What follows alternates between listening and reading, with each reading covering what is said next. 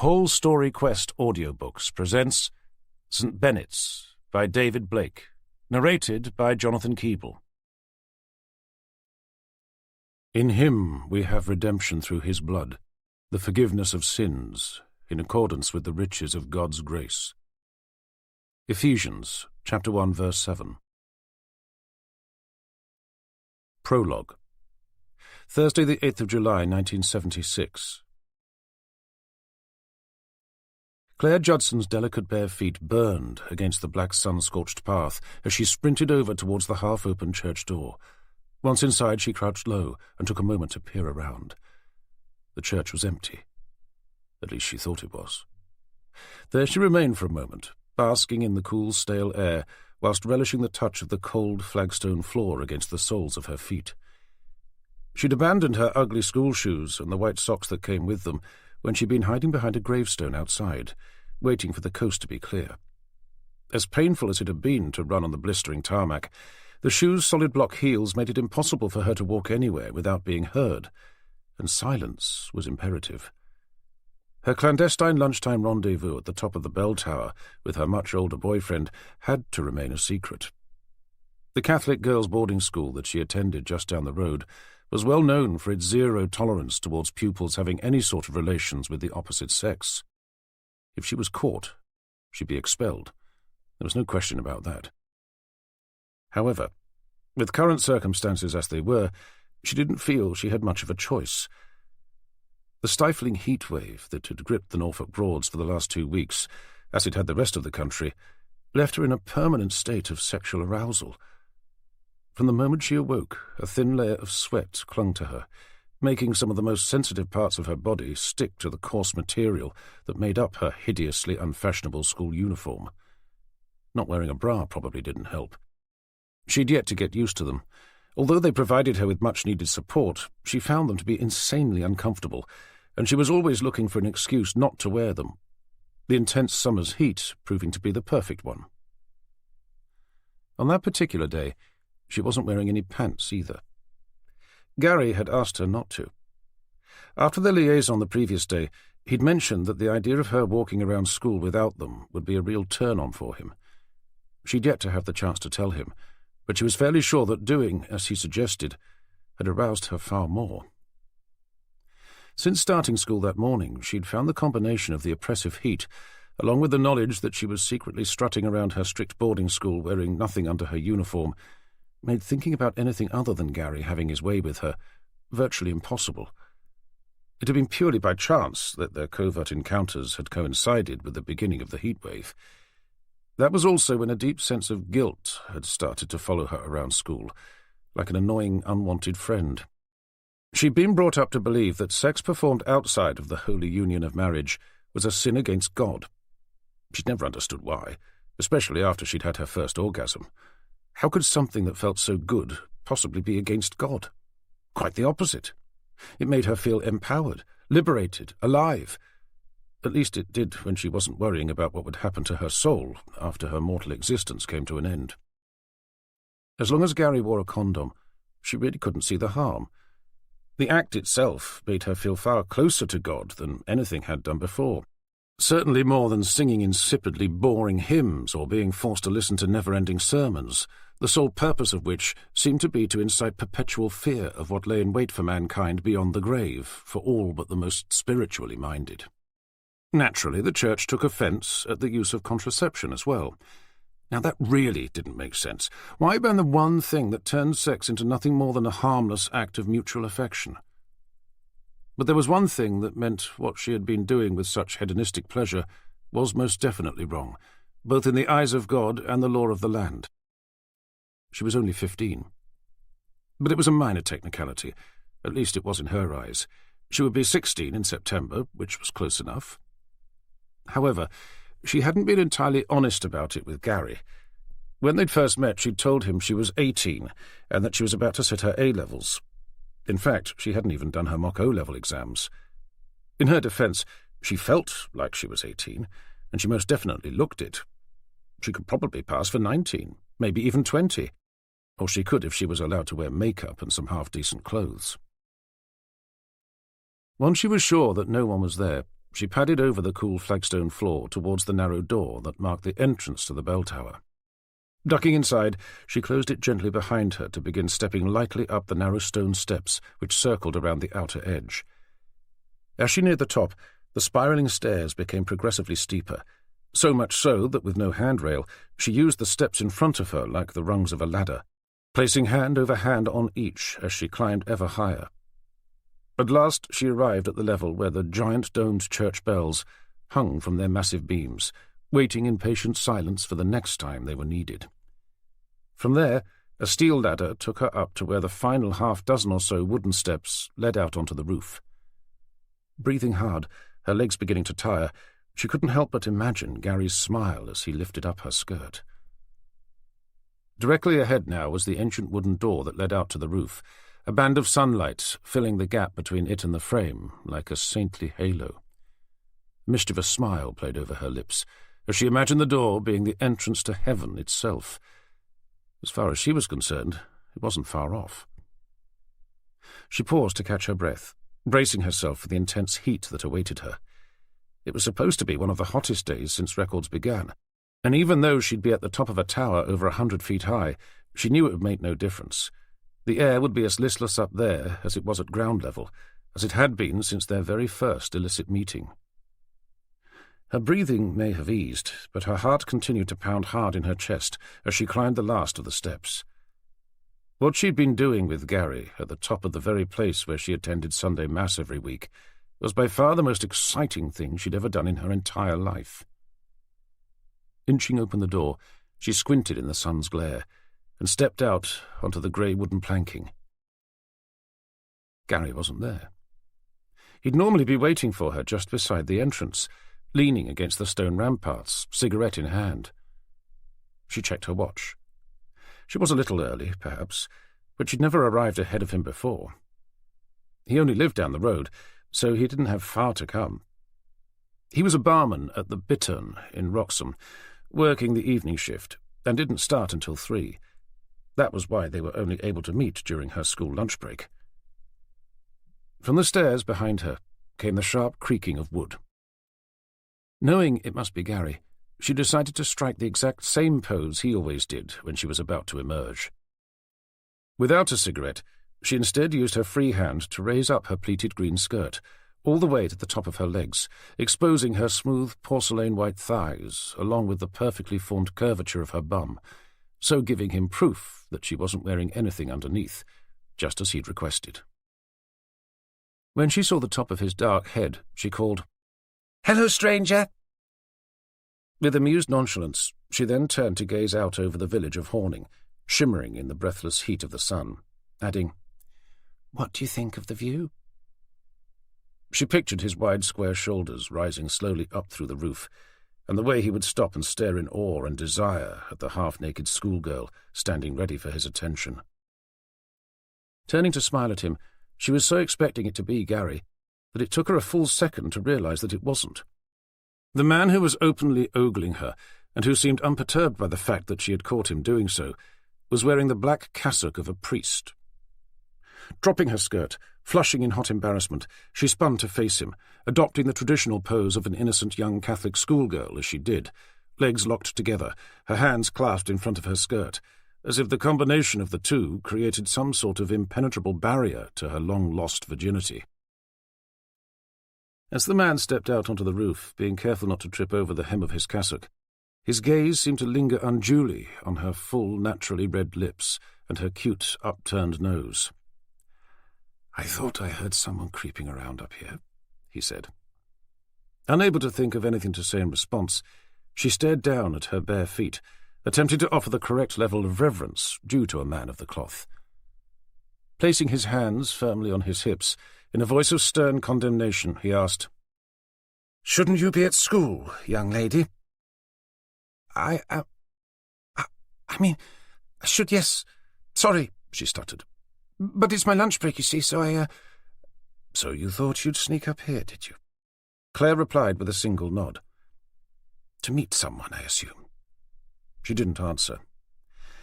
"Was it Gary Mitchell, by any chance?" Once more her cheeks flushed, but now with embarrassed indignation. How the hell did he know about Gary? As if able to read her mind, the man said, "Don't worry. I won't tell anyone." "You won't?" she asked, lifting her head just enough to send him a questioning look. "I won't," he confirmed. Staring deep into her translucent blue eyes, he added, "As long as you're prepared to do something for me." Assuming that whatever that was would involve some insanely boring chore, like having to mop the church floor after school for a week, with an insolent glare she demanded, "And what's that?" "Oh, nothing much," he replied, allowing his eyes to slide down the length of her curvaceous young body. "My silence in exchange for, shall we say, a kiss?" "A kiss?" she repeated, incredulous, and began searching his face for a sign that he wasn't being serious. The intense focus of his eyes and the salacious grin that now curled his lips did nothing to allay her fear that a kiss was exactly what he wanted. Panic began to take hold. There was something about this whole situation that was beginning to make her feel increasingly uncomfortable. The way she'd seen him openly ogling her earlier, and how he'd done nothing to avert his gaze, even when she'd caught him in the act. And to ask for a kiss in return for his silence. The sense of heightened arousal she'd felt climbing the church tower had now been replaced by one of exposed vulnerability. He'd seen just how naked she was underneath her skirt, and Gary had taught her the effect such knowledge could have on a man. But a priest. She stole a glance down at his groin. Her breath caught in her throat. Underneath his long black cassock, it was blatantly obvious that the man was fully aroused. But as disturbing a sight as that was, what was far worse was the fact that he seemed to be doing nothing to hide it. Instinctively, she took a half-step back from him, wrenching her eyes away to the enclosed square roof, desperately searching for a way to escape. But she was at the top of a tower, over 100 feet above the ground. The only exit was the door through which she'd come, and to reach that, she had to pass the very man she was becoming increasingly desperate to get away from. The man glanced down at where her hands remained locked in front of her pleated green skirt, before returning to stare at her face. As if shocked by the fear he saw written there, he frowned down at her and said, "My goodness, child, I didn't mean on the lips." As a surge of relief flowed through her body, she looked into his eyes to ask, "You didn't?" Returning to her what had transformed into a warm, almost benevolent smile, as if appalled by the very suggestion, he exclaimed, "Good Lord, no." His eyes then stopped to rest briefly on her soft, inviting mouth, before continuing down the length of her body. Narrowing them at where her hands were again, with a single step forward, he added, "At least, not on those lips." Chapter 1. Sunday the 16th of June, present day. Malthouse Broad sparkled gently in the early morning sun, as John Tanner ambled over the car park outside Ranworth's village shop. Tucked under one arm was the hefty bundle of papers that made up the Sunday Times, while from the other hand hung a litre of milk. Reaching the edge of the quayside, he indulged himself by gazing out over the Broad, drinking in the cool, fresh morning air as he did. There were definitely more boats than last weekend, he thought, as he focused his attention towards the middle of the Broad. Moored out there were a handful of sailing yachts, their tall bare masts standing like exclamation marks against the tree line beyond. He glanced upwards, towards the trees nearest to him, the bright green of their new season's foliage a perfect complement to the azure-blue sky. There was movement up there, but not a lot, certainly not as much as he'd been hoping for. He continued his short journey, following the path around towards Seascape, the traditional 1930s gaff-rigged Norfolk cruising yacht, which he considered to be his home. It used to belong to Commander Matthew Bardsley of the Metropolitan Police, who'd given it to Tanner when he first moved up to Norfolk as somewhere temporary to stay. He'd so enjoyed living on board that he'd put an offer in to buy it just the month before, which had been graciously accepted. Matthew was a close family friend. He joined the force at the same time as Tanner's late father, after whose death he had kept a close parental eye over John and his family. When John's daughter was murdered, it was Matthew who kept him sane, and who, when the time was right, found him his current position, as a detective inspector for Wroxham Police. He'd also been the one to provide a formal letter of recommendation, which had gone a long way towards securing the post only a few months before. As Tanner followed the path around, paying close attention to the many mooring lines that led from the hard standing to the boats alongside, he occasionally smiled and nodded at the various people he saw in the open rear cabins of what looked to be mostly hired boats. Some were enjoying a lazy breakfast, others were preparing to start fishing, and a few looked as if they were getting ready to spend a day out on the Broads. Rounding a bend in the path, he soon saw his own boat moored up. He'd taken the white canvas awning off before he'd left for the shop, allowing him to admire the varnished mahogany which glowed with reflected warmth. Seeing a familiar figure stretched out over the starboard side bench, one hand draped over the side of the boat, the other resting on the rounded metal tiller, a smile played over his lips. "Morning," he called out as he stepped aboard. "Or should I say, good afternoon?" The young woman lifted the rim of the floppy, wide-brimmed hat which had covered the whole of her pretty face, and without moving her head, squinted over at him.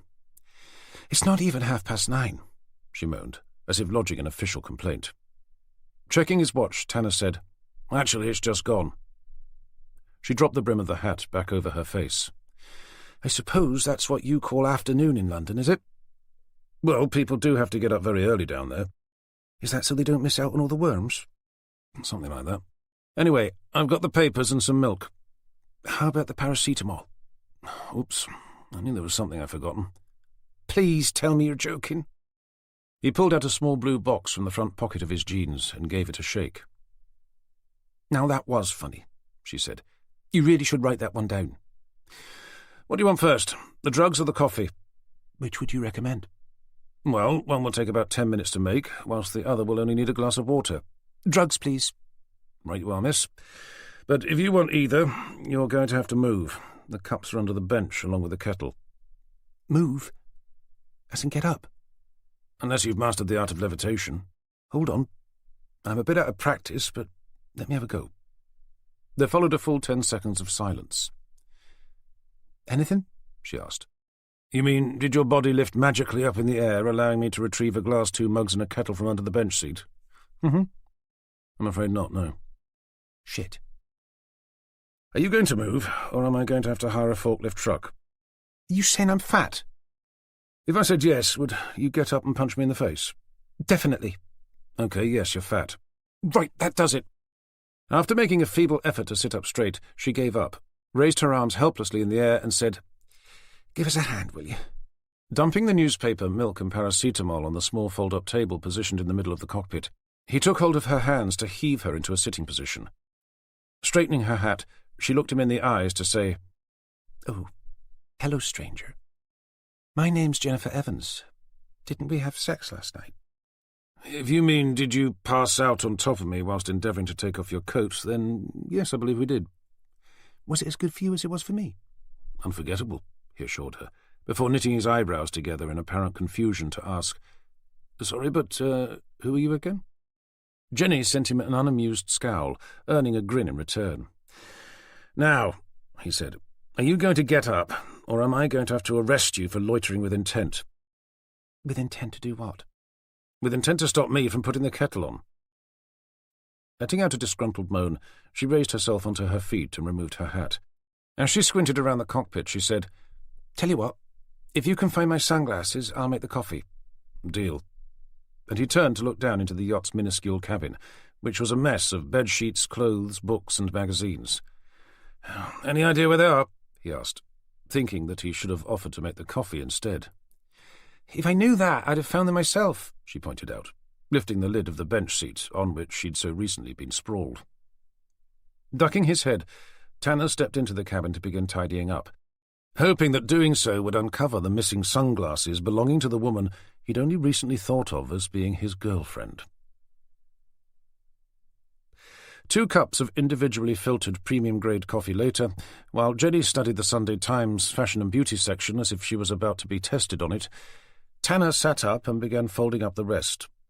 Despite the many hundreds of column inches featuring the very latest in news, gossip, and editorial comment, he'd hardly been able to find anything to engage his interest. Glancing over to watch a hired motorboat burble past, Tanner asked, "What do you fancy doing today?" "Not sure," she said, still absorbed in the article she was reading. "Should we take Seascape out for a spin?" Turning to stare at him over the top of her sunglasses, she asked, "Seriously?" "I thought we could, yes."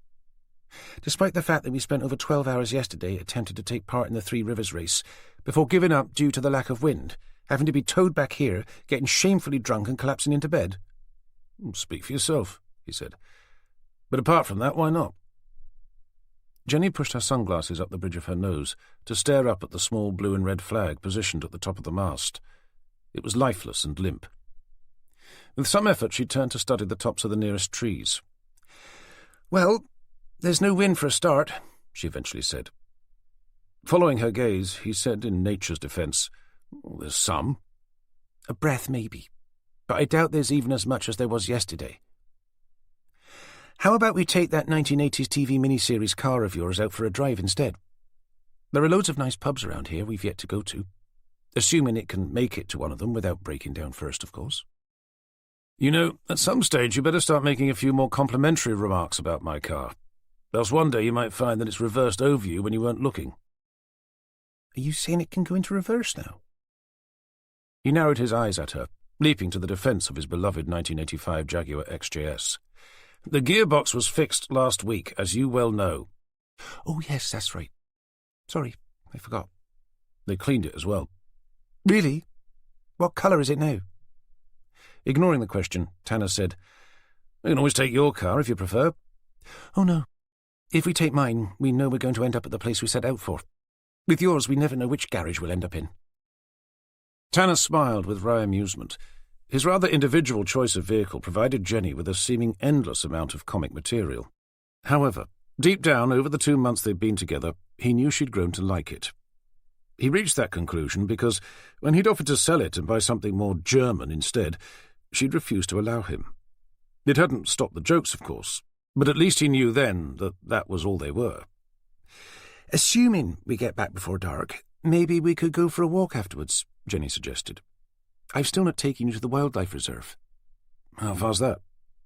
Pointing over towards the front of the boat, she said, "It's about 10 minutes that way, and we won't even have to risk driving."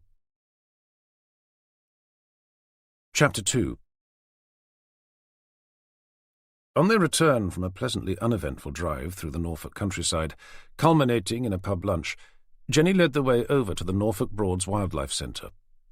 Following a path through a bank of magnolia-coloured reeds, they arrived at a modest building, one with wooded planked sides and a steep thatched roof, all of which jutted out into Ranworth Broad to provide unspoilt panoramic views over the water and the marshland beyond.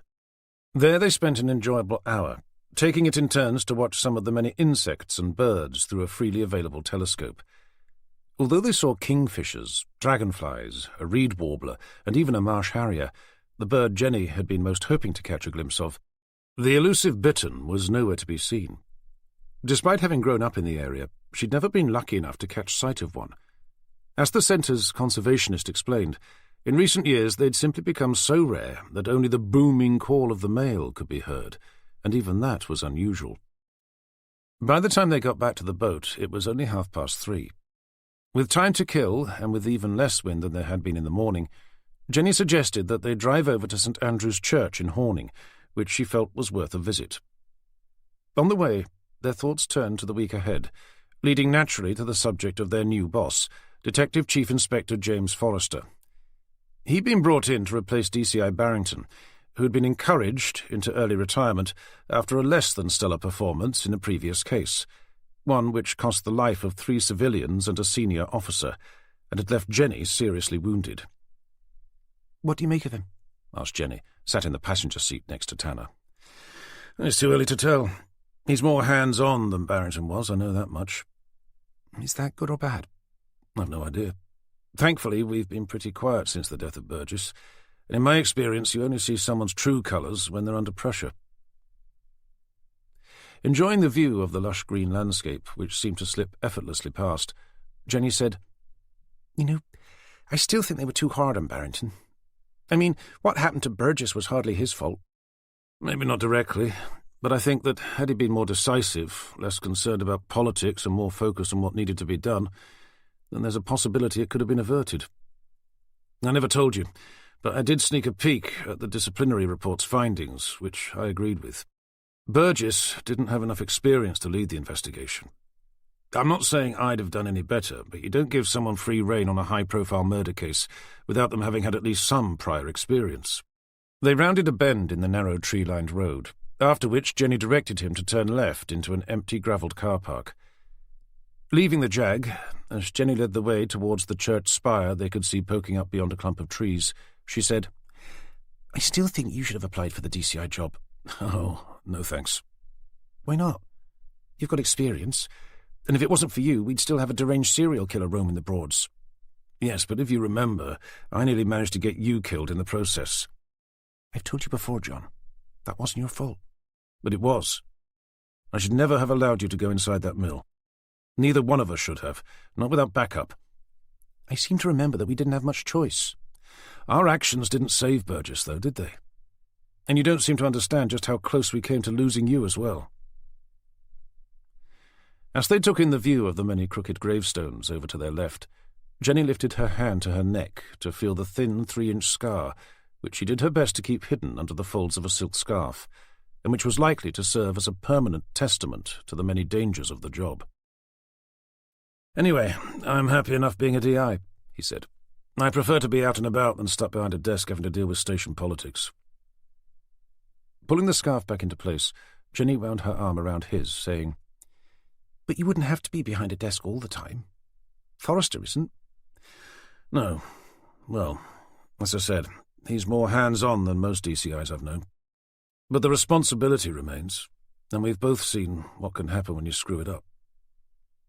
There was no denying it, and for a moment neither spoke. Keen to change the subject, Tanner eventually asked, "So, anyway, are you still intending to sit your sergeant's exam in October?" The horrific events that had occurred less than 2 months before had done little to deter her interest in pursuing a career in the force. "That's the plan," she replied. She then slid him a sideways look to add, "You don't sound exactly enthralled by the idea." "Only because I don't like the idea of you being in harm's way." "We've discussed this before." "I know, but it doesn't change how I feel. With what happened, I just worry, that's all." "Well, don't. For all we know, I could get hit by a bus tomorrow." "What, in the middle of the Norfolk Broads? I think you'd have more chance of being hit by a falling satellite."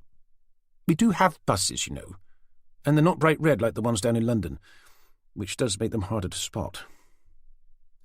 Bringing Tanner to a halt at the edge of the graveyard, about 50 feet away from the church itself, she looked up at the imposing square block tower, rising into the sky before them. "So, what do you think?" "Impressive. Can we go inside?" "I'm sure we could, but I can't say I'm too keen." "Don't tell me you're the Antichrist, and you'd burst into flames if you did," questioned Tanner. "I've certainly not seen 666 tattooed anywhere on your body." "You haven't looked hard enough." "You better remind me to have a closer look tonight," remarked Tanner, sending her over his own version of a mischievous smile. She glanced over at him to say, "Don't let me forget," before returning her attention to the historic building ahead.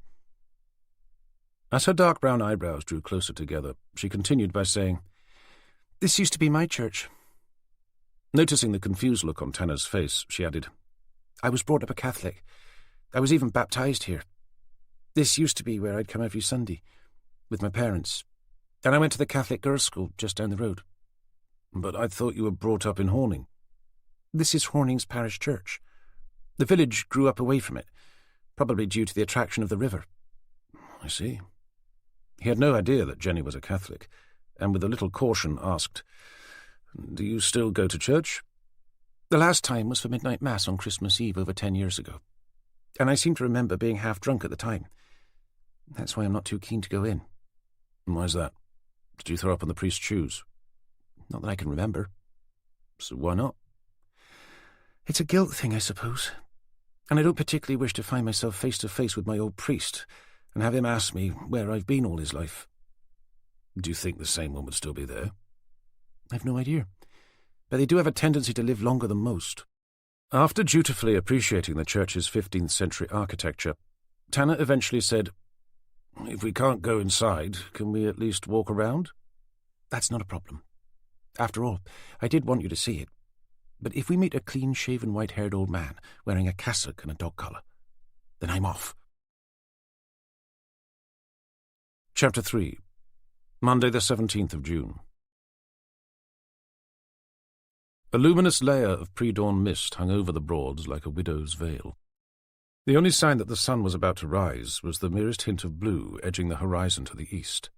The sky above remained as black as pitch. Stanley Garbett would not normally be up and about this early. He certainly wouldn't have been when he was still working.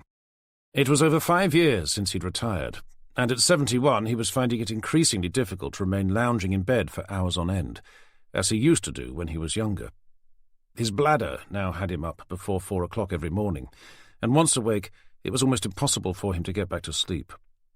He would lie there staring at the ceiling, becoming increasingly worried about the smallest of things, such as whether he'd turn the gas fire off before going to bed, or if he'd remember to lock the back door. The longer he remained, the darker his imagination would become. For example, if he had forgotten to turn the fire off, was the living room now ablaze with him trapped upstairs and no way to escape? Or if he had neglected to lock the back door, was there someone in the kitchen at that very moment, knife in hand, preparing to climb the stairs and stab him to death? Foolish nonsense, of course. But 6 months ago, he'd woken to discover that he had forgotten to turn the gas fire off, and there had been several occasions when he left the back door unlocked, giving anyone the opportunity to wander in. He blamed his memory for all of this. He'd never admit to it, at least not to anyone else, but it was nowhere near as good as it used to be. Before his wife died, it had always been as bright as a button. He'd rarely forget anything. But within just a few months of her passing, he'd noticed it had begun to grow dull. 2 years on, and he was lucky if he could remember what he'd had for dinner the day before. Watching a program on TV about how to keep his brain active had given him the idea of taking up a new hobby.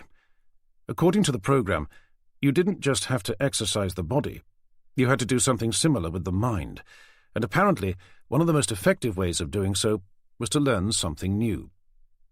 Fishing was the obvious choice, given his location. He'd lived in and around the Broads all his life, and had certainly seen enough people huddled along the many riverbanks, hiding amongst the reeds, waiting, watching, or more probably sleeping. He'd often thought about it, but never so much that he'd acted upon it. Before he retired, he hadn't the time, and afterwards, frankly, he couldn't be bothered. But if doing so would help him to keep his mind sharp, then he was willing to give it a go. Having bought all the gear over the weekend at some considerable expense, and taking advice as to the best location and the most suitable time, here he was, just after 4 o'clock in the morning, trudging his way towards the ancient gatehouse of St Benet's Abbey, still blinking the sleep from his eyes. His intended destination was the riverbank, level with where the Abbey's high altar had stood, now marked by a tall wooden cross. That was where he'd been told the best fishing could be found. According to the map, from the small parking area that served for Abbey visitors, it hadn't looked too far to walk. But now he was actually there, on the ground, laden with all his newly acquired fishing gear. It was beginning to seem considerably further than he'd thought.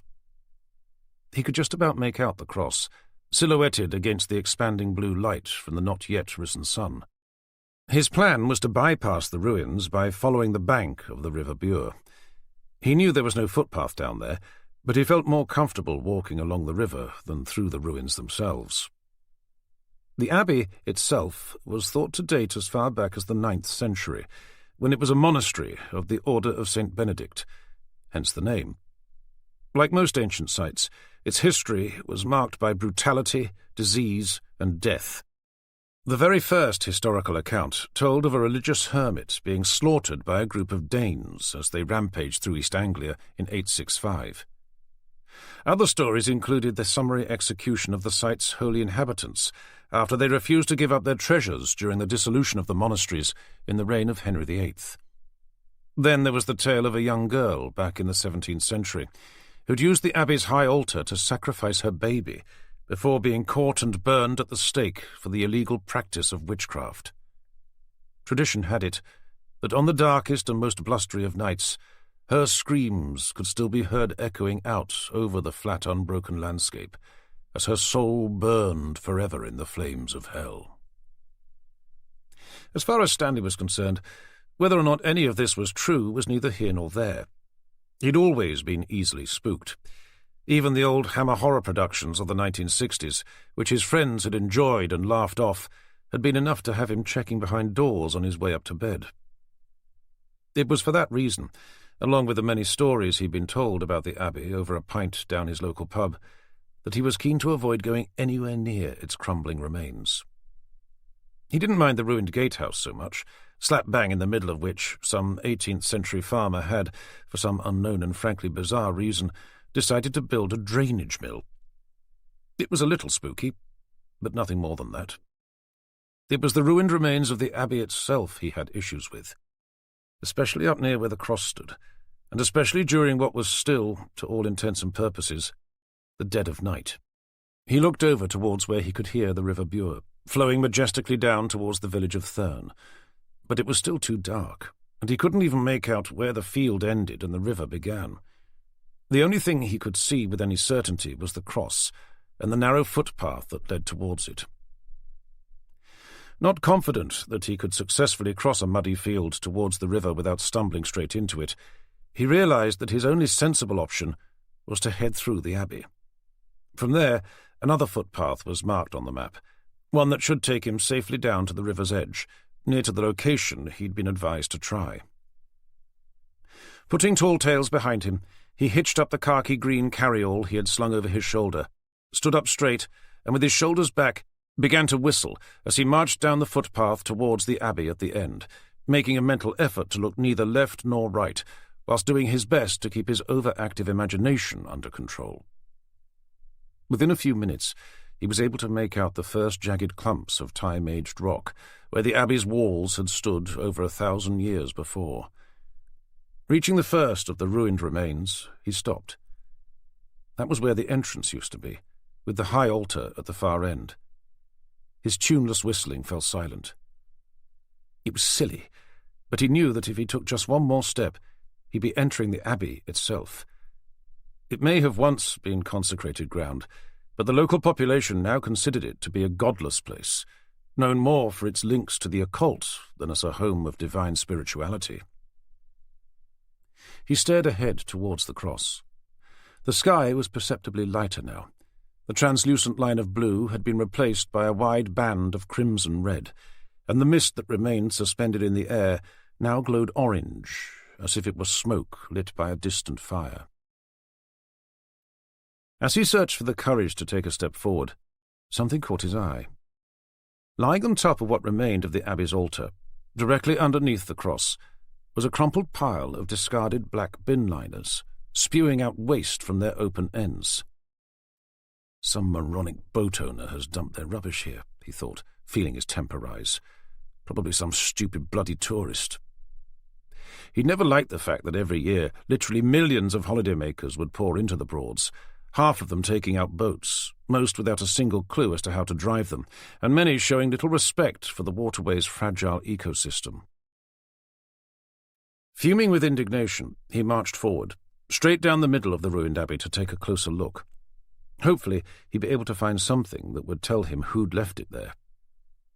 So sure of what he thought he'd seen, it was only when he was standing virtually on top of it, staring down, that he realized what it actually was.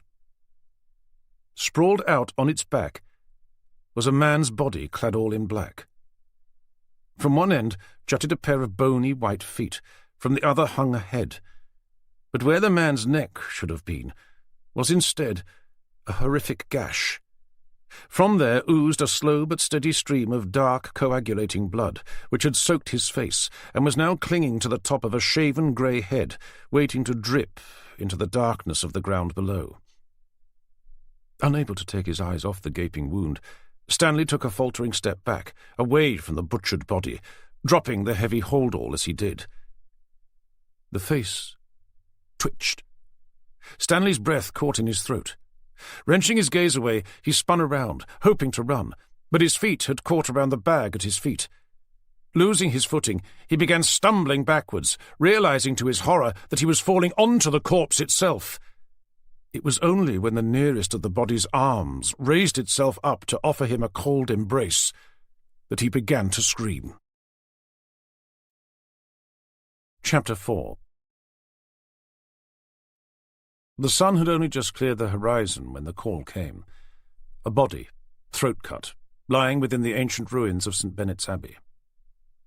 Bleary-eyed, Tanner and Jenny emerged from their floating mahogany cocoon to shower, dress, and prepare themselves for a long day ahead. And they did so just as quickly as the circumstances of their living environment would allow, that being a wooden boat that was only 24 foot long, one which had none of the most basic of modern-day conveniences, like hot and cold running water, or even electricity. Since she'd been released from hospital a couple of months earlier, Jenny had been spending an increasing amount of time with Tanner on board his yacht. What began as the occasional overnight stay soon drifted into Friday night through to Monday morning, giving them the entire weekend together. The rest of the week, Jenny stayed at her flat, offering them a degree of independence. They decided fairly early on that some social separation was important, especially as they worked together as well, more often than not side by side. They were keen to keep knowledge of their relationship away from work, as best they could. So far, they'd been successful. The only person who seemed to have cottoned on to the idea that something was going on between them was DS Vicky Gilbert.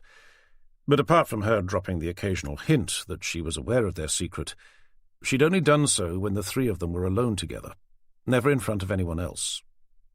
Assuming she did know, she'd been surprisingly discreet about it, and thankfully hadn't gone around announcing the fact to all and sundry. Most people wouldn't have been able to keep their mouths shut, even if their knowledge was based on nothing more than intuition. Despite it being cramped, impractical, and not even particularly comfortable, Jenny found life on board Tanner's boat to be the perfect place to help her recuperate from her recent physical trauma. The psychologist she'd met with afterwards had even encouraged it. She so enjoyed her time there that when Tanner floated the idea of offering to buy it, she'd backed him all the way. After all, compared to a flat, it was as cheap as chips. Thinking ahead, if they were to end up living together in more sensible accommodation, then Seascape would make the perfect summer weekend retreat. As they became increasingly at ease with each other, it didn't take long for cramped to become cosy. Although there were no soft armchairs or luxurious settees to recline on, the wooden bench seats in the cockpit area were comfortable enough. At least they were once she'd brought some cushions along from her flat. After they showered, dressed, and had coffee, along with something to eat, for appearance's sake they took their own cars. This had become their post-weekend routine. If they arrived at work in the same car on Monday morning, they may as well send an email around, announcing the fact that they were an item. Although the call had been to attend the scene of a possible murder at the ruins of St Benet's Abbey, Ranworth, where they were moored, was on the wrong side of the river. The quickest way there, by car at least, was to cross the bridge at Wroxham and continue on straight past the police station. In such circumstances, they felt it unlikely that Tanner would have driven past Jenny's flat in Horning to pick her up, especially at such an ungodly hour.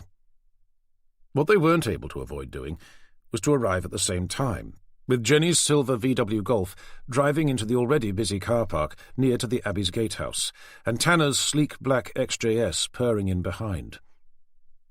Despite the early hour, it was clear that they were among the last to arrive.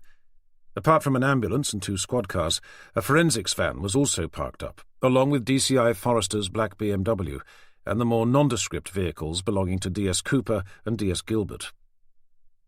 Stepping out, Tanner took in his first view of St Benet's Abbey, or at least its most well-known part.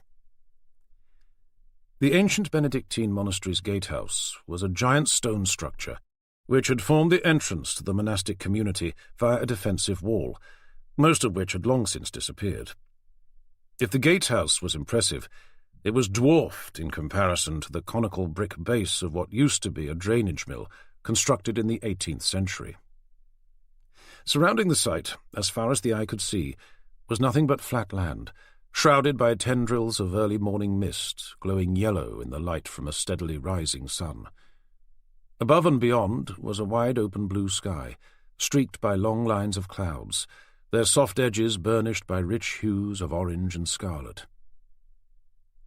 Catching up with Jenny, together they approached a uniformed constable. He was standing in front of a line of blue and white police do-not-cross tape, strung loosely between the end of a steel fence and a wooden gatepost. In the morning chill, he stood with his hands buried deep inside the pockets of a fluorescent yellow jacket, which had been zipped all the way up to his nose. "Morning, sir. Ma'am," said the officer, lifting his head just enough for his mouth to clear the jacket's collar. Replying with nothing more than a nod and a brief smile, Tanner asked, "Where's the body?" "Down by the main abbey's ruins, just under the cross. If you follow the footpath, you can't miss it." Ducking under the tape, Tanner led the way along the path as directed. The constable was right. Now that they knew where to look, the scene was impossible to miss.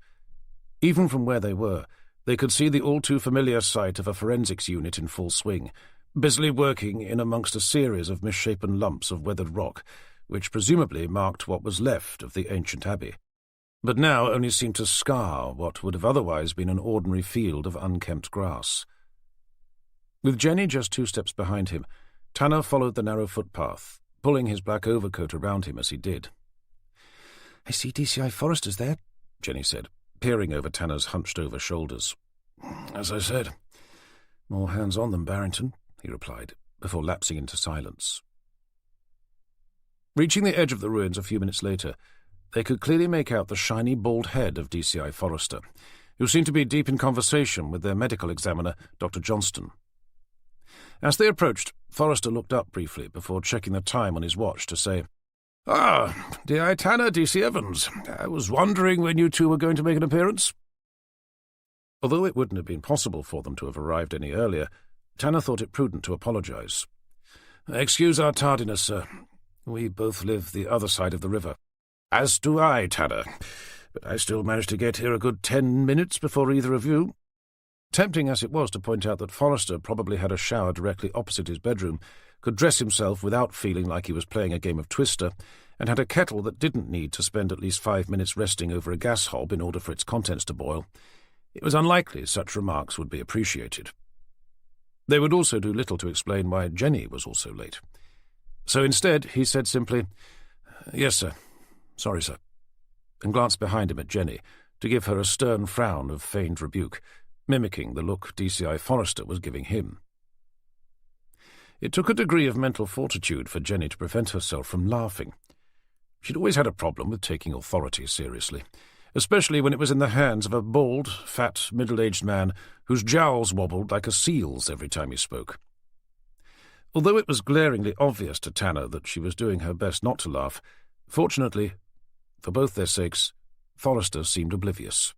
"Anyway," he continued, "now that you're finally here, you'd better come over and take a look." Turning to face the man clad in white overalls who he'd been talking to when they'd first arrived, Forrester said, "He was found by a fisherman in the early hours, but maybe Dr. Johnston can explain the rest." "Of course," the doctor said, nodding first at Jenny, then over at Tanner. As the doctor turned to lead them down to where the cross stood, Tanner had his first look at the body. It was lying on its back, on top of what would have been an impressive altar, sandalled feet facing them with long white toes sticking out from the ends, like a row of gravestones clinging to the edge of a cliff. Approaching the body, Tanner found himself staring at the man's feet, the skin of which was paper-thin, covered over by ugly brown liver spots, and the toenails were almost yellow, each lined with thick ridges that curled inwards at the ends. "We have an elderly male," Johnston reported. "White, obviously. Probably in his late 70s. "Time of death?" asked Tanner, considering the long black robe that enveloped the body. "I'd say somewhere between 11 o'clock last night and 2 o'clock this morning." "And the cause?" "At the moment, I'm going with the obvious." Only half listening, Tanner began inching his way down the length of the body, making sure to tread on the raised platforms that had been positioned around the altar to preserve any evidence left lying on the surrounding ground. As he noticed the way the man's arm protruded from the side of the altar, he eventually asked, "And the obvious is?" Johnston gestured towards the head. "See for yourself." At first glance, Tanner thought the body's head had been completely severed, but when he saw the curvature of a cleanly shaved chin pointing up towards the sky, he realized that the head was there all right, but was hanging off the edge of the altar at an almost 90-degree angle. It was only then that he realized what the doctor had meant. The man's throat had been opened to such an extent that the weight of the head was pulling the wound open, presenting them with a macabre view of cut tendons and sliced flesh. "Jesus Christ," exclaimed Tanner, momentarily forced to look away. Despite his many years' experience working for London Metropolitan CID, he'd never seen anything quite like it before. "Not a pretty sight, I have to admit." Regaining his professional composure, Tanner said, "At least we know it was murder." "Not so fast," warned the doctor. Moving from platform to platform, Johnston led Tanner around to the other side, where he crouched down and pointed. There, resting in the fingers of an open palm that brushed against the blood-soaked grass, was a knife, its handle carved in elaborate golden scales, and its blade a polished silver which glistened with a deep red sheen. "Suicide?" asked Tanner, trying to understand what the medical examiner seemed to be proposing. Joining them on the ground, DCI Forrester said, "We're thinking more along the lines of some sort of self-sacrifice." "You're not being serious, surely?" "As bizarre as it may sound, Tanner, it's a possibility. These ruins have long been a favoured location for satanic cult types. If you look around, you'll see where candles have been burned to the wick, marking out a 5-pointed star." Glancing over his shoulder, Tanner asked, "Isn't there a law against that sort of thing?" "Only if the land was privately owned, and they were trespassing." "If that is what happened here," interjected Johnston, ever cautious, "he wouldn't be the first. A few years back we found the body of a teenage boy in similar circumstances." "What, like this?" "If I remember correctly, he'd opened up his wrists, but he was dressed in similar robes, and his bedroom at home was piled high with satanic books and magazines." As the three of them got up, Tanner glanced around for Jenny, hoping she'd been spared the gruesome sight. Relieved to see that she'd had the good sense to remain beside the dead man's feet, he turned back to Johnston to say, "Is it really possible for someone to slice open their throat in such a way?" "Well, it would have taken a degree of determination. And to fall back on the altar like this. Looking at where most of the blood has ended up, I'd say so." Tanner studied the body once again, before glancing over at Forrester. "I don't know, sir, but there's something about it which looks staged to me." Returning his gaze, Forrester said, "That is the other possibility, of course, that it's been set up to look like he took his own life. Hopefully forensics will be able to give us a more definitive idea." "There's something else, sir," Tanner observed. "How did he get here? I didn't see any unfamiliar cars in the parking area." "There's a boat moored up on the river down there. I've just sent Cooper and Gilbert to take a look. Hopefully it belongs to him, and it will give us his identity. Tell you what, as we're all here, we may as well head over there and see if they've been able to come up with anything." Chapter 5. From the footpath down towards the river, with the sun rising fast, the boat Forrester mentioned was easy enough to see. Having gained considerably more knowledge about watercraft since he'd moved into the area, and especially since he'd started to live on board a yacht, Tanner could tell straight away from the heavy use of wood that it was a traditional motor cruiser. Judging by the way the entire front section of the painted white hull swept gracefully upwards until level with its sliding cabin roof, he thought the design probably dated from the 1930s. The boat was on its own. The area was popular with fishermen. There were no public moorings down there, though that didn't mean it was moored illegally. Apart from privately owned areas, there were few places in and around the Broad's waterways where boats weren't allowed to stop. However, most people preferred to use the designated areas, as they had fixed anchor points. When tying up to a muddy grass bank, as was the case here, boat owners had to resort to using something known locally as a rond hook, which served the same purpose as an anchor. Spotting D.S. Cooper's mousy brown head of hair bob up from the open cockpit, Forrester called out, "How does it look?" "I reckon it's his boat all right, sir," Cooper responded, nodding a greeting over at Jenny and Tanner. Pleased to have his assumption confirmed, Forrester asked, Wishful thinking, perhaps, but I don't suppose there's any sign of a suicide note. Well, sort of. Either there is or there isn't. Sorry, sir, it's difficult to explain. Maybe you should take a look. His curiosity piqued. Making sure not to touch anything with his hands, DCI Forrester hopped onto the boat's side to invite Tanner and Jenny to do the same. Stepping down into the cockpit, the three of them followed Cooper through a narrow doorway, down some polished wooden steps, and into a generously sized cabin, one lit by a series of circular portholes cut into rich mahogany panelling. Initial inspection suggested that the space had been used as a combination of office and lounge, with a mixture of books and files lining the shelves, with more piled up on two opposing bench seats. At the end of a table that ran down the middle of the cabin, DS Vicky Gilbert was picking her way through an old black box file. As they gathered inside, Cooper said, "We believe the boat belongs to a certain Martin Isaac." Hearing the name, Jenny shot him a look to ask, "You don't mean Reverend Martin Isaac?" "Well, that's the one," replied Cooper with a note of surprise. "I take it you know him, D.C. Evans," Forrester said, turning to face her. "Well, I know of him, sir," she said. "He's a priest.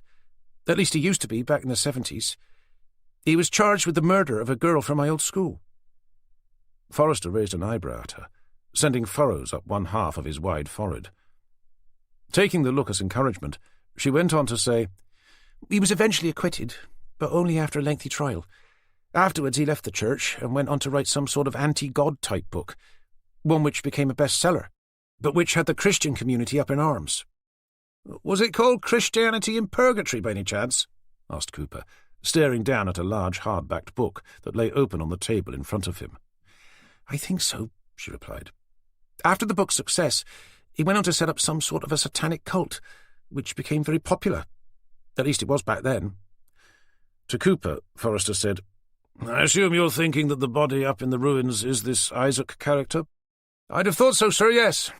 We found his wallet in amongst some clothes left on the bed in the cabin at the back, so it looks like he changed into the robes he was wearing before making his way up." "And you mentioned a suicide note?" "Well, as I said, sir, it's not a note as such. We found this book left open at a page, and one of the paragraphs has been highlighted." As Cooper pointed down towards the passage in question, Forrester moved forward to see for himself. Putting on a pair of glasses, he bent down to read, "Fear not, I am the first and the last, and the living one. I died, and behold, I am alive for evermore, and I have the keys of death." Straightening up, Forrester removed his glasses to look back at Cooper and say, "It's a quote from Revelations." "Yes, sir," Cooper agreed, although he only knew that because it was credited as such underneath the text. "You're not seriously telling me that because some old guy left a book open with a quote highlighted from Revelations, that he was therefore intending to kill himself?" "Well, not on its own, sir, no. The quote is included within a chapter entitled Ritual for Resurrection. I've had a quick scan through. It seems to be about human self-sacrifice, and ends up by saying how he planned to cheat death by offering himself up to, well, to the devil, sir." "The guy sounds like a complete loony." "Yes, sir," said Cooper. "I suspect he probably was." "And so you think he left this page open to signify that that was his intention? To sacrifice himself?" With a shrug of his shoulders, Cooper said, "It's a possibility." "And it was a blood moon last night, sir," interjected D.S. Gilbert from the other end of the table. "What the hell's that got to do with anything?" Forrester demanded. Looking as if she wished she kept her mouth shut, Gilbert cleared her throat. "It's just that it was on the local news last night, sir, about how a blood moon has always had associations with spiritualism and the occult." With Forrester's eyes still firmly fixed on hers, she added, "And, well, sir, I just thought that if someone was going to sacrifice themselves to the devil, then last night would have been quite a good time." As Tanner and Jenny exchanged an amused look, Forrester shook his head to say, "So, anyway, leaving aside all this devil-worshipping nonsense, I assume you're both of the opinion that the man up there is this Martin Isaac character, and that for whatever bizarre reason he chose to end it all by cutting open his own throat." With Gilbert remaining quiet, it was left for Cooper to reply. "Unless forensics finds evidence to the contrary, then I'd have to go with that, sir, yeah." From behind them, Tanner entered the conversation by saying, "Although it would have been easy enough for someone else to have left the book open like this, even highlighting the passage. I mean, it's hardly a handwritten note." Nodding in agreement, Forrester turned back to Cooper and Gilbert. "Was the boat locked?" "No, sir," Cooper replied. "The cabin doors were closed, but not locked, and the cockpit roof was left wide open." "So it is possible, then, that someone else killed him and set it up to make it look like he'd done it, as part of some sort of satanic self-sacrifice." "I suppose so, sir. But he dressed himself up for something. His normal clothes are lying on his bed." "But for someone to cut open their own throat like that," exclaimed Tanner, "I must admit that I've never seen anything like it before." "There is another possibility," Jenny said. Catching her eye, Forrester asked, "And what's that?" "That he had help." "You mean euthanasia?" "I was actually thinking more along the lines of it being done as part of a group ritual, and that someone else did the actual cutting." As Forrester digested that suggestion, he glanced around the cabin before eventually asking, "I assume we can rule out robbery?" "There's no sign of it," Cooper said. "His wallet still had cash in it, although not much else." "Do we know where he lived?" "Not yet, sir, but we can check with the boat authorities. They should have an address on file." Looking back down at the box she'd been going through, Gilbert said, "There's nothing in here except page after page of handwritten notes, most of which seem to be illegible." Forrester thought for a moment before saying, "Had he left a note stating what his specific intentions were, and had he taken his life by a less challenging method, then I think we'd be able to move forward on the basis that this is a case of suicide, whatever his misguided reason. But with just a highlighted passage from his book and his throat cut open in such a manner, I think it's safe to say that it's suspicious enough to warrant further investigation. However, that doesn't mean to say we think it's murder, so I don't want you all going around telling everyone it is. Is that understood?" Seeing his 4 officers nod back in agreement, Forrester continued, "Until we've heard back from Dr. Johnston, we can't make any assumptions. Cooper, make sure forensics give this boat a thorough once-over. We need to know if there are any signs that anyone else has been on board recently, especially around the table area and where you said he left his clothes. And then we're going to need to start talking to his family and friends. Cult followers, if he still has any. If he was planning to sacrifice himself last night, as suggested in his book, then I think it's probable he would have told someone of his intentions. Or, as D.C. Evans has suggested, they may have even helped him. Background checks on them all will be in order. If he did set up some sort of weird satanic cult, did he do so with anyone else? Cooper and Gilbert, get access to his email and phone accounts, social media, if he was into that sort of thing. Find out who he's been talking to. See if you can put together his movements over the last 2 weeks, leading up to last night. Tanner and Evans, I want you to take a look into his business dealings, especially in relation to this cult organization. If he was heading up some sort of satanic church, we need to know how it was funded, who else was involved, and what their specific roles were. Chapter 6. Back at the station, the team initially drew a blank in their attempts to discover more about Martin Isaac, in particular, who his associates were, and if he still had links to the occult. For Tanner and Jenny, they couldn't find much in the public domain to add to what they already knew. Google had brought up a handful of results, all of which were in relation to his life leading up to when he published his book, but nothing afterwards. There was a Wikipedia entry for him, but it only contained the barest of information. There wasn't even a photograph. Cooper and Gilbert hadn't fared much better either. He didn't seem to own a phone, at least not one with a contract, nor did he have an email account, let alone anything relating to social media. All they were able to find were the basics: a birth certificate, national insurance and NHS numbers, and a bank account, which, after they had gained permission to take a closer look, was found to be virtually empty. The address listed for that account was over 5 years old, and after further investigation, they discovered it was now occupied by someone who had no knowledge of anyone by the name of Isaac. They couldn't even find him on the current electoral roll. The only physical location they had for him was his boat, which had been registered under his name with the Broads Authority, giving them reason to believe that it must have been his only residence. It was Jenny who had the idea of trying to contact his book's publisher to see if they knew anything more about him. But the publishing house had gone into administration a long time before. All they could find were the names of its editor, Margot Faulkner, and its proofreader, Alan Birch. Fortunately, they were easy enough to track down, helped largely by the fact that they'd become husband and wife at some point after the book was published, and were now listed as being the owners of an independent bookshop just down the road in the village of Coltishall. Within 10 minutes, Tanner was pulling up outside the business address, in a quiet road just off the village high street. "Not the best location for a shop," he observed, as he stepped out of his car to glance up and down a road that was devoid of both traffic and people. Crossing to the other side, he studied the shop, the outside of which had been painted black. On display behind a leaded bay window was a collection of weird and wonderful books, none of which looked even remotely like the latest bestsellers. The name was unassuming enough, Coltishall Books, which had been painted in elaborate gold lettering above the window, as well as on the door's glass panel. As he pushed open the door, a small bell rang above his head with a tinkling sound, one that was in perfect keeping with the shop's Victorian frontage. The inside was littered with all manner of old books, crammed into shelves and piled high on tables, from which there seemed to emanate a dry, musty smell.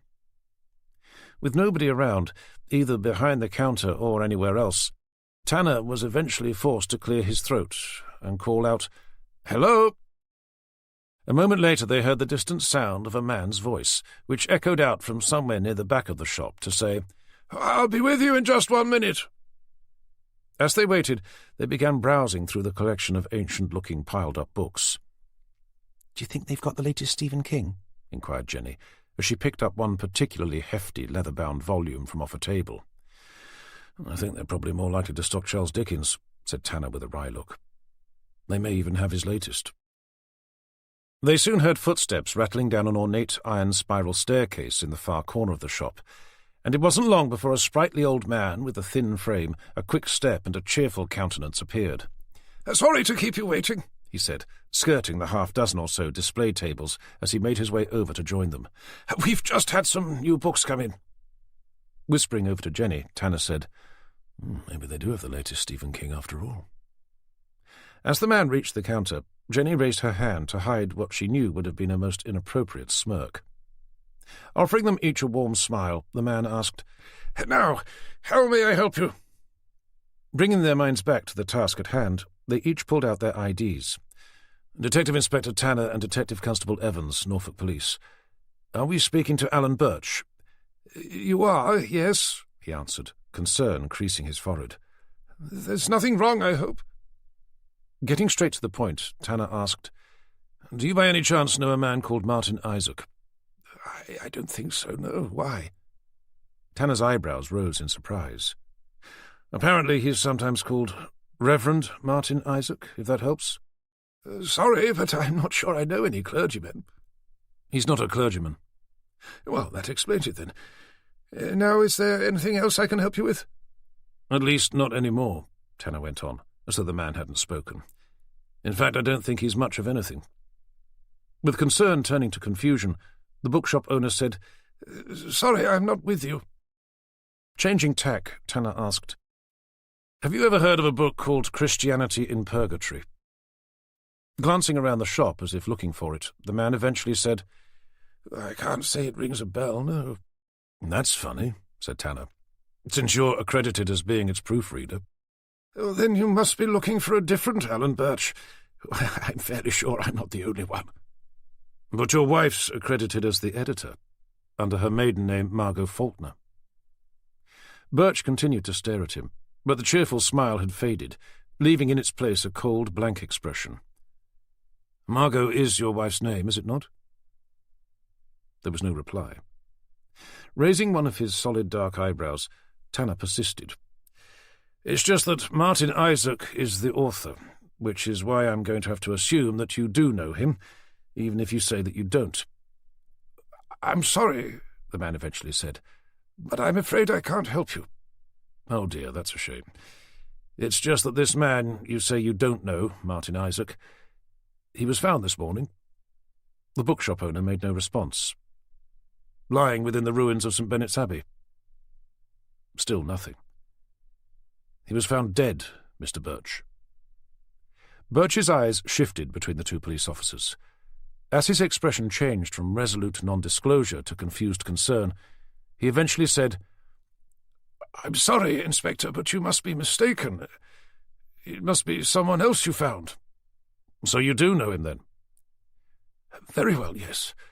I admit that I do know Martin Isaac, but the person you found at St Benet's can't be him." "And what makes you say that?" "Because I was with him last night." "I see." Tanner's interest was most definitely aroused. "And whereabouts was that, may I ask?" "Well, if you must know, we were attending a meeting at St Benet's Abbey together. But afterwards I walked with him back to his boat, and I watched him climb on board, so I'm sure he's fine." "Is he an old man with a gaunt face and no hair, who'd have been wearing a black robe at the time?"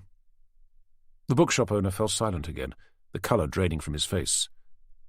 "Does that sound like him?" "But it can't be." After giving him a moment to accept the news that someone he must have known fairly well, despite what he'd been saying earlier, was dead, Tanner asked, "How did he seem when you left him?" "How do you mean?" "Did he seem depressed at all?" You don't think he killed himself, do you?" Unwilling to comment, Tanner said, "If you could just answer the question." "Then no, I'd have to say he didn't seem depressed." "So he was his normal cheerful self?" "Well, I can't say I'd describe Martin as being cheerful, but I wouldn't say that he was depressed either. He's always been an extremely serious, focused sort of a chap." Glancing over at Jenny, Tanner said, "Sounds like he was suffering from depression to me." Taking offence at the remark, Alan said, "He was a deeply spiritual man." "So you don't think he'd have killed himself?" "I see no reason why he should have done." Pleased to see Jenny had taken her notebook out, Tanner decided to move the conversation along. "You said you walked down to his boat with him. Was anyone else with you at the time?" "No, just Martin and myself." "So you were the last to see him?" "If it is really him you found, then I suppose I must be, yes." "But you said there were other people with you." Birch hesitated. "There were, but they'd all left by then." "Would you be able to tell us who they were?" "The other people?" "Mm-hmm." I'm sorry, but I'm afraid that would be quite impossible." "And why is that, may I ask?" "Because I can't." "How about your wife? Was she there?" "I'm afraid she's no longer with us. She passed away." After pausing for a brief moment, Tanner said, "I'm sorry to hear that." "Oh, don't worry. It was a long time ago." Tanner pushed on by saying, "I'm afraid we're still going to need to know who else was with you last night." "And as I said, I am unable to tell you." "Yes, but you haven't said why." "Because we're not allowed to divulge the names of other church members." It was evident from the stricken look on Birch's face that he'd said something he hadn't intended to. "Which church is that? And why were you meeting within the ruins of St Benet's Abbey in the middle of the night, and not inside a more normal church on a Sunday morning?" "I'm afraid I can't say." "Perhaps you weren't there for spiritual purposes, but were there to buy drugs instead?" There was no response to that, forcing Tanner to provoke him further by saying, "Or maybe it was the annual general meeting for the Broads Paedophile Society." The colour surged back into his face, and with a furious snarl the bookshop owner said, "How dare you!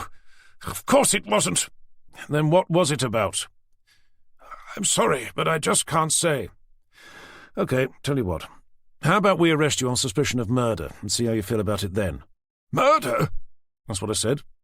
"But I thought you said he killed himself." Glancing over at Jenny, Tanner asked, "Did I say that?" Referring to her notes, Jenny replied, "No, sir. You only asked Mr. Birch if Martin Isaac suffered from depression." "Which implies that he took his own life," Birch insisted. "Put it this way. He was found with his throat sliced open, which would suggest murder. However, a knife was resting in his hand, hence the reason for us thinking more along the lines of suicide. So it could probably go either way."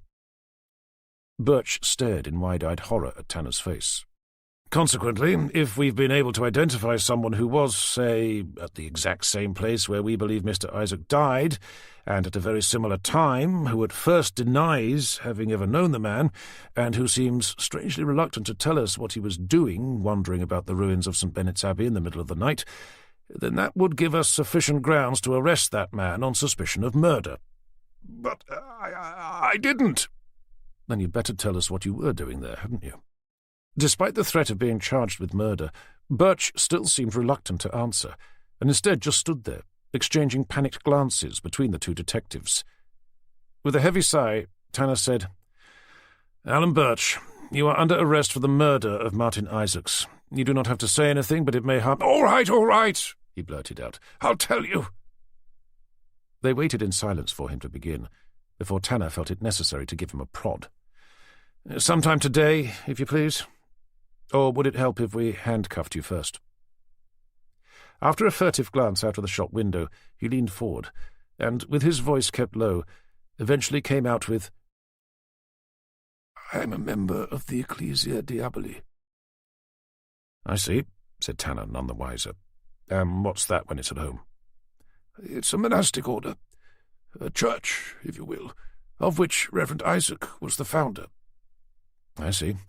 But that still doesn't explain what you were doing in the ruins of St Benet's Abbey in the middle of the night, and not sitting on a pew on a Sunday morning like most normal churchgoers."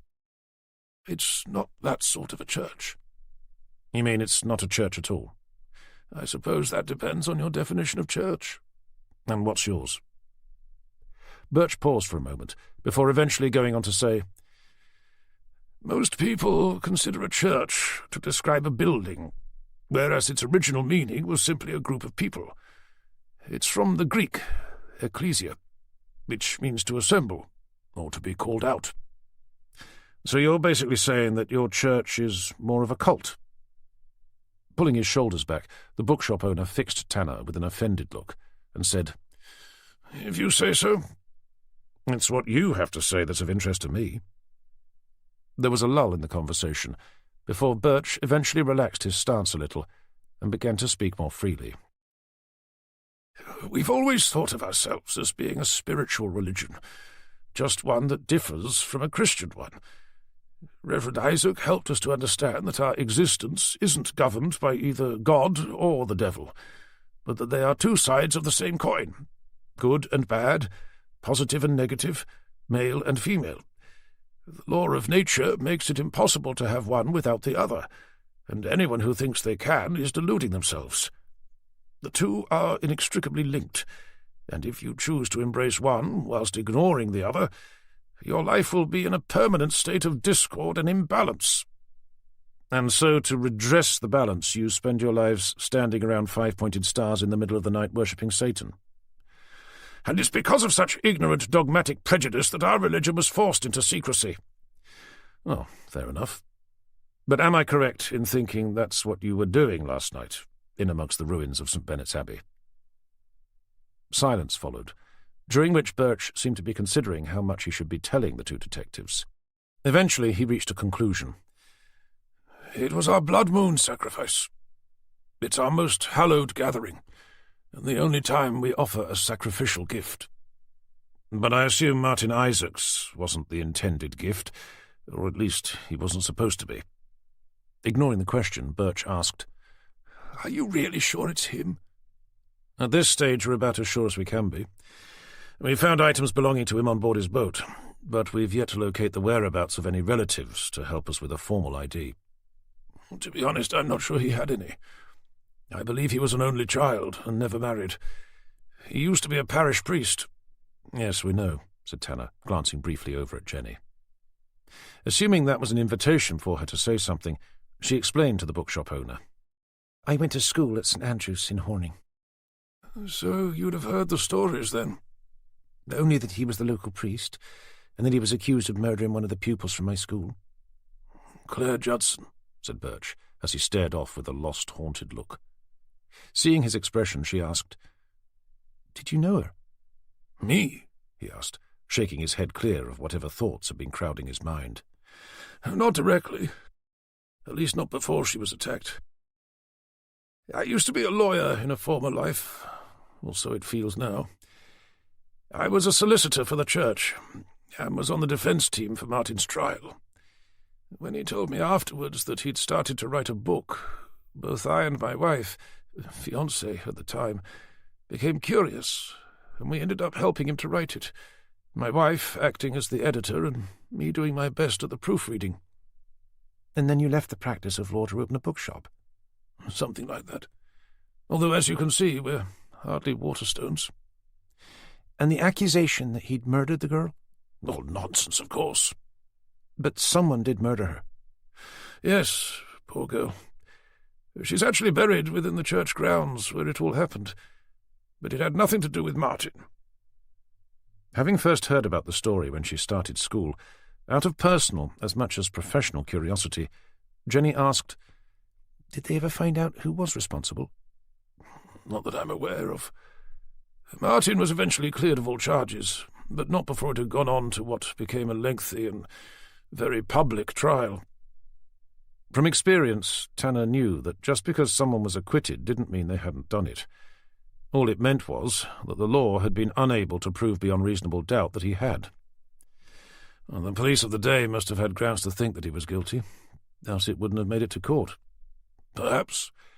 But having known him for over 40 years, I've never known a man to be so uninterested in women. You mean he was gay? Birch sent him a look of disgust. No.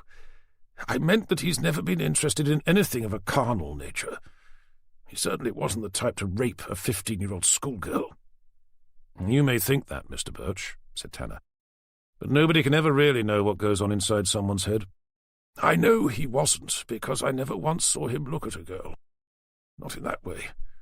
He just wasn't the type.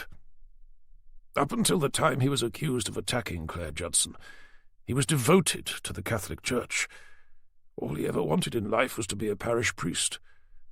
The fact that he was accused was bad enough, but when he was excommunicated by the Church after being cleared of all charges, well, that was a blow he very nearly didn't recover from. After he was cleared, queried Tanner in some surprise. That was why he lost his faith, at least in what the Catholic Church preaches. Don't you think the whole experience of having been let off a murder charge only to end up being excommunicated would have left him feeling suicidal? I've no idea. He may have done, I suppose. But you said earlier that he wasn't the type to take his own life. Not now, no. But that was over 40 years ago. As he carefully studied the bookshop owner's face, Tanner asked, "What if he had something else in mind?" How do you mean? We found a copy of his book on board his boat. It had been left open at a particular page in a chapter called Ritual for Resurrection. Birch hesitated for a moment.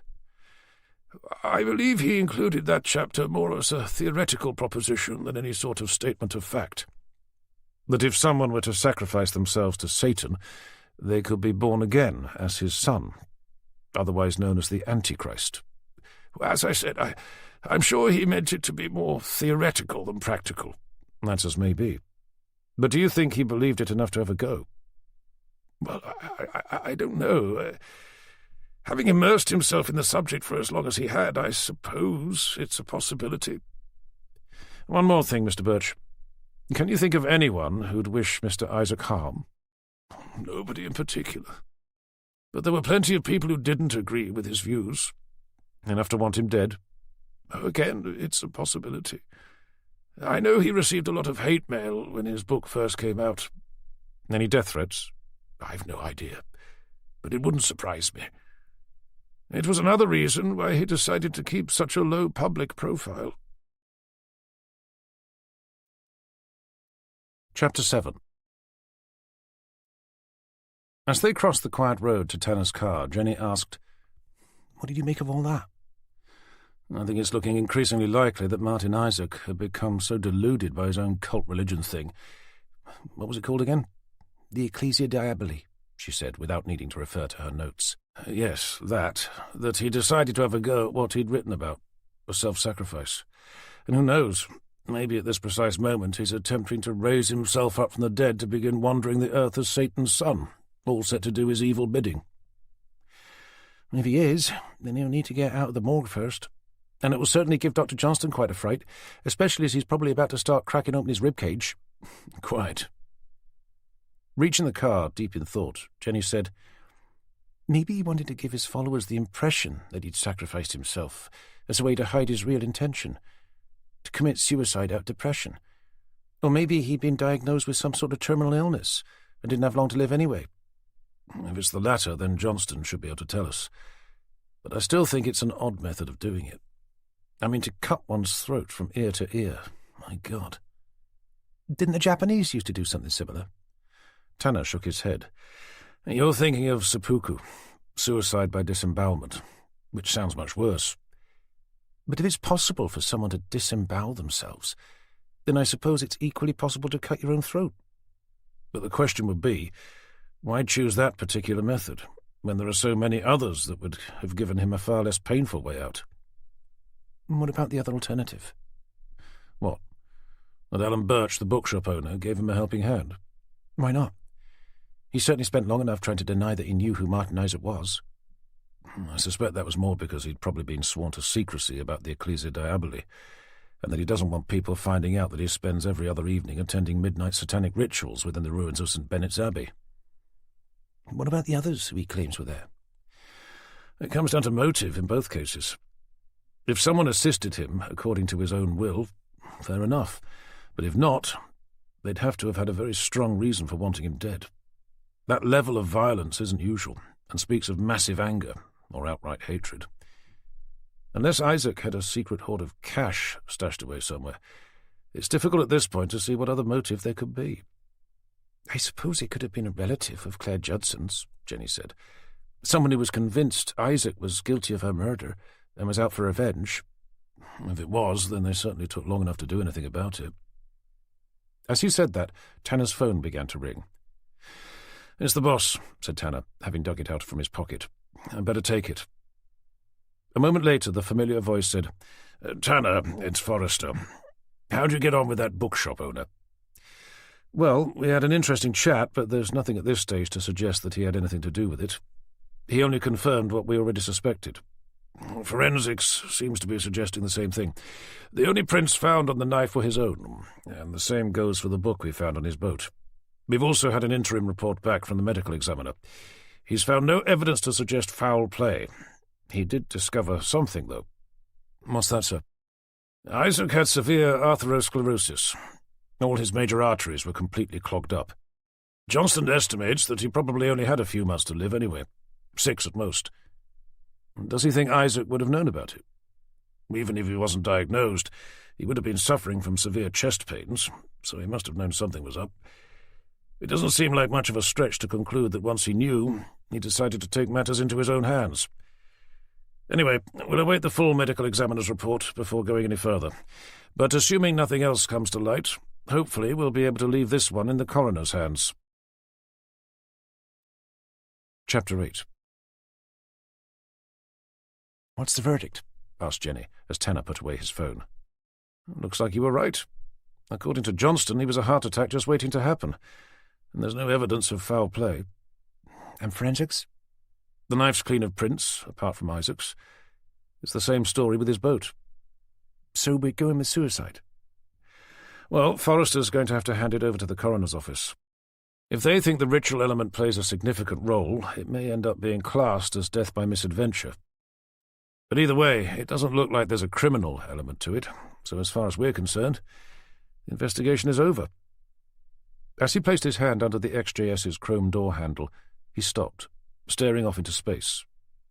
Seeing the distant look on his face, Jenny said, "Are you okay?" "It's probably nothing," he said.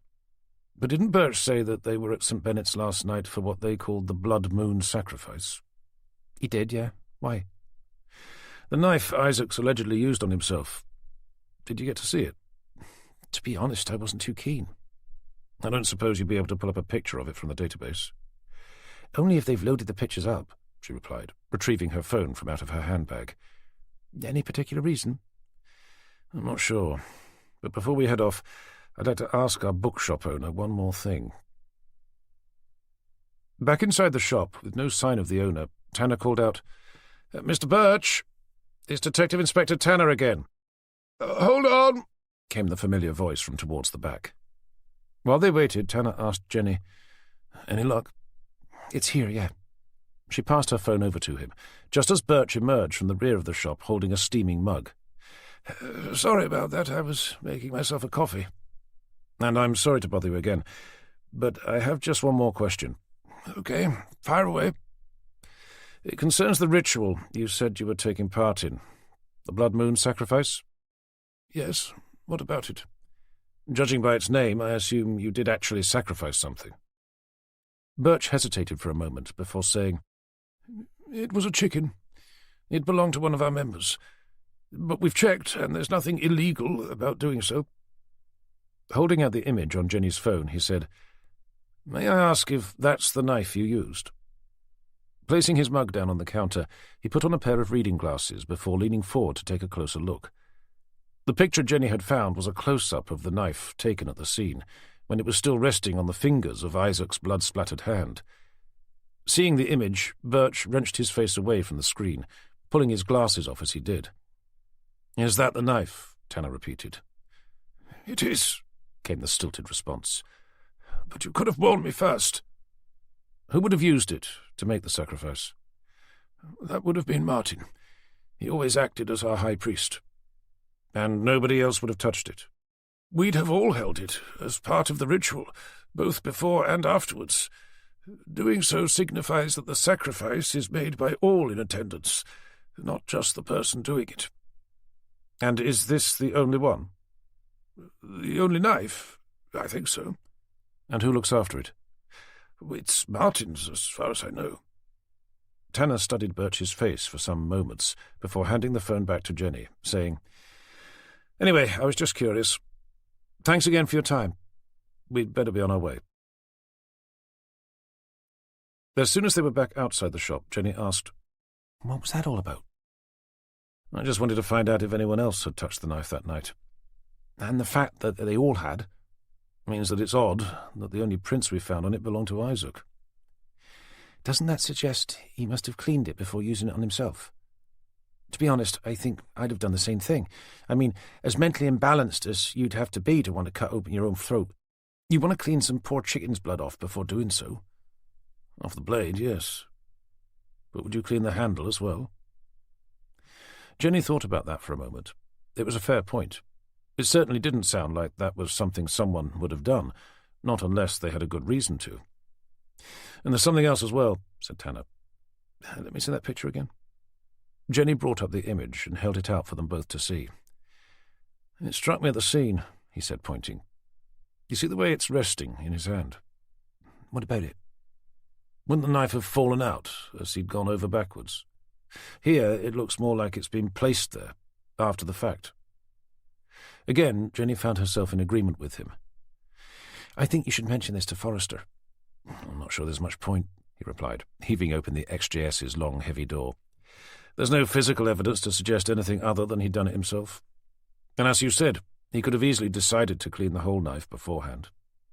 Whether a knife would remain in someone's hand after they cut their own throat, it would be a question of speculative debate more than anything else." Climbing inside, as they each fastened their seatbelts, Jenny said, "You're going to have to tell him anyway. It would be remarkably easy for someone to make it look like he'd cut his own throat, especially if they'd read his book and knew where he'd be that night." "I'll give it some thought," Tanner replied. "But I suggest we head back to the station first to see if there have been any more developments." Chapter 9. Standing outside DCI Forrester's office, Tanner gave the door a rather hesitant knock. Despite some niggling doubts concerning the nature of Martin Isaac's death, at that stage he knew that was all they were. On their own, they didn't amount to much, and it was unlikely that they'd warrant further investigation without some sort of physical evidence to back them up. He also knew that had Jenny not asked him again to speak to Forrester about them as they drove into the station's car park, he would have probably put them to one side and quietly forgotten about them. If he was to be completely honest with himself, the only reason he'd agreed was not out of professionalism, but because of his personal feelings towards her. Put simply, he didn't want to say no to her. Their relationship was barely 2 months old, and was still at that delicate stage where even the slightest disagreement could have them heading in different directions. There was another reason as well. He didn't want her to think he was afraid of expressing his opinions to Forrester. As pathetic as that may have been, coming from a 40-something-year-old man who should be too old to care what people thought about him, at the end of the day he was just a middle-aged divorcee attempting to maintain the affections of a woman who was not only half his age, but was attractive enough to catch the eye of just about every man she happened to walk past. He'd seen how men looked at her, some more obviously than others, and he knew he had his work cut out if he was going to be able to keep a hold of her. He'd already started to make the effort to shed a few pounds, and was becoming increasingly conscious of his grey hairs and the early signs of a receding hairline. Hearing Forrester's voice inviting him to enter, he stepped inside. Just to let you know, we're back from speaking with Alan Birch, the bookshop owner, sir." "Right. "Good, yes," responded Forrester, seemingly more interested in the file he was reading. Hoping to garner a little more of his attention, Tanner asked, "I don't suppose there's been any more news from forensics?" Forrester marked his place with one finger and looked up. "You mean about that suicide case?" "The death of Mr. Isaac, yes, sir." "Nothing yet, no. But I was under the impression that we'd put that one to bed." "I thought we were going to wait until we had the final reports back from forensics and Dr. Johnston." "Yes, but I can't say that I was expecting anything more to come from them. So unless you've learned something new—" "Well, sir, since we spoke on the phone, a couple of things have come to mind which I thought I should run by you." "And those are?" "It's what forensics said about the knife, sir. That it only had one set of prints on it." "Which belonged to Mr. Isaac. Yes, I remember. What of it?" "Well, sir, Birch confirmed that the knife we found at the scene was the same one they used for their blood moon sacrifice." "And?" "And that everyone who was there handled it at some point during the ceremony." "What of it?"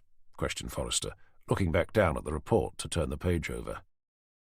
"It just seemed odd to me that he'd go to the trouble of cleaning the knife before using it on himself." "I suppose that depends on what they've been doing with it beforehand, doesn't it?" "Perhaps." "Do we know what that was?" "They'd used it to sacrifice a chicken." "Charming." "Quite," agreed Tanner. "And I can certainly understand why he'd want to clean the blade. But to clean the handle as well, it just seemed like an odd thing to do." "To be honest, Tanner, if it was me, and I just used it to kill a chicken, I'd have scrubbed the thing in bleach before running it through the dishwasher." "But maybe not if you were suicidal, and were about to use it on yourself." "I think that's debatable. Now, was there anything else?" With the sense that his concerns were being treated with flippant disregard, Tanner persisted. "And there's where the knife ended up as well, sir, after the incident." "What, you mean in Martin Isaac's hand?" Tanner could clearly hear the barely disguised sarcastic undertone to the remark. Feeling his resentment turn to anger, he stepped all the way into the office. "I just feel, sir, that if you've gone and cut open your own throat in the manner in which Isaac is thought to have done, you wouldn't still be holding on to the knife afterwards. It would have dropped out of your hand as you fell." Forrester gave it some thought, but eventually shook his head. "Again, I think that will be open to interpretation. But even if we could find someone to agree with you, there's still no physical evidence to support the theory that someone else was involved. And please don't tell me you have a gut feeling about it. In my experience, a detective's intuition rarely stands up in court." "No, sir." "And it wouldn't do any harm for there to be some sort of motive as well. From what I understand, the guy's virtually penniless. He has no family, and the only thing he ever did that anyone may have reason to harbour a serious grudge against him for took place over 40 years ago, and that was for something for which he was acquitted." Remembering what Jenny had said about that, Tanner pointed out, "But that may be exactly why someone would want him dead, sir. Because they thought he'd escaped the punishment he deserved." "And so they decided to wait 40-odd years before doling out their own form of vigilante justice?" "I know it's unlikely, sir, but it is possible." "So is winning the lottery, Tanner. But that doesn't mean it's going to happen, does it?" "But the fact that it is possible should at least give us reason to investigate the matter further." "Tell you what, if you let me know what you've got in mind, I'll tell you if I think it's worth having a go." "Well, sir, I think it would be worthwhile trying to find out who was at that meeting with them last night. Didn't you ask the bookshop owner? We did, sir, yes, but he refused to tell us. Well, that's his prerogative, I suppose. Unfortunately, we can't make him. We could if we thought there was some sort of criminal involvement. But when we spoke on the phone, you were of the opinion that he had nothing to do with it. At the time I was, yes, sir. So you're saying that you've changed your mind? Well, not really, sir, no. But I think someone else who was there may have. But based on what evidence? That for some extraordinary reason Isaac decided to give the knife a bit of a clean after he'd just used it to kill a chicken, or because he forgot to drop it, having used it to slice open his own throat? Tanner paused, swallowing the urge to argue. I take it that that's a no, sir, he said, unable to keep the resentment from out of his voice. Look, Tanner, I know you mean well, but I think we're just going to have to accept the fact that the guy had some serious issues.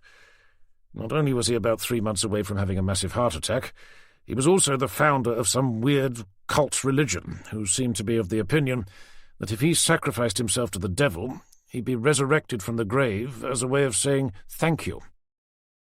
Bearing all that in mind, I really don't think anyone would be too surprised to find him lying on his back, having cut open his own throat.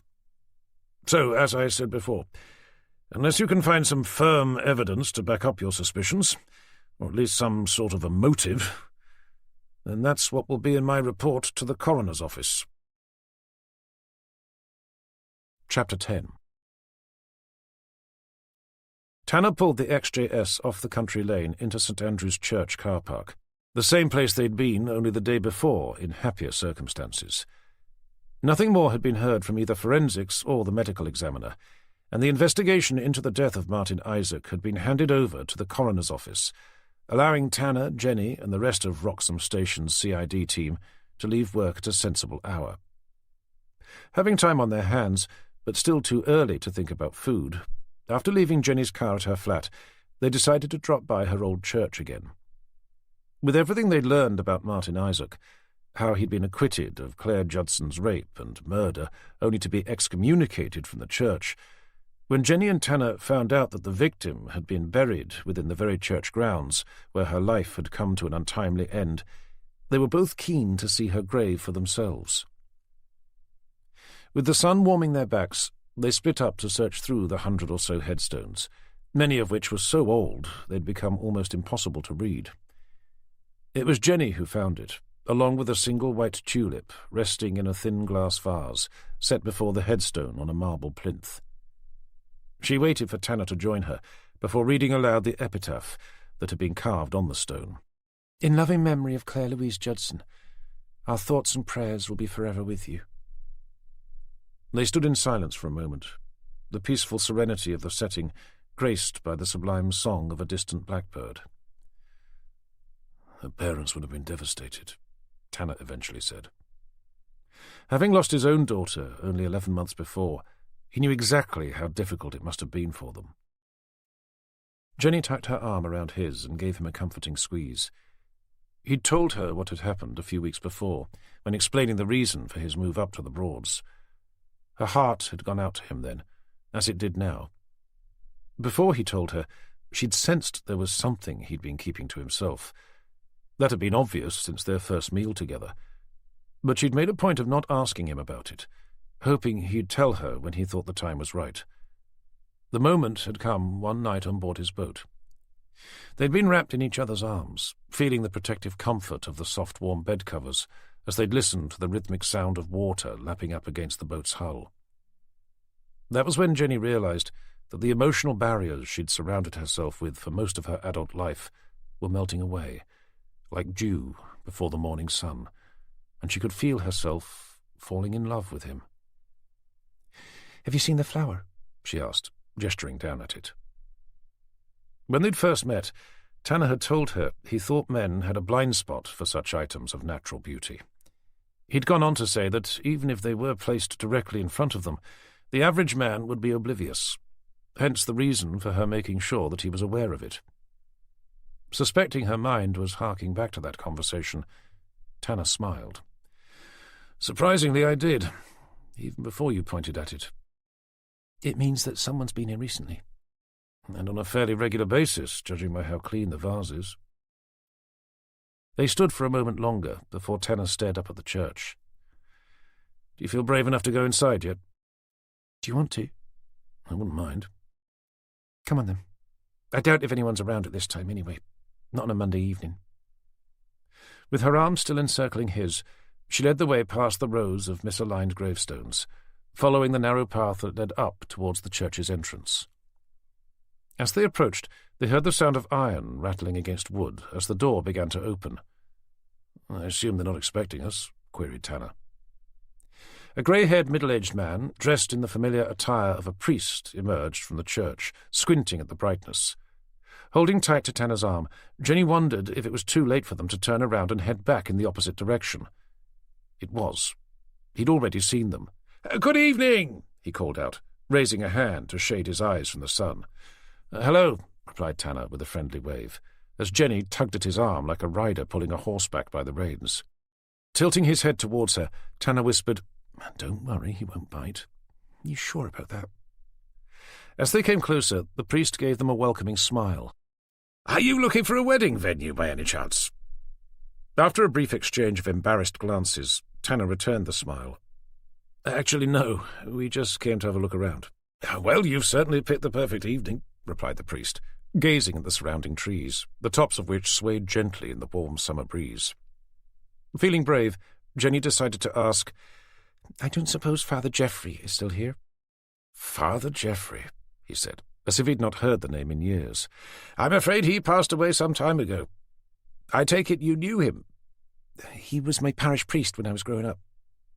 You probably know my parents, Francis and Sarah Evans?" "Yes, of course," he exclaimed. "Now that you mention it, the resemblance is rather obvious. You're the spitting image of your mother." "A little younger, I hope," Jenny said with a wry smile. "Slightly," replied the priest, displaying a mischievous grin all of his own. Even though it was obvious that she had taken the comment in the light-hearted manner in which it was intended, the priest scolded himself, saying, "I do apologize. That was quite unforgivable. For some unknown reason, God bestowed on me a rather odd sense of humour, which has proven to be a heavy burden over the years." "Don't worry," said Jenny, taking an immediate liking to him. "My mother does look young, but only because she wears so much makeup." The priest extended his hand. "I'm Father Thomas. Very pleased to meet you." Taking his hand, Jenny returned the smile to say, "I'm Jenny, and this here is John." "Jenny and John. That has a certain ring to it, don't you think?" Jenny found herself blushing slightly. He must have realized that they weren't married, since neither of them were wearing wedding bands, and she suddenly felt consumed by guilt for standing side by side with the man she was sleeping with out of wedlock. Keen to move the focus away from herself and her relationship with the man nudged up against her, she said, "We actually came to pay our respects to someone who's buried here. Claire Judson?" The priest smiled back at her, but with no sign that he'd recognized the name. "She was the victim of an unfortunate incident here," continued Jenny, "back in 1976. His smile fell away to be replaced by a look of sorrowful remembrance. "Claire Judson, of course. Poor girl. To have passed away at such a young age, and in such an appalling manner." Jenny switched naturally into work mode. "I don't suppose you knew anything about what happened that day?" "I'm afraid it was a little before my time, but I've heard the stories, of course." "There's a flower beside her grave. Do you have any idea who may have left it there?" "Oh, my. Aren't you the inquisitive one?" "Sorry," she apologized, a look of embarrassed guilt passing over her face. "I'm afraid I've always been far too nosy." "I take it you're a reporter?" "Worse, I'm afraid. I work for Norfolk Police. Actually, we both do." "Right," stated the priest, standing to attention. "I suppose I'd better tell you then, hadn't I?" After they'd all exchanged mutually amused smiles, gazing over towards Claire Judson's grave, the priest continued by saying, "Nobody I know, although I've often thought I've seen him somewhere before, but I've never been able to recollect from where." "But it is a man, though?" "A fairly senior one, yes." "Could be one of her old friends," Tanner said. "They would all be in their late 50s by now." "Or someone from her family," suggested Jenny. With his eyebrows knitting together, the priest replied, "I'm not sure she had any." "Parents?" They passed away some years ago now, within a few months of each other, if memory serves. You'll see their headstones alongside their daughters.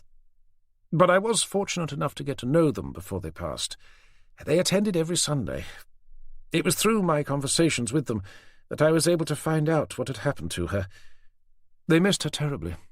Even after all that time, she was all they ever talked about. The three of them shared a moment of respectful silence. As the priest's look of prayerful remembrance faded to be replaced by his former, more cheerful countenance, he returned his attention to the couple standing before him.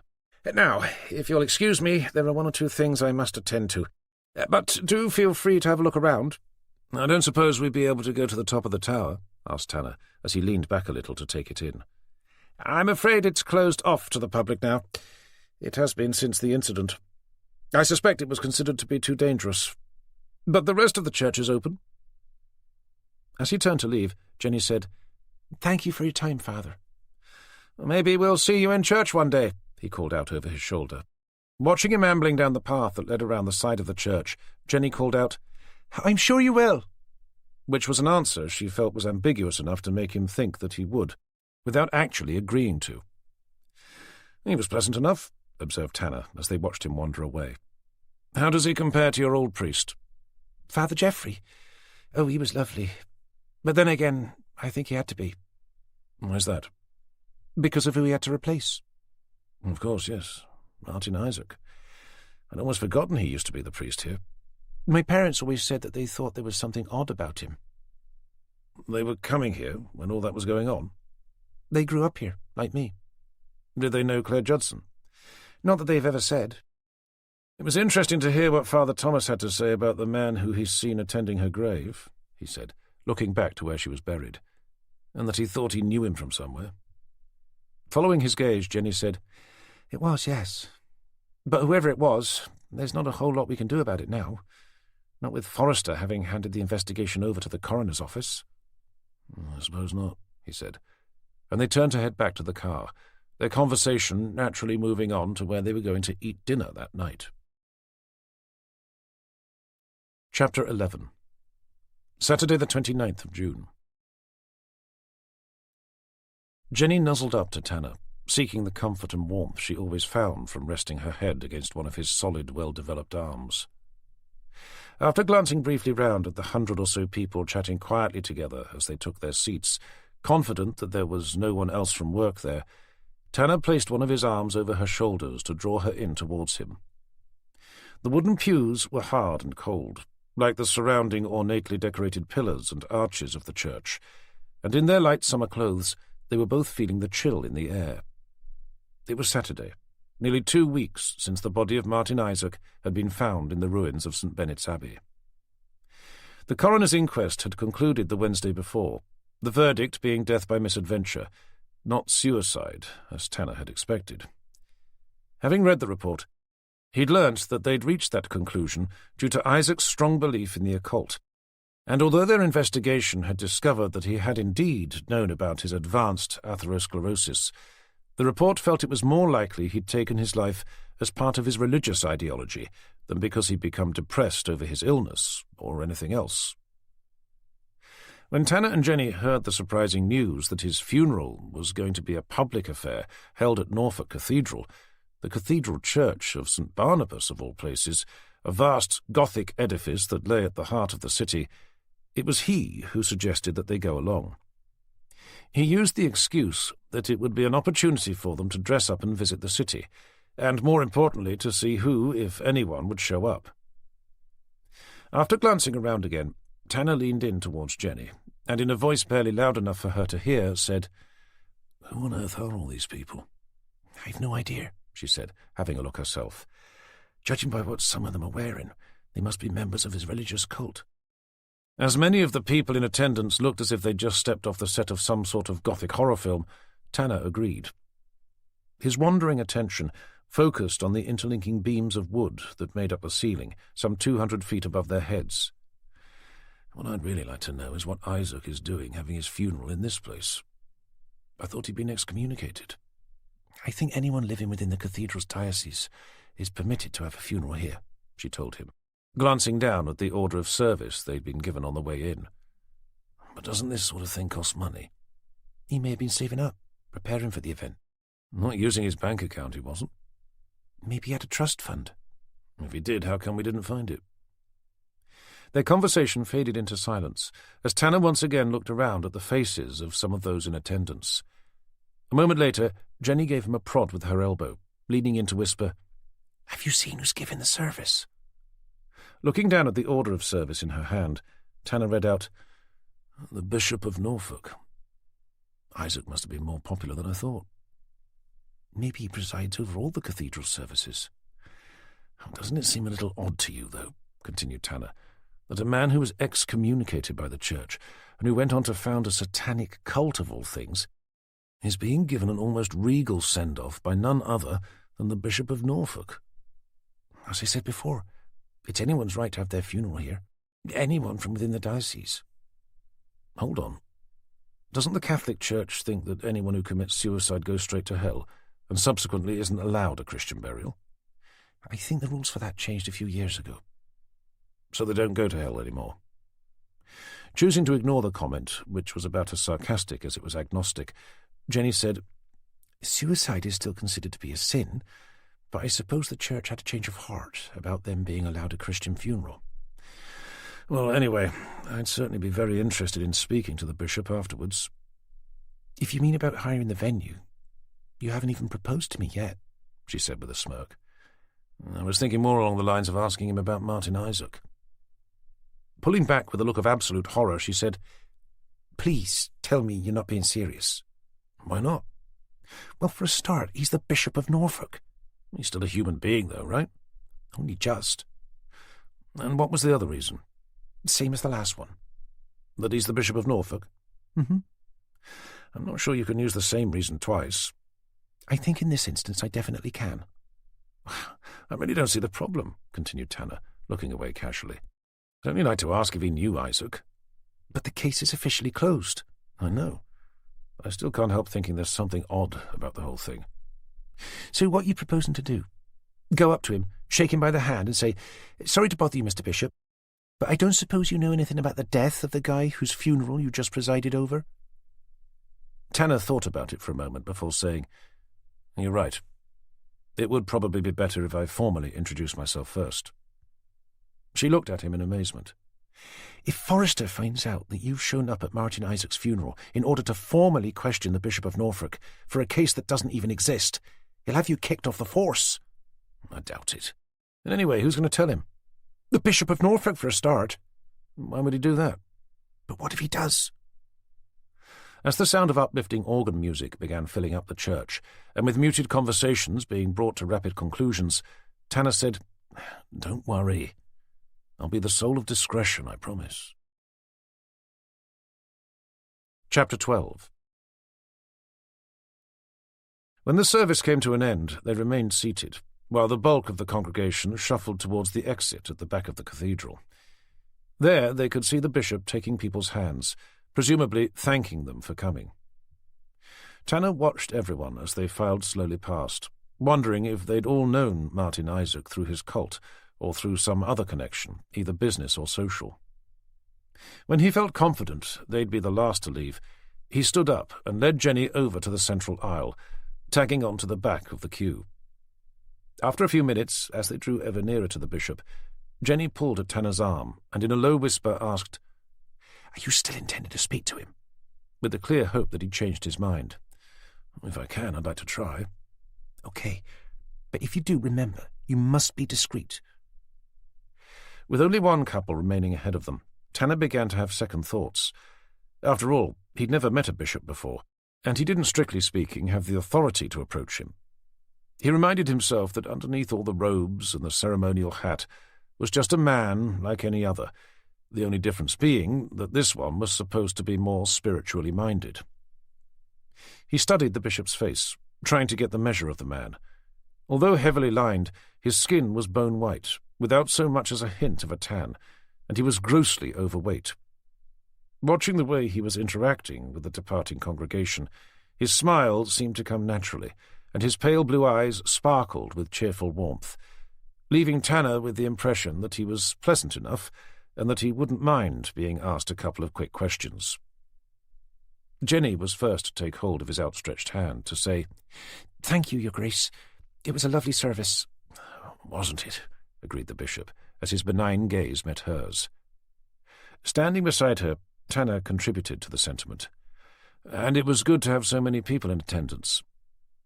Regarding them both, the bishop said, "Martin was a good person, one who will be sorely missed."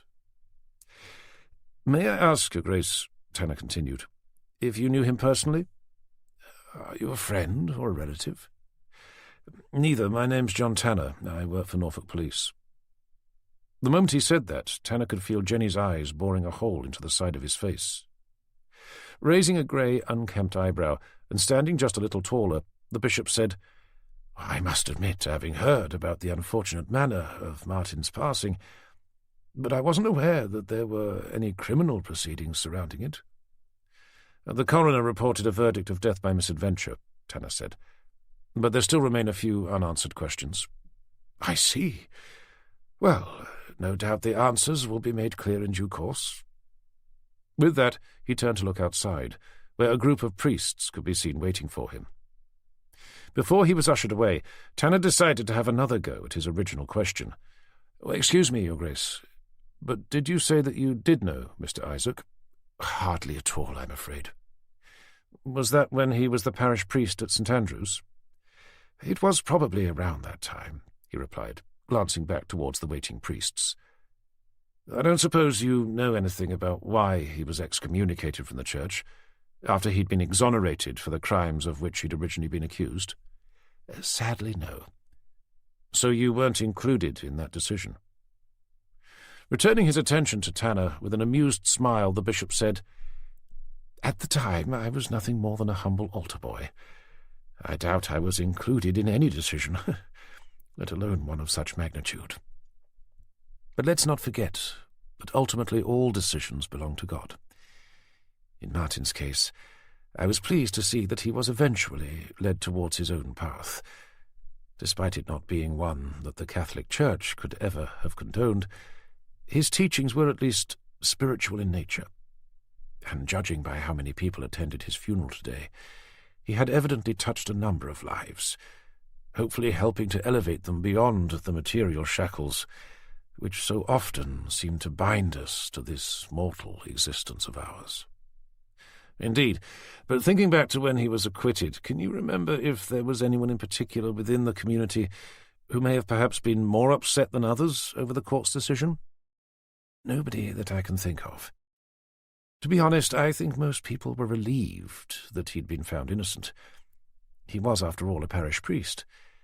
I suspect many more questions would have been asked if he had been found guilty, especially with the church's ties with St Andrew's School." Tanner nodded, before going on to ask, "After the trial, do you know if anyone else was accused?" "Not to my knowledge." "Were there any rumours as to who else may have been responsible?" "I'm sorry, Mr. Tanner, but I make a point of never listening to idle gossip, and I'd advise you not to either. Now, you must excuse me, I'm afraid." "Just one more question. Can you tell me who paid for his funeral?" Losing all pretense of patience, the bishop said, "I've no idea. Now I have people waiting for me." Without offering either of them a smile, he left them to step outside to join the group of priests. As soon as he was far enough away not to be able to hear, Jenny stared up at Tanner and in a low, harsh whisper said, "For Christ's sake, John, what the hell did you think you were doing?" Surprised to see the look of anger in her eyes, Tanner said, "Sorry, but how do you mean?" "I thought I told you to be discreet," she added, darting a look over towards where the bishop had joined his colleagues. "But nobody overheard us, did they?" "I meant discreet as to what you were going to ask him. You may as well have read him his rights and asked him if he wanted to see a lawyer." "Oh, come on, Jen." "And you told him you were from Norfolk Police." "Well, yes, but only in passing." "But would he have known that? I mean, you were talking to him as if he was a suspect in a murder investigation, and there isn't even a murder investigation for him to be a suspect in." "Honestly, Jen, I really think you're overreacting." The moment he'd said it, he knew it was a mistake. "You think I'm overreacting? My God, just wait till you hear what DCI Forrester will have to say about this." Were you going to tell him? Of course I'm not going to bloody tell him. How could you even think that? OK, so who will? Who do you think? The bishop.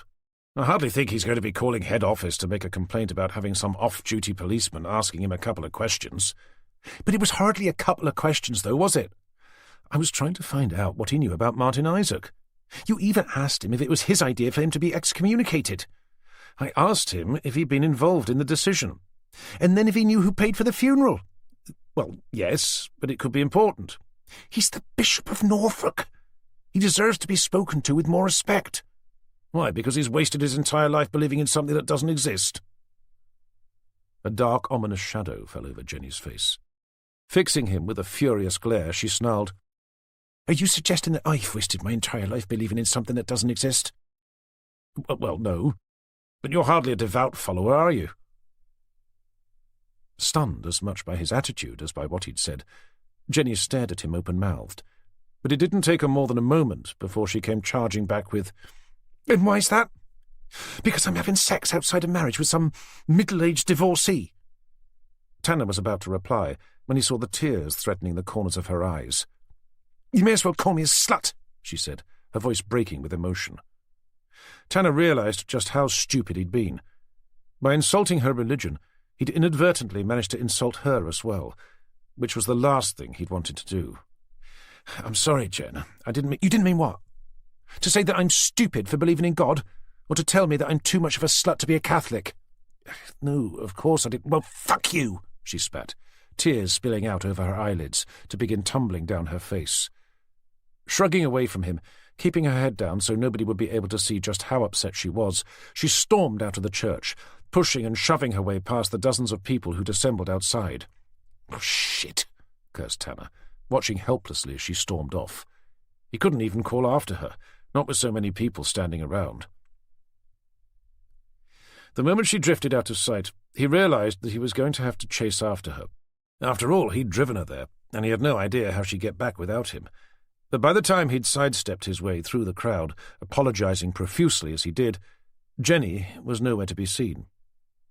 With worry now adding to his deep sense of guilt, he began working his way around the cathedral, desperately trying to find her. Having reached the far end, there was still no sign. Berating himself for having been so insensitive, not only to her religion, but to how difficult it must have been for her to have entered into a relationship with him at all, let alone knowing that he'd been married before, sick with worry, he pulled out his phone and dialed her number. It rang through to answer phone. He tried again, but the same thing happened.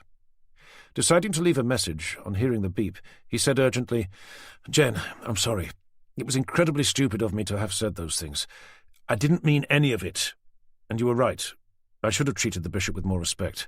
I certainly shouldn't have asked him all those stupid questions. I don't even know why I did. Probably just force of habit. Anyway, please call me, and I'll take you home, okay?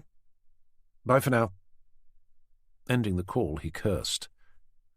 "Bye for now," he repeated. What sort of a stupid way to end the call was that? For a second he thought he should have told her that he loved her, but he hadn't even told her as much face to face. Out loud he asked himself, what the hell am I going to do now? Drive back without her? Shit, he cursed again. There was nothing for it. He'd no idea how, but he had no choice. He was going to have to try and find her. Chapter 13. Tanner spent the next 2 hours wandering around Norwich town centre, desperately hoping to catch a glimpse of Jenny, occasionally stopping to check his phone for missed calls. After leaving her a few more messages, each one more desperate than the last, finally, at just after 4 o'clock, he received a text message from her. It said simply, "Gone home by train." Relieved to hear that she was safe, he responded, thanking her for letting him know, and apologizing once again, before making his way back to his car. About 40 minutes later, he arrived back at Ranworth Marina's car park, only to find that her Golf had gone from where she'd left it on Friday evening. Assuming that one of her friends must have given her a lift over to pick it up, his heart sank. He'd been hoping that she'd be waiting there for him, even if it was to spend an hour yelling at him. Anything would have been better than her not being there. He hurried over to his boat. "Jen," he called out, placing his foot on the side. Unsurprisingly, there was no reply.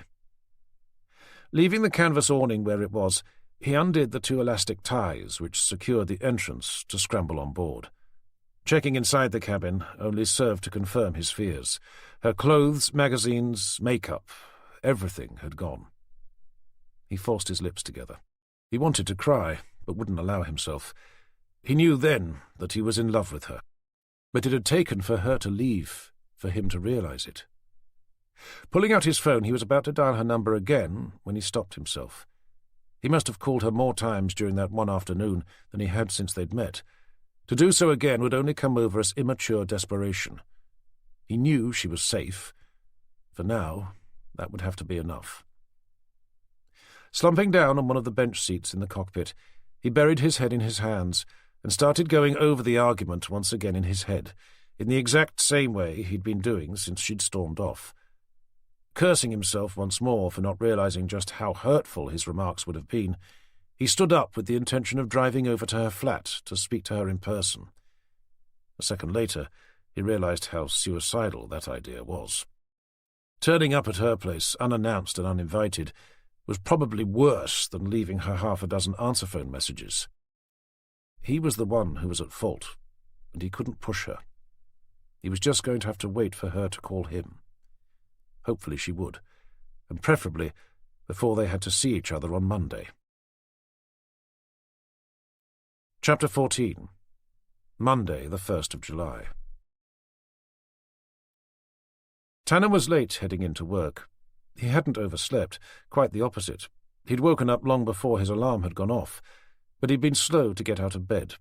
When he did eventually manage to claw his way out, he'd completely lost track of time, his normal weekday routine being interrupted by bouts of doing nothing but staring at either his phone or the space just beyond it.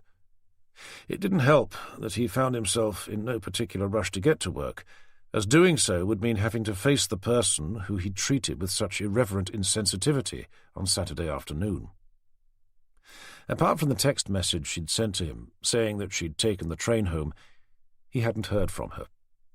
Subsequently, they'd yet to speak.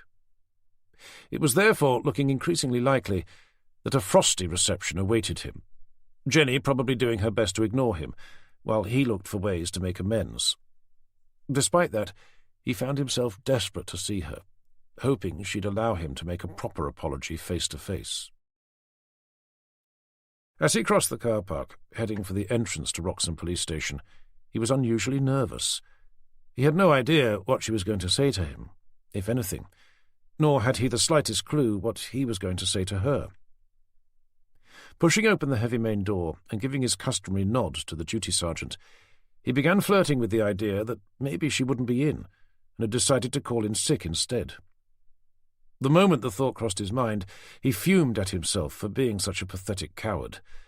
The argument had been his fault, and his alone. It was therefore only right that he should face whatever punishment was forthcoming, whether that was in the form of a wall of silence, or being told what an arse he was in front of the entire department. As he approached the office doors, he stopped to peek through the circular glass windows. She was there, sitting at her desk, exactly where she should be. Checking his watch, he realized that he was nearly half an hour late, so without delaying things any longer, he took a deep breath and pushed open the door to slink his way inside. Reaching his desk, he glanced over to where she sat, glaring at her monitor, occasionally stabbing an accusatory finger at her wholly innocent keyboard. As he draped his coat over the back of his chair, still without a single idea as to what he was going to say, but knowing he had to come up with something, he eventually plumped for what he hoped would be a safe, albeit rather lame, bet. "Morning, Jen." She didn't look up. Instead, in a flat monotone voice, she said, "Forrester's looking for you." Pleased that at least they'd started talking again, sort of, Tanner made a point of glancing at his watch. "I'm a little late. I don't suppose he said what it was about." "Not really. Although I did hear him mention something about how head office had been on the phone after receiving a call from the Bishop of Norfolk, although I can't imagine why he'd have been calling them." Finally, looking up, she glared at him to ask, "Can you?" "Look, Jen, I'm really sorry about what I said on Saturday. "I think you should be more worried about what Forrester's going to say to you today," she said, before turning back to her monitor, muttering, "You insensitive prick." "You're right. I am an insensitive prick." When no further response was forthcoming, he added, "Is there anything I can do to help make it up to you?" "Apart from stepping under a bus? Nothing springs to mind, no." "Right. But before you do that, you'd probably better see what Forrester wants." Tanner looked over towards his superior's office with a distinct lack of enthusiasm. "Oh, and good luck," she added, sending him a sour grin that overflowed with sarcastic insincerity. Without feeling the need to respond, he stood up and began making his way over to Forrester's office. Having knocked on the door, he poked his head around the corner to say, "You wanted to see me, sir?" "Ah, good morning, Detective Inspector Tanner. Or should I say, good afternoon." "Yes, sorry I'm a little late, sir. Traffic over Wroxham Bridge." "Is that so?" replied Forrester, with a look of unabashed contempt. Given that half the people working there probably had to cross the same bridge to get to work, including DCI Forrester, and that Tanner was apparently the only person who'd arrived quite so late, he made a mental note not to use that as an excuse again. "As you've already had such a busy morning, I suppose you'd better sit down and take the weight off your feet." Tanner hated to be talked to in such a patronizing manner, but anticipating what was to follow, he thought it was probably best to simply do as he was told, making sure to keep his mouth shut. Staring at his computer screen, in a conversational tone, Forrester said, "I hear you went to church at the weekend." That's right, sir." "Not just any church, either, but none other than Norfolk Cathedral." "It was Martin Isaac's funeral, sir." "I'd no idea you knew him personally." "I didn't, sir." Turning to glare over at him, Forrester asked, "Then what the hell were you doing there?" "I was interested to see who would show up." "But for what possible reason?" "Curiosity, I suppose," he shrugged. "I see. And your decision to interrogate the Bishop of Norfolk afterwards was what? Because you wanted to know what that would be like as well?" "I hardly interrogated him, sir." "But you did ask him a series of questions relating to the death of Martin Isaac, did you not?" "Well, even though you knew full well that we weren't pursuing it as a criminal investigation?" "Yes, but—" "And that the coroner's office had concluded that it was nothing more sinister than death by misadventure?" Tanner elected to remain silent. At the time it had seemed harmless enough, but with hindsight he knew that it had been a mistake. Jenny's reaction had been enough for him to know that. Still glowering, Forrester asked, "Just what in God's name were you thinking?" "I'm sorry, sir," he said. "We started talking to him after the service, and I suppose I got carried away." "We?" questioned Forrester. "Who's we?" Jenny and myself, sir." The second he'd said it, he wished he hadn't. "You mean Jenny as in D.C. Evans?" "Yes, sir." "What the hell was she doing there?" "I invited her to come with me." "My God! I suppose I should be grateful that you didn't invite the whole of the Norfolk Constabulary." "No, sir. Just Jenny. That is, D.C. Evans, sir." Hearing her first name being mentioned again, Forrester realized what that must have meant. Spreading his hands out over the surface of his desk, in an imploring tone he said, "Oh, please don't tell me that you two are seeing each other." No, sir," said Tanner, muttering under his breath. "At least not any more." "Well, that's something, I suppose. I simply won't tolerate interpersonnel relationships." "Yes, sir." He'd never known the DCI to express his opinion on the subject before, but it didn't come as much of a surprise. "I've seen enough of them in my time," continued Forrester, "and they never end well, believe you me." Tanner was tempted to agree with him, but refrained. "Anyway, suffice it to say that you've been suspended until further notice." It took a full moment for Tanner to realize what Forrester had just said. The second it had, wide-eyed in shock, Tanner raised his voice to ask, "What?" "I'm sorry, Tanner, but I don't have any choice. Superintendent Whitaker was on the phone to me even before I got in. To say that he was furious would be an understatement, and I could fully understand why. A complaint of police harassment from the Catholic Church. I mean, it's unprecedented." "Harassment?" Tanner's face flushed with humiliated anger. You interrogated the Bishop of Norfolk, Tanner, in the middle of Norfolk Cathedral in front of an entire congregation. Furthermore, you failed to formally identify yourself. Your questions were relating to the very guy he'd only just presided a funeral over, and if all that wasn't bad enough, there wasn't even an investigation for him to be questioned over. I mean, what the hell were you expecting? The Queen's Medal for Distinguished Service? Tanner's mind spun as he struggled to find something to say. He'd never been suspended before, not once in his entire career. Aren't you at least going to apologize? It was a mistake, sir. I realise that now, and yes, I'm sorry, but to have me suspended... Anyway, it's too late for all that now. You need to clear your desk and make sure that you brief D.I. Cooper on anything you're currently working on before you leave. D.I. Cooper? Don't you mean D.S. Cooper? He applied for a promotion when I first took over, which I've decided to approve. But he's not ready, sir. I wasn't aware anyone asked for your opinion, Tanner, especially in light of the fact that you've just been suspended. No, sir, but don't you think he's too young? It's not about age, it's about experience, which he's also lacking. Unfortunately, Tanner, your actions over the weekend have left me with little choice. I need at least one D.I. working here, and I've had bugger all luck in finding a replacement for D.I. Burgess. An awkward silence fell over the office, with Tanner just sitting there, desperately hoping that his boss would change his mind.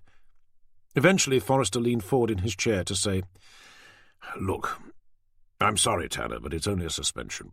You're not facing disciplinary charges or anything, and it's not as if there's all that much going on at the moment."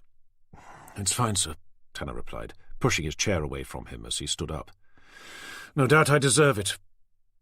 With the sense that nothing more needed to be said, he turned and walked out, closing the door behind him. Heading back over to where Jenny was still sitting, he saw her eyes flick up towards him before returning to stare back at her monitor. "Enjoy that, did you?" she asked. "Not very much, no," he replied, pulling his coat from the back of his chair. "And where are you off to?" she asked, her curiosity piqued. "I've been suspended." "Suspended?" she repeated, staring up at him, clearly shocked by the news. "You were right. The bishop did make an official complaint. One of police harassment." "But suspended for how long?" "I've no idea. He just said until further notice." "Jesus, John. I thought they'd give you a slap on the wrist. I never seriously thought they'd suspend you." "Don't worry. It was my fault. That was the way I spoke to you. Anyway, I've got to brief D.I. Cooper on my case files, and then I'd better be off." "D.I. Cooper?" she repeated, in much the same way as he had done a few minutes earlier. "Forrester's promoted him." "But he doesn't have the experience, surely." "I'd have to agree with you. Apparently he put in for a promotion shortly after we lost D.I. Burgess, and with me being suspended, I'm not sure Forrester had much of a choice." With that, Tanner set off for the far end of the office, where Cooper sat opposite Burgess's empty desk, which stood as a stark reminder as to what had happened 2 months before. Chapter 15. Tuesday, the 2nd of July. Hannah Beale could hear the faint sound of the number 23 bus growling its way up the hill behind her. She was never going to make it, even if she ran, which she knew she wouldn't. Apart from the fact that her pride would never allow it, she probably wasn't fit enough to make it all the way to the top. Besides, the shoes she had on made it impossible. A heavy blob of rain smacked into the top of her head. She'd been expecting that. The sky had been growing increasingly dark since she'd left work. She had neither a coat nor an umbrella, but why on earth should she have had? A blue sky had greeted her when she left the house that morning, and the forecast the night before had said nothing about rain. A sudden chilly breeze pinched at her ears, bringing with it another drop of water.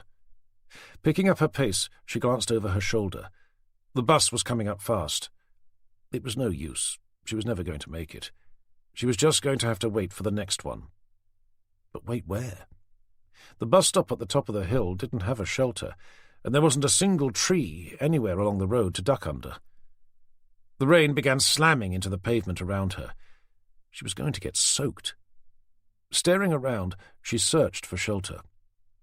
Up ahead, she saw the footpath that led into St. Peter's Cemetery. It was hardly her first choice, but she knew there'd be somewhere in there for her to hide, at least until the rain had passed. A flash of lightning lit the sky, followed a few seconds later by the ominous rumble of thunder. As if on cue, the skies opened. There was nothing for it. With her leather handbag held over her head, as fast as her heels would allow, she tottered through the cemetery's entrance and swung right. Following the narrow footpath, with gravestones watching her from either side, she glanced up to see a stone mausoleum standing in grim solitude at the end.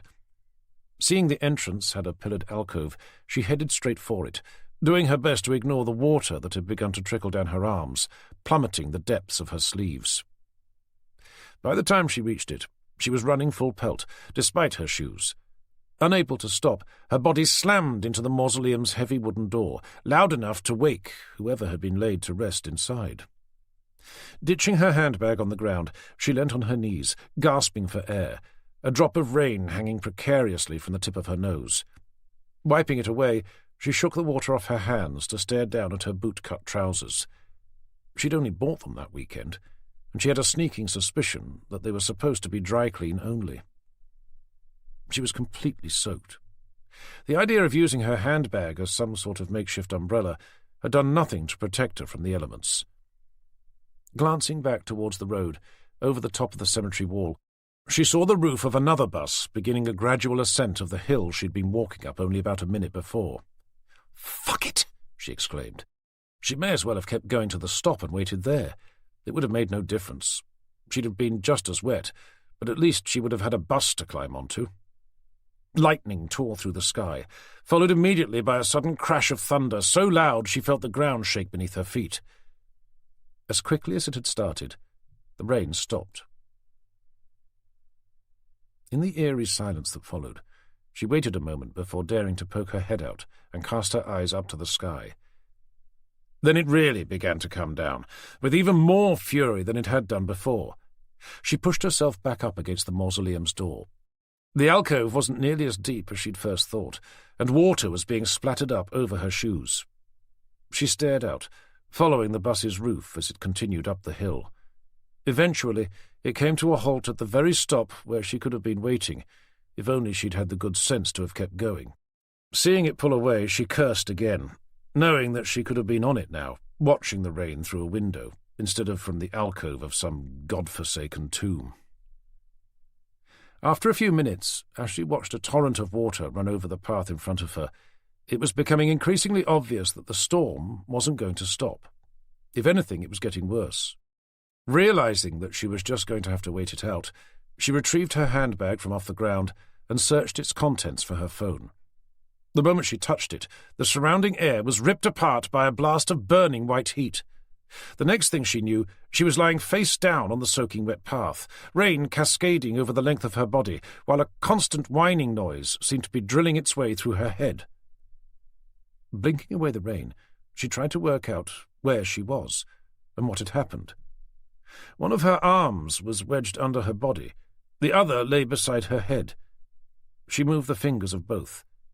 They felt okay, but the moment she tried to move her legs, a wave of pain surged up through them, burying itself into the base of her spine.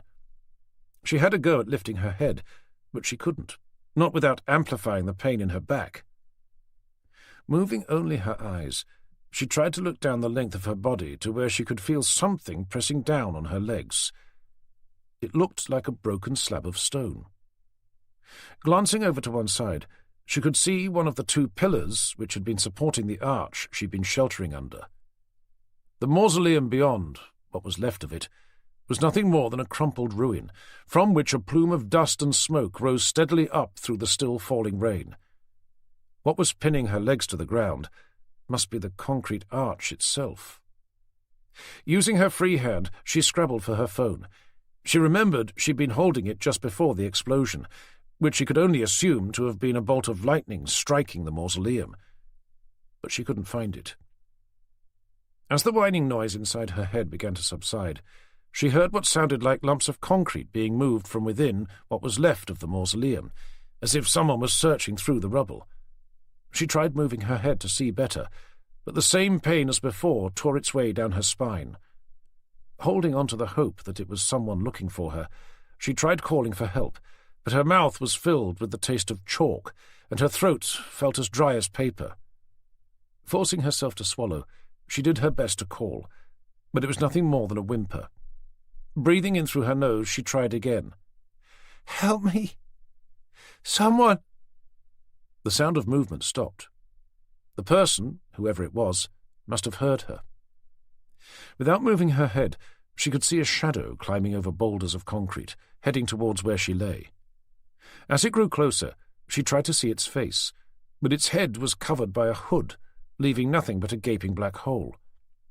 She watched as the figure approached. As it grew nearer, from the angle at which she lay, she was only able to see its feet, which were bare, clad in a pair of open-toed leather sandals.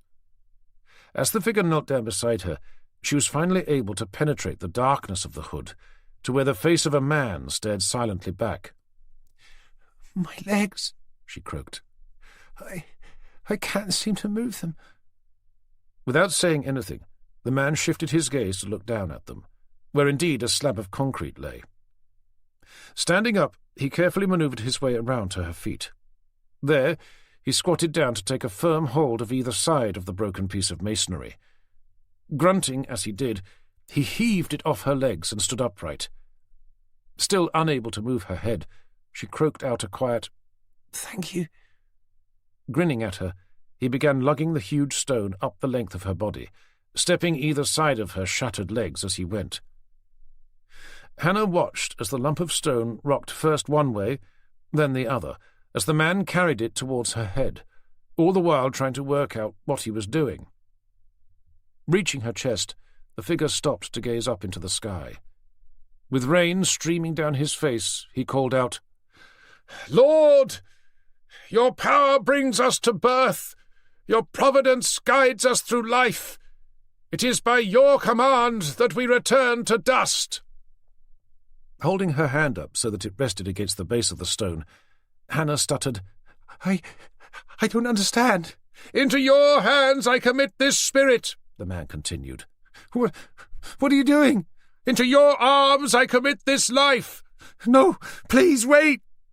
Positioning the stone slab so that it hung directly above Hannah's head, he looked down at her and said, "Your sins are forgiven. Go in peace."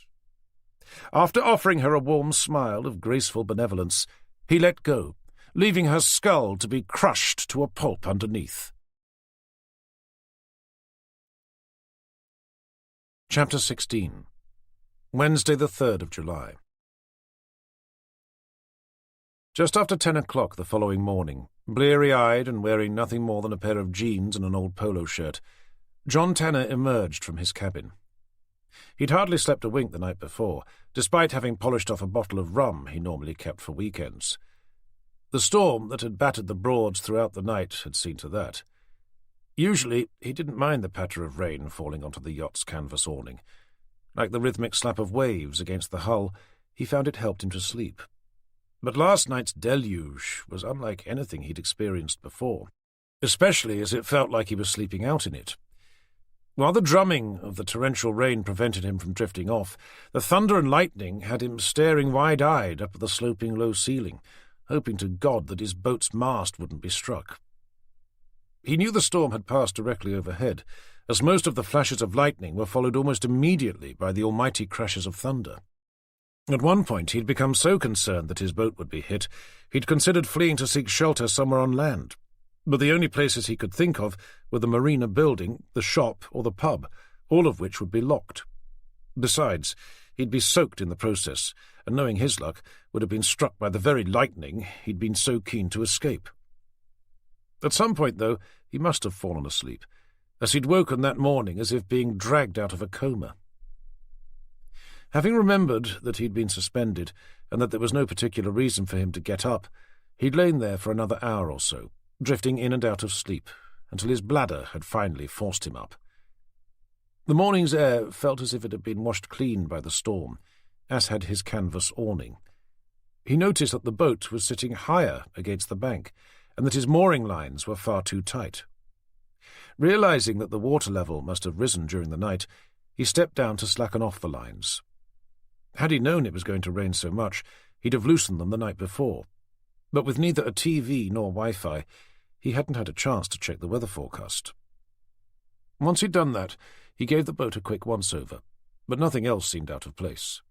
Even the flag at the top of the mast was still where it was supposed to be, fluttering merrily away. Avoiding the waterlogged grass, he walked over to the shop to pick up a few morning essentials.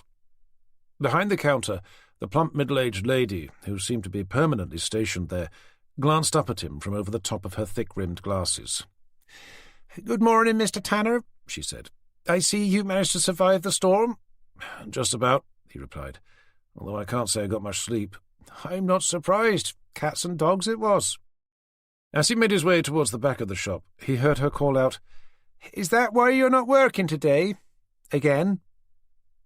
Feeling a prickle of embarrassment, hoping there wasn't a customer listening from behind another aisle, Tanner raised his voice slightly to say, "Not really." He'd worked out a long time before that there wasn't much that escaped her attention, and keen for her not to find out that he'd been suspended from duty, just in case she put a notice up in the window announcing the fact, and as she'd already asked him something similar the previous morning, Tanner thought he'd better come up with some sort of plausible explanation. "I've taken a couple of weeks' holiday," he announced, pulling a litre bottle of milk from the fridge cabinet. "I'm surprised they could spare you," she called back, as he made his way around to where they kept the bread. "Why's that?" he asked, with casual indifference. "Haven't you heard?" With both items in hand, he returned to the counter. Seeing her heaving a pile of that day's issue of the local free newspaper, the Norfolk Herald, onto the counter, he asked, "Sorry, but haven't I heard about what?" "What happened last night?" she said, handing him a paper. "It's all over the news." Placing the milk and bread down, he took hold of the Herald to see a picture of what looked like a half-demolished building, underneath which the headline read, "Dead Monk Kills Girl." Tanner raised an eyebrow at the cashier. Seriously? He'd read some farcical headlines in his day, but that one really took the biscuit. "It was on TV as well," she proclaimed, as if that proved it to be true.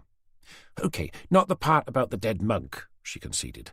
"But a girl was murdered last night in St Peter's Cemetery, right next to where that cult leader was buried at the weekend. Apparently his mausoleum was struck by lightning, his body's missing, and there's a witness who saw a hooded black monk rise up from the ashes to murder a girl who was standing next to the tomb." Tanner had little time for sensationalist newspapers, as the Norfolk Herald was proving to be. However, the headline had done its job, and curious to read the story, at least the Herald's version of it, he tucked it under his arm and said, "Well, I guess that just proves that you can't believe everything you read in the papers, or what you see on the news, for that matter." Looking a little put out, as she scanned in his items, she said, "Well, maybe not. But the police are asking for witnesses, and they did say that they're not ruling out murder." Digging out some loose change from his pocket, Tanner placed it on the counter to say, "Yes, but that doesn't mean they're ruling it in, either.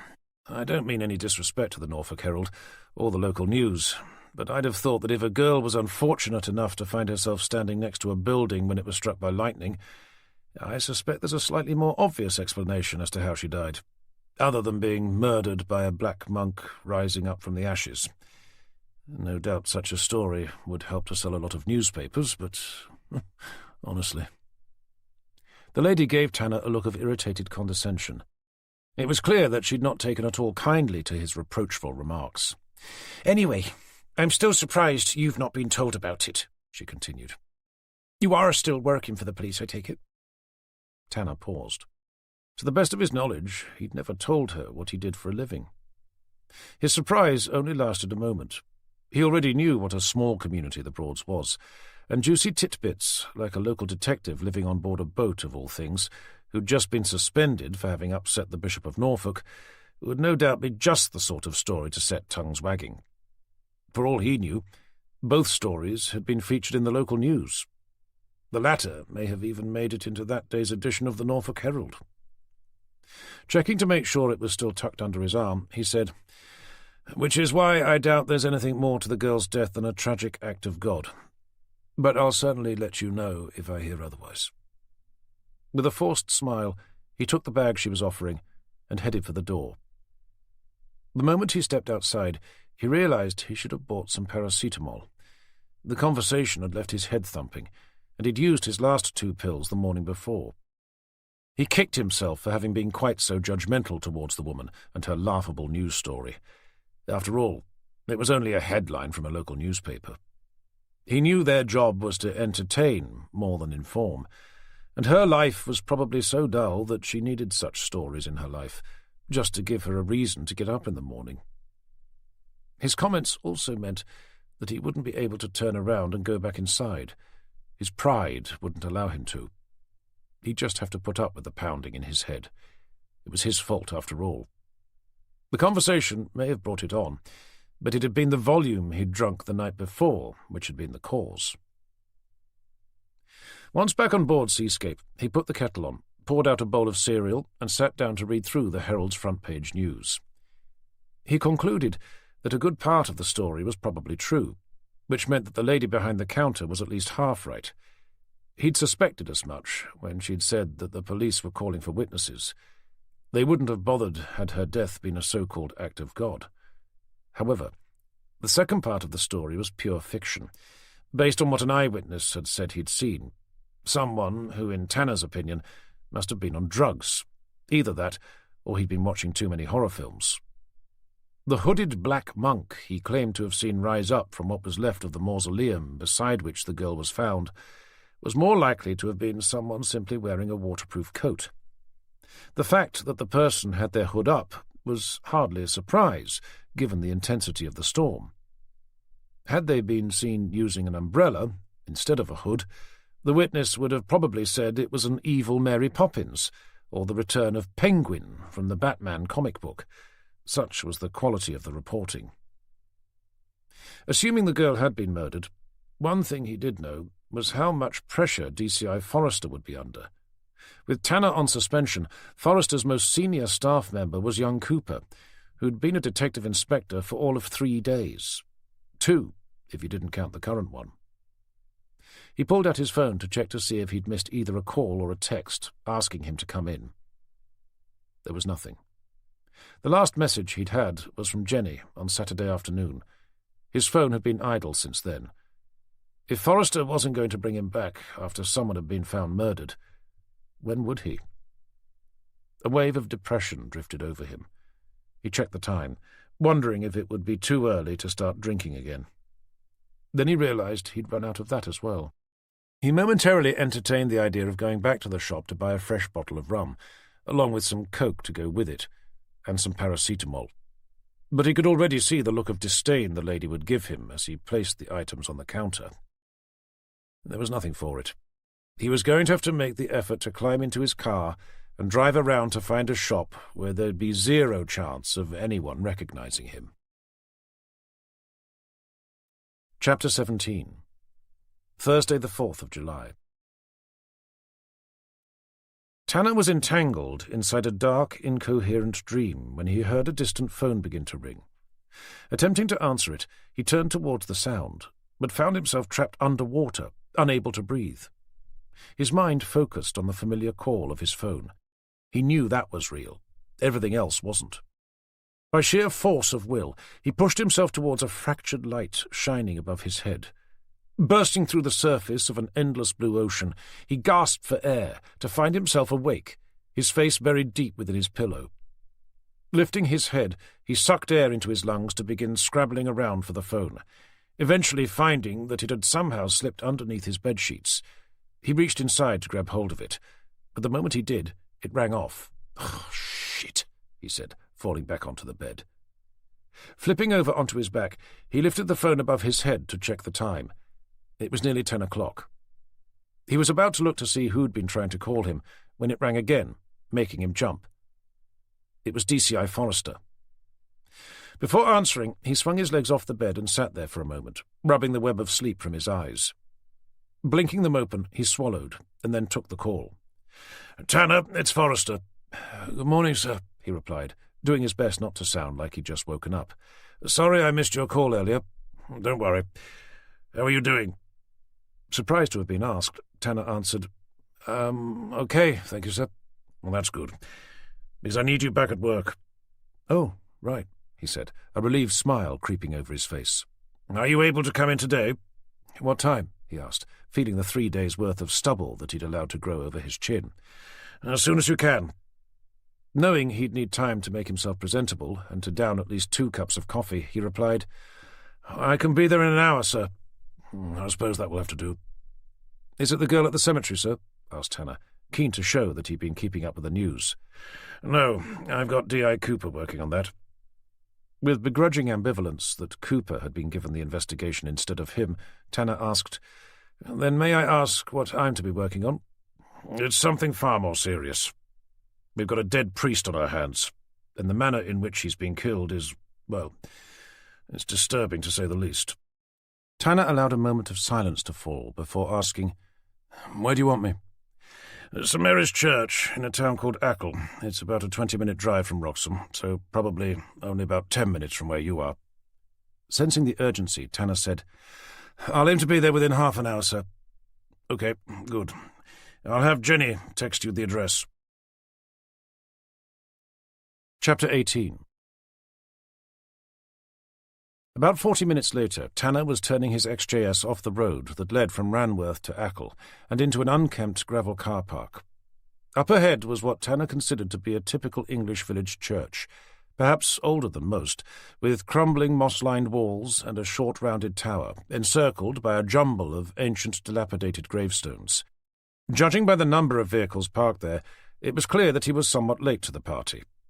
Out of all of them, there were 2 he recognized instantly, DCI Forrester's black BMW, and of more interest, Jenny's silver VW Golf. Since he'd been told to report for duty, he'd been wondering if she'd be assigned to the same investigation. When Forrester had said that Jenny would be texting him over the directions, he'd assumed she would have been. Seeing her car parked there only served to confirm it. It also made him realize that he was having mixed feelings about having to work alongside her again. Over the past few days, it had felt like their relationship was about as dead as the people buried underneath all the gravestones. He'd even found himself resenting her for not having bothered to call him since his suspension, which he honestly thought she should have done, even if it was only to ask if he was okay. After all, she must have known how difficult such a reprimand must have been for him. But then again, maybe she didn't. Maybe she thought he was the type who got suspended all the time and had come to accept it as part of the job, or at least the way he went about doing it. Worse, maybe she just didn't care. At that stage, he'd no idea, and not being able to talk to her meant that it was going to be difficult for him to find out. As he climbed out of the car, he could see 2 uniformed police officers guarding the entrance to the church. Making his way towards them, he couldn't help but wonder if Jenny still had feelings for him, or if she'd already moved on. He wouldn't have been surprised if she had. There must have been a long line of men waiting to take his place, no doubt all considerably younger than he was as well.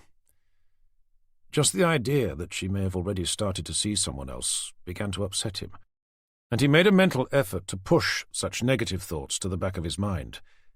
In their place, he forced himself to consider the case in hand. In particular, what could have happened to the priest inside that had given Forrester reason to use the word disturbing to describe it. Recognizing both police constables, he nodded at each as he approached. "Morning, sir," they replied.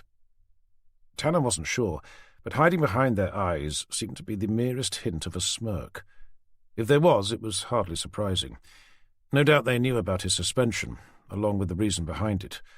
They'd probably also found out about the argument he'd had with Jenny, leading them to discover their relationship. If they did know, they weren't making it obvious, which was something for him to be grateful for. The inside of the church was much like any other, with rows of pews lined up on either side of a central aisle, flanked by large arched windows that would have been graced with brightly coloured glass when the church had first been built, but which were now just dull and lifeless, their jagged lead frames making them look like the barren branches of decomposing trees. The only sound other than his own footsteps came from the far end of the church, where a large white plastic sheet hung down from the rafters. He watched as it lifted and moved in an unfelt breeze, like a ghostly apparition, waiting to fall on an unsuspecting congregation with a deadly embrace. To the right of the sheet, he could see DCI Forrester, deep in conversation with someone, but he couldn't see who, as they were hidden behind the plastic. As he began heading down the aisle, Forrester glanced up to beckon him over. Rounding the front right-hand pew, he saw the two people with whom Forrester was speaking, the medical examiner, Dr. Johnston, and Detective Constable Jenny Evans, who he couldn't help but notice was looking paler than normal. "Welcome back, D.I. Tanner," said Forrester with a grim smile. "Sir," said Tanner in acknowledgement, nodding from Dr. Johnston to Jenny, who looked away the moment he caught her eye. Inside his head, Tanner shrugged. Her reaction made it obvious that she was still upset with him, which was fair enough. Knowing that there was nothing he'd be able to do about it, at least not then, he turned to face Forrester to ask, "What have we got, sir?" "Nothing good, I'm afraid," Forrester replied, before guiding Tanner's eyes upwards. Seeing what he is being led to look up at, Tanner stopped, the blood fast draining from his face. Against the church's far wall stood a large wooden cross, and nailed up to it was the body of a man, stripped of all clothing, gaffer tape flattened over his mouth. "Jesus!" exclaimed Tanner. "Actually, we think it's Father Richard Illingworth," responded Dr. Johnston, the unintended irony of Tanner's remark having not been lost on him. "He's the parish priest, or at least he was." They stood transfixed by the macabre but iconic scene, all apart from Jenny, who began flicking through the pages of her notepad instead. "Whoever did it certainly knew what they were doing," continued Johnston. "They drove the nails in through his wrists, not the palms of his hands, as is the popular misconception." "What difference would that have made?" questioned Tanner, still staring. "It's unlikely that the full weight of a man could be supported by a single nail driven through each of the palms, especially as whoever did this gave the victim nothing to use to help support his weight." As Tanner gazed into the man's face, where a pair of dark brown eyes stared vacantly back at him, he asked, "How would he have died?" "An interesting question. Assuming his heart held out, respiratory failure is believed to be the most common cause. It takes a surprising amount of effort for the body to be able to inflate its chest when held in such a position. As the victim's strength ebbs away, it's thought that they eventually die through lack of oxygen. It's basically a very slow and painful form of asphyxiation." "How long would it have taken?" "Not that long, I wouldn't have thought. According to historical accounts, they used to provide a platform for the victim to stand on, which is thought to have extended the time it would have taken by up to 3 or 4 days. At that point, if they felt it had gone on long enough, out of kindness they'd break their legs. However, in this case, with his legs hanging suspended as they are, I'd say that he'd have lasted no more than a few hours." "Any idea of a time of death?" "Not a clue, sorry, and I won't until the body's been taken down."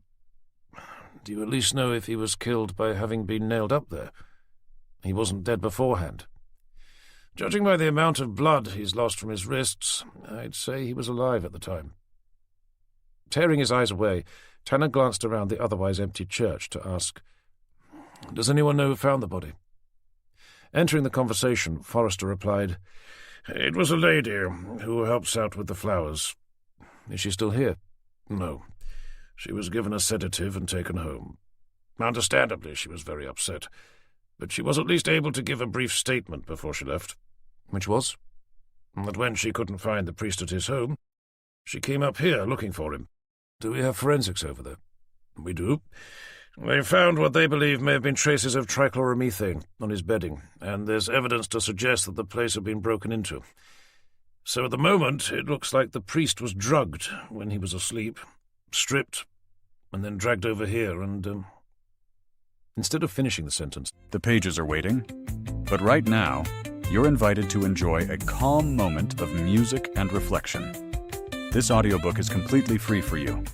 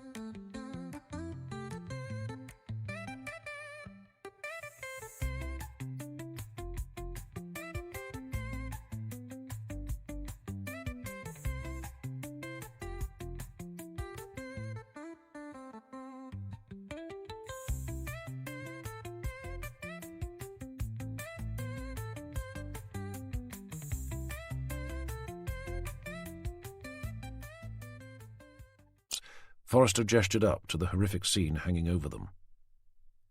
The conversation came to a standstill, until Forrester broke the silence by saying, "Admittedly, there's not a lot to go on at this stage, but hopefully forensics will come up with something. Anyway, Tanner, I'd like you to work with DC Evans on this one. I trust that's okay with the both of you?" "Okay by me," muttered Jenny under her breath, as she continued to stare down at her notepad. "I'm sure that will be fine, sir," replied Tanner with a little more professionalism. After giving each of them a look of stern reproach, Forrester said, "I'll leave it with you two, then." As he turned to head out, Tanner asked, "What about the other body?" "You mean the girl?" he replied, looking back at Tanner. "Yes, sir. May I ask what happened to her?" "It would appear that someone decided to drop a large slab of masonry on top of her head." "Any idea why?" "Not yet, no. The newspaper said that there was an eyewitness. Just some spaced-out junkie, I'm afraid. Nobody we were able to take seriously." "And was it true that she'd been taking shelter under Martin Isaac's tomb at the time?" Scowling over at him, Forrester said, "I'm not sure where you're going with this, Tanner. I was just wondering if a link has been established between what has happened here and what happened to the girl." "No, and I don't see why there should be." But Tanner considered the fact that two people had been murdered in almost as many days, 3 if he was allowed to include Martin Isaac, was more than enough. And given how one had been killed directly outside Isaac's tomb, someone who used to be a priest, as was the man nailed to a cross behind them, he honestly thought that a 5-year-old would have been able to see the connection. However, being all too aware that he'd only just been brought off suspension, as tactfully as he knew how, he said, "Just the religious aspect, sir." Narrowing his eyes at Tanner, with his jaw set, Forrester said, "I sincerely hope that you're not going to attempt to drag the church into this again." "Not at all, sir. At least not intentionally. But we are standing in the middle of a church, with a crucified priest staring down at us." "And what the hell has that to do with a girl who had her head smashed in by a lump of concrete?" "I suppose just the fact that Martin Isaac used to be a priest as well, sir." 43 years ago? Tanner didn't answer that. "As far as I can see, there's nothing that connects the two," stated Forrester with some impatience. "The death of the girl looks likely to be nothing more than a random act of unhinged brutality, probably involving one of her less stable ex-boyfriends, whereas this one looks as if it's been in the planning for months. That's why we're giving this one priority, and why, I may add, I've been so good as to forgive that little stunt of yours, so enabling you to take over as the SIO for this investigation. Now, please, Tanner, tell me I've done the right thing." "No, sir. I mean, you have, sir, yes," replied Tanner, before Forrester elected to suspend him again. "I'm pleased to hear it. Now, I'm going to head back to the station to see how Cooper and Gilbert are getting on. No doubt Jenny here will be able to fill you in on anything else you need to know." With that, he spun around and marched out, past the plastic sheeting and down the central aisle. With Forrester gone, Jenny gave Tanner a condescending glare to ask, "What now, sir?" with about as much disrespectful over-emphasis on the last word as it was possible. Clearing his throat, Johnston said, "I suppose I'd better leave you two to it," and slunk away to chat with one of his overalled colleagues. As Tanner began to get the feeling that the entire Norfolk constabulary had found out about the argument he'd had with Jenny, along with the relationship that had preceded it, he matched her disparaging look with one of his own. "Well, Detective Constable Evans, Forrester is correct in saying that whoever did this had been planning it for a while. But for them to have gone to quite so much trouble, I don't think this was just a murder. To me, this looks more like a public execution, and that means someone felt a strong sense that an injustice had been done. They also wanted to make a statement, aimed directly at those they thought would see it." "You mean us?" "Possibly. But as I said to Forrester, there's clearly a religious angle to this. I also suspect that what happened to Martin Isaac and the girl at the cemetery are linked somehow." "DCI Forrester didn't seem to share that opinion." "Well, at this stage, he's probably more concerned with not upsetting the church again." "I thought it was you who upset the church." Keeping his voice low, looking deep into her eyes, he said, "Now listen, Jenny. I've apologized numerous times for my behavior that day. I've openly admitted to both Forrester and you that I was wrong. I wish more than anything that I kept my mouth shut, especially with regards to the comments I made to you. I think you're the most thoughtful, intelligent, caring woman I've met in a very long time. The last thing I wanted to do was to offend you, or your beliefs. But as much as I'd like to, I can't turn back the clock. What's done is done. Now, if I'm correct, and the 3 cases are linked somehow, then we may well have a psychotic serial killer on our hands. That could mean that this is just the start of it. It also means that I have work to do in order to stop whoever's been doing this. My preference would be to do that with you working alongside me, but if you don't feel that's possible, then you need to tell Forrester, and preferably sooner rather than later. There was a reprimand there. Jenny knew it. She'd allowed her anger at Tanner to spill out into her work, something which lacked both maturity and professionalism. There'd also been what felt like a genuine, heartfelt apology. With a brief hesitation, she offered him a sheepish smile to say, "You had me at psychotic serial killer." Tanner let out the breath he didn't know he'd been holding. "Okay, good." Taking advantage of the positive momentum, he went on. "I'd like to take a quick look at where he lived before we get back to the station. We need to find out everything we possibly can about him, especially about his past, how long he'd been a priest, what influenced him to become one, who he knows, who knows him, who may have been holding a grudge against him, and most importantly, if there is anything that links what's happened here with Martin Isaac and that girl at the cemetery." Nodding in agreement, Jenny said, "Before we go, there's something that Forrester neglected to mention, which, if you're right about everything being connected, may be important." "What's that?" "It's something that we deliberately kept out of the papers." "Go on." "It concerns Martin Isaac. When forensics were going over what was left of the mausoleum where he'd been buried, they couldn't find him." Confused, Tanner said, "Sorry, I'm not with you." "His body," continued Jenny. "Couldn't find it." Chapter 19. "I think I've got something," said Jenny, as Tanner stepped back into the office carrying 2 coffees and a couple of sandwiches. "Something useful, I hope," he said, dumping everything down on the desk to hand her one of the cups. They'd been trawling through Father Richard Illingworth's life for nearly 4 hours, but had yet to find anything of even the vaguest interest. All they'd discovered was that the priest of St Mary's Church had been a veritable saint for the entirety of his adult life. He'd been Ackle's priest since he was ordained.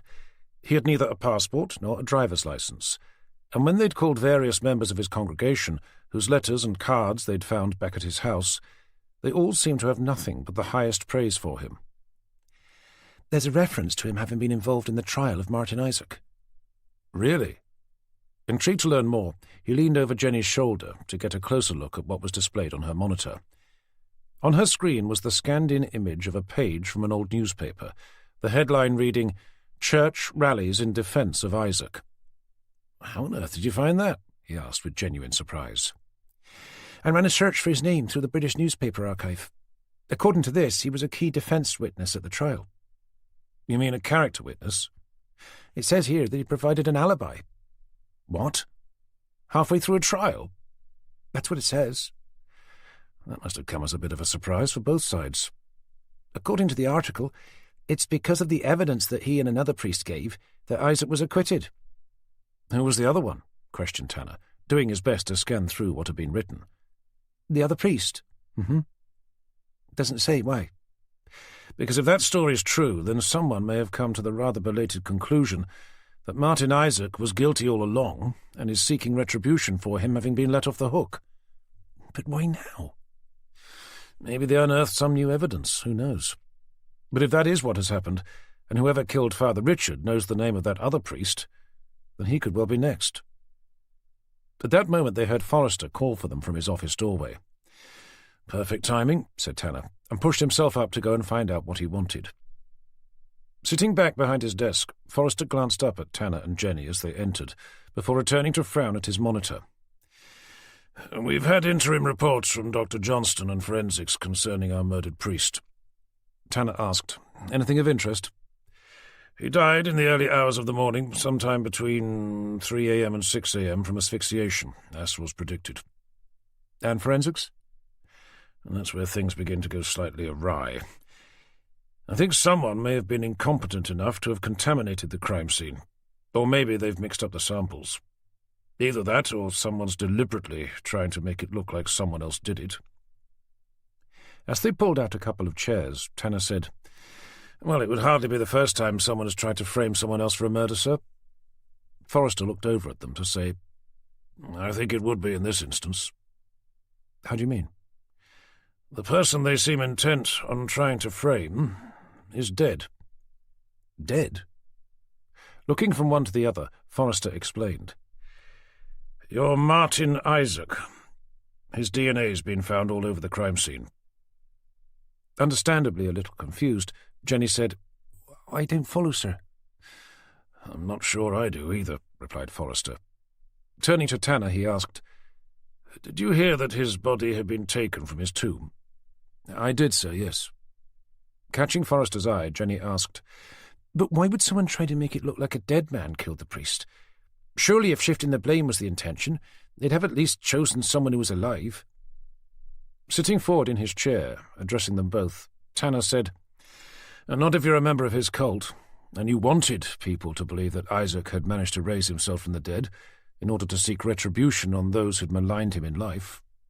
"But Father Richard was one of the witnesses who helped him get off the murder charge," Jenny said. "He was on Isaac's side." Forrester looked perplexed. Sorry, I don't follow."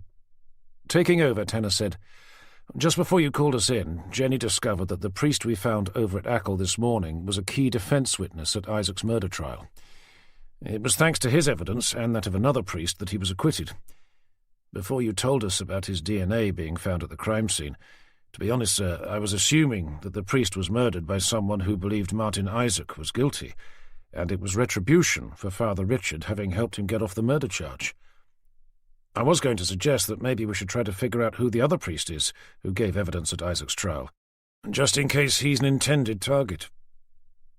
Sitting back in his chair, Forrester brought his index fingers together to rest against his mouth. As he stared off into space, deep in thought, he eventually said, "The press will have an absolute field day if they think the deceased Martin Isaac is our prime suspect." Focusing his attention back on Tanner, he continued by saying, "I don't suppose you found out anything else about the victim, Father Richard?" "Only that he was a much-loved member of the community. Someone who'd led a solitary life, didn't seem to have been involved in any scandals, doesn't appear to have had any enemies, and according to those who knew him, wouldn't have hurt a fly." "So, what you're saying," continued Forrester, now tapping his index fingers against his chin, "is that we've either got someone who's decided that after having thought about it for 43 years, has finally decided to start seeking vengeance for the murder of a girl way back in 1976, or, alternatively, that there's some psychotic member of Isaac's cult who's attempting to make everyone believe that he's risen from the grave and has set about his Dark Lord's work by dropping a rock on top of some poor girl's head before randomly popping over to Ackle to drug the local vicar, drag him out of bed and nail him up to a cross?" "Of the two, I'd have to say the former does seem to be the most likely, sir." "Neither seems very likely, Tanner." "Well, no, sir. But assuming it is the first, and that someone is seeking vengeance for the death of Claire Judson, then I'd like to suggest that we find the person who was the second witness at Isaac's trial and warn them, sir." "Do we know who that person is?" "Not yet, no. But I know someone who should." "Who's that?" "Alan Birch, the owner of the bookshop in Coltishall. He was part of the legal defence team at Isaac's trial." "Yes, of course. OK, you better head off then. Make sure you let me know how you get on." "Yes, sir."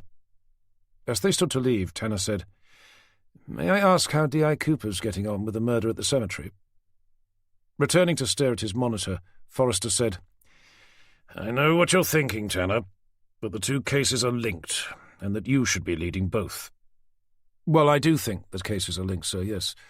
But I wasn't pushing to take over Cooper's investigation." "That's good, because you're not," he replied, glaring over at him. "After that stunt you pulled with the Bishop of Norfolk, you're lucky to be here at all." "I appreciate that, sir, but that doesn't mean the cases aren't linked." "I'm fully aware of that, thank you.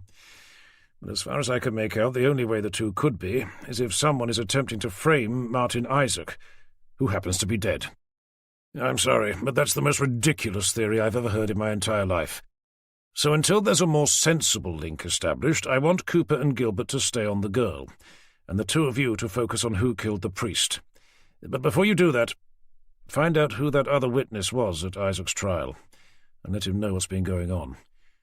If he's still local, then it may be prudent for us to post a couple of PCs outside his front door. Yes, sir, replied Tanner, turning to lead the way out. Chapter 20. After a short drive up the road to Coltishall, Tanner pushed open the door of Alan Birch's Victorian bookshop, setting the bell ringing as he did. As on the previous occasion, there wasn't a single customer in sight, and the owner was nowhere to be seen. "How on earth does he make any money?" whispered Jenny, staring around at all the books. "I've got no idea," said Tanner, picking one up from a nearby display table. "But judging how much he's asking for them, he probably wouldn't need to sell that many to get by." "I won't be a minute," called a voice from the back. Hurried footsteps rattled down the spiral staircase, and it wasn't long before Alan Birch came into view. The moment he saw who it was, the expectant, cheerful expression fell from his face, to be replaced by a smile that lacked both warmth and sincerity. "Sorry to bother you again, Mr. Birch," began Tanner, "but we were wondering if you'd be able to help us with something."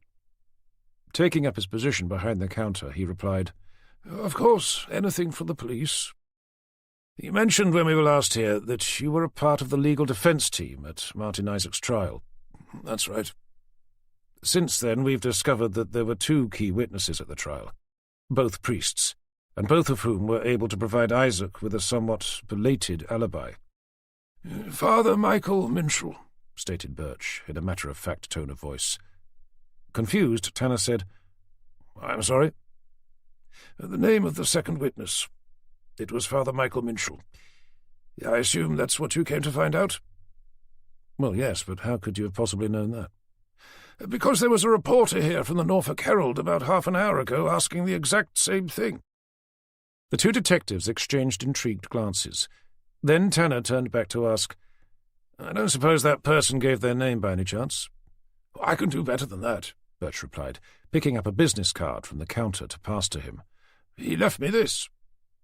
Deliberately not touching it, Tanner leaned over to read out what it said. "Kevin Griffiths, investigative journalist." "That's the one." Motioning for Jenny to bag the business card as possible evidence, Tanner continued by asking, "And he was looking to find out who the defence witnesses were at Martin Isaac's trial?" "He was asking who the second one was, yes." "I assume you didn't tell him?" "Why shouldn't I have told him?" "You mean you did?" asked Tanner, with a look of incredulity. "Well, yes, of course." "You did hear what happened to the other witness, Father Richard Illingworth, over at Ackle?" "It was on the news this morning," acknowledged Birch. "To think that someone could have done such a thing. It's quite horrific." "And yet, despite knowing that one of the key witnesses at a trial where you served on the defence team was executed, as you quite rightly said, in such a horrific manner, you decided to freely tell some bloke who just happens to wander in off the street who the other witness was?" "Yes, but I didn't think the two were connected." Tanner stared at him in astonishment. In a defensive tone, Birch added, "Besides, he was a journalist." "I see. And you knew that for a fact, did you?" "Well, that's what it said on his card." "Do you have any idea how easy it is to get a business card printed up these days?" Birch didn't answer, but hung his head with a particularly glum expression. "I suppose if he'd said he was looking for blood donors, you'd have given him a pint of the stuff." "Of course not." "Then why the hell did you tell him the name of the second witness?" With a guilty shrug, he said, "Well, he asked me, so I told him." Shaking his head in disbelief, Tanner asked, "I suppose you told him where he lived as well, and maybe suggested a few alternative ways he'd be able to break in without being overheard?" "As I told the reporter, I've got no idea where he lives. For all I know, he could have died years ago." Tanner stared at him for a moment before asking, "Can you at least describe what this so-called reporter looked like?"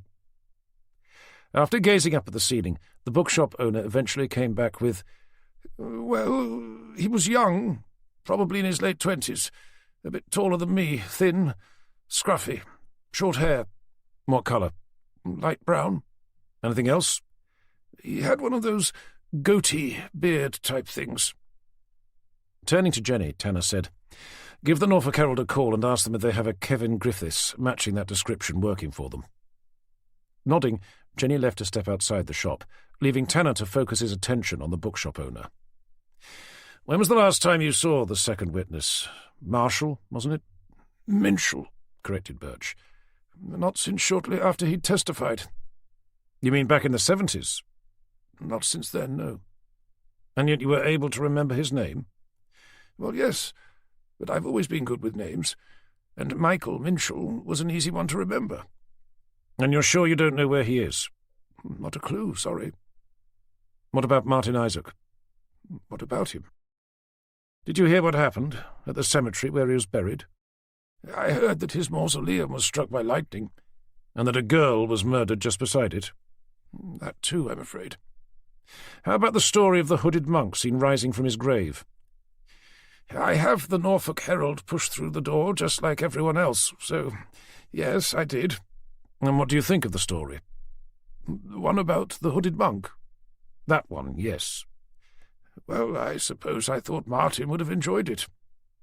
"And how about the other members of your cult? What do you think they'd have thought about it?" "I'm sure they thought exactly as I did, that Martin would have seen the funny side." "But you must have been pleased, though." "Pleased?" Birch questioned, looking confused. "Well, that people are being led to believe that he's managed to cheat death." "Why would that please me?" "Because it's what your cult would want people to think, isn't it?" "If there was an element of truth to it, then maybe. But unfortunately, the Norfolk Herald hardly has the best reputation for factual reporting." "So where's his body, then?" "Sorry, I'm not with you." "What have you and your satanic chums done with his body?" "Why would you think we've done anything?" "Because, as I suspect you already know, it's been removed from what most people would have considered to have been his final resting place." As he spoke, Tanner studied the bookshop owner's face for his reaction to the news. He was expecting to see a hint of wry amusement, or maybe even a sign of knowing guilt. But what he actually saw surprised him. It was fear hiding behind his eyes. Pure, unadulterated fear. "But that can't be," he spluttered. "There was nothing about it in the news." "It was deliberately kept out. So anyway, Mr. Birch, where's his body being hidden?" "How the hell should I know?" "Because you and your cult friends are making the rather sad attempt to make it look like he's risen from the grave, as he said he would in his book." As blood began draining from his face, Birch leaned over the counter and in a muted tone asked, "Haven't you considered the other alternative?" "What other alternative?" "That the story is true?" A mocking smile spread over Tanner's face. "Surprisingly, that's not one of the lines of inquiry we're currently pursuing." "Don't you think it should be?" He was sorely tempted to tell him not to be so stupid, but swallowed the words. "For now, we've decided to focus on the human angle, which leads nicely into my next question." "And what's that?" "Where were you last night, and in the early hours of this morning?" "I was here, upstairs in my flat." "Could anyone vouch for that?" "Nobody, no." "And your satanic cult-worshipping chums?" "I've got no idea what they were all doing." "So you don't meet up every night to bite the heads off chickens?" Taking offence, Alan blurted out, "As I've already told you, we only sacrifice animals on very special occasions." "Hardly special for the animal, though, is it?" "Do you have any idea how many millions of animals are butchered every single day in order to feed the planet's population?" "Not really, no. But at least they're being killed for a reason, and as humanely as possible." Alan collected himself for a moment, before speaking in a calm, more deliberate fashion. "Forgive me, Detective, but assuming you didn't come all the way over here to give me a lecture about animal sacrifice, are we done?" Tanner said nothing, but continued to stare at the man. Behind him, Jenny came back into the shop. She hurried over towards the counter, and in a voice easily loud enough for both Tanner and the bookshop owner to hear, said, "I was able to speak to someone at the Norfolk Herald." They've never heard of Kevin Griffiths. Glaring over at the bookshop owner, Tanner said, "Nicely done. You've successfully managed to provide a possible serial killer with his next victim." With a look of panicked desperation, Birch said, "But he said he was doing a story for them." "Evidently not. Anyway, you can begin to make amends by coming with us to the station to give us a statement. You'll then be able to spend a few happy hours with us putting together a facial composite of this so-called reporter." Chapter 21. Once Alan Birch had squeezed himself into the cramped rear seat of the XJS, Tanner drove him the short distance back to Wroxham Police Station and left him with the duty sergeant. Heading into the main office, Jenny was tasked with the job of tracking down Father Minshall, while Tanner made his way over to DCI Forrester's office to give him a quick update. "The bookshop owner gave us the name of the second defence witness from Martin Isaac's trial, sir. It's another priest, Father Michael Minshall. Jenny's trying to track him down now." "Well, that's something, I suppose." "Yes, sir, although—" Looking up at him, Forrester asked, "Although what?" "By the time we got there, he'd already told someone else the same thing. Someone who said they were a reporter and that they were doing a story for the Norfolk Herald." "And that's a problem because—" "When we checked with the newspaper, they'd never heard of him." Leaning back in his chair, Forrester thought for a moment before saying, "OK, I'd have to agree that doesn't sound so good. What name did he give?" "Kevin Griffiths. But we're not holding out much hope that it was his real name. We've brought Birch in to give a statement and to help us put together a facial composite of this so-called journalist." "Is there anything else to go on?" "The reporter left a business card. We've bagged it, and I'm about to have it sent over to forensics." There was a knock at the still-open door, through which Jenny's head appeared. "Sorry to bother you, sir," she said, looking from DCI Forrester to Tanner. "I've got an address for Father Michael Minshall. He was in the phone book. He's the parish priest for St Patrick's Church over in Martham." Sitting forward in his chair, Forrester leaned over his desk to say, "OK, I want you two to get straight over there, and you better give him a call on the way. Tell him to stay inside, and whatever he does, not to open the door to anyone, especially if that person is saying that he's a bloody reporter." Chapter 22. Jenny directed Tanner for the short drive through Horning, Ludham and Potter Heigham and onto Reps Road, heading for the village of Martham. Shortly after the red-ringed speed limit sign of 30 miles per hour, flat green fields gave way to an eclectic mix of houses and a series of triangular village greens. "His house should be just up here on the left," advised Jenny, as they rounded a gradual bend in the road. Slowing down accordingly, she guided Tanner into a short driveway at the front of a 2-story red-brick house under a tired thatched roof. From there they could see St Patrick's Church looming up above a clump of trees, its angular stone tower rising into an oppressive grey sky. Pulling up next to an old Skoda, Tanner turned off the engine to say, "Let's hope he's in." "And let's hope nobody's beaten us to it," added Jenny, as they each climbed out. Reaching the front door, Tanner pressed the bell to listen to it chime out from inside. Having waited in silence for a few moments, he tried again, before standing back to stare up at the windows, searching for signs of life.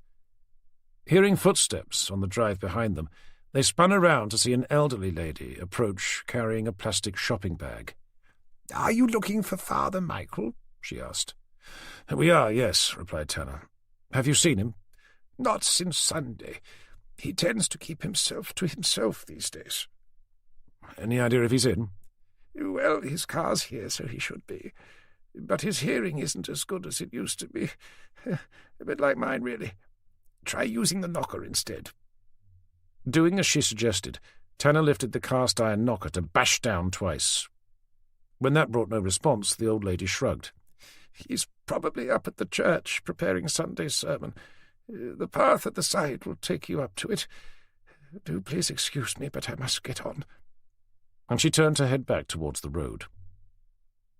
Seeing the path she was referring to, Tanner and Jenny thanked the lady for her time and headed over towards it. As they followed it up, they stared at the church ahead, taking in its vast square tower and the angled ridges that ran all the way to the top. Realizing that this was the fourth church he'd visited in nearly as many days, Tanner asked, "Just how many churches does Norfolk have, anyway?" "Quite a few," she replied, climbing the path behind him. "Apparently we have the highest concentration of medieval churches anywhere in the world. At least that's what I was told at school." "And how many's that?" "Around 600. 600 churches? In Norfolk? It used to be over 1,000. As they approached the ancient wooden door that had been fortified with a gridwork of wrought iron, Tanner said, "I'm assuming they're not all still in use." "Most aren't, no. But this one is. And look, it appears to have a visitor." Tanner followed her gaze towards the main church car park, where someone had left a grubby black Audi A3. Turning his attention back to the door, Tanner wrapped his hand around a large circular handle to first pull and then push at it, but it didn't budge. "I assume churches don't have lock-ins?" he asked, as he tried heaving at the handle again. "Not that I'm aware of. They normally leave their doors open during the day." Giving up, he said, "Maybe he's around the back," and crossed to where the path curved around the side. He was about to round the corner when the sound of rapidly approaching footsteps forced him to stop.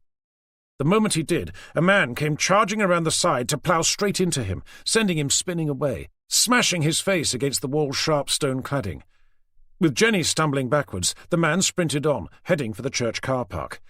Pushing himself off the wall, with a hand held up to the side of his face, Tanner screamed out, "Oi! You! Stop!" But apart from a quick glance over his shoulder, the fleeing man did nothing of the sort. Jenny was about to set off after him, when she noticed the blood running freely down Tanner's cheek. "Are you okay?" she asked. Seeing the concerned look on her face, with male stubbornness he insisted, "I'm fine," and took a faltering step, intending to give chase. But instead of running forwards, he staggered sideways, only avoiding the wall by putting out an unsteady hand. Realizing that he was unable to stand up straight, Jenny said, "You're very obviously not fine, John." Looking back, she saw the man had already reached the car park and was making a beeline for the Audi they'd seen earlier. "You're not going after him," stated Tanner, bending to rest a supportive hand on his knee, while keeping the other pressed against a cut above his eye. "Not without me, you're not." "It's too late now, anyway," she replied. "He's already at the car, and you're hardly in a fit state to drive." Pulling out her notebook, she continued by saying, "Let me take down his number plate. I'm sure someone will be able to pick him up." As they watched him jump into his car, start it up and spin the wheels on the gravel to leave nothing but a cloud of dust hanging in the air, Tanner said, "You do know who that was, don't you?" "Our mysterious journalist, yeah. But I think the more intriguing question is, what was he so desperate to get away from? There's no way he could have known who we were. But first things first, we need to get you cleaned up." Looking at the blood on his hand, he was forced to agree. "Fair enough. But let's have a look around the back while we're here, shall we?" Pushing himself up from his knee, after a few faltering steps, together they continued around the side of the church, with Jenny providing a steadying hand on Tanner's shoulder. But the view around the corner provided nothing more than row upon row of barren slate-grey headstones, each marking the site where a body lay buried 6 feet under. It was the call of a crow that alerted Tanner to the possibility of there being something up ahead, hidden from view. With cautious steps, he continued to follow the path towards the back of the church. As they rounded the corner at the far end, they stopped dead, neither of them able to speak. Amidst the gravestones, ahead of them, stood a thin, bald-headed old man. He was wearing the black suit of a priest, but there the resemblance ended. His face was torn and twisted. His head hung over to one side, and from his neck rose a sharpened wooden post, the top of which glistened with blood. Daring to follow the post down, Tanner saw it continued into the grass, where the man's feet hung suspended just above the ground. Movement near the priest's head caused him to glance back up. There he saw a crow, as black as the night, perched on the figure's shoulder, jabbing its blackened beak into a bulging eye. Jenny tore her gaze away, gagging as she did, leaving Tanner to continue to watch as the crow lifted itself into the air to clatter off towards the nearest tree, an eyeball held fast in its half-open beak. Chapter 23. DCI Forrester arrived at St Patrick's car park about 20 minutes later to find DC Evans and their forensic medical examiner, Dr. Johnston, huddled around DI Tanner, sitting on the back of an ambulance. Catching Tanner's eye, Forrester called out, "Is it the priest?" After waiting for Forrester to come a little closer, Tanner eventually said, "Unfortunately, we think so, yeah." Seeing the cut above Tanner's eye and a paramedic in the process of treating it, Forrester asked, "Are you all right?" "Nothing to worry about, sir," he replied. "DC Evans and I were shoved out of the way by that so-called journalist as he did a runner, and I scraped my face against the church wall. But it did mean that we weren't able to stop him." With a rare smile, Forrester said, "Don't worry, we've already picked him up. He came off the road in Potter Heigham, drove straight into a bollard, nearly ran over a couple of tourists in the process. I've told traffic to take him back to the station under caution for dangerous driving, for now at least."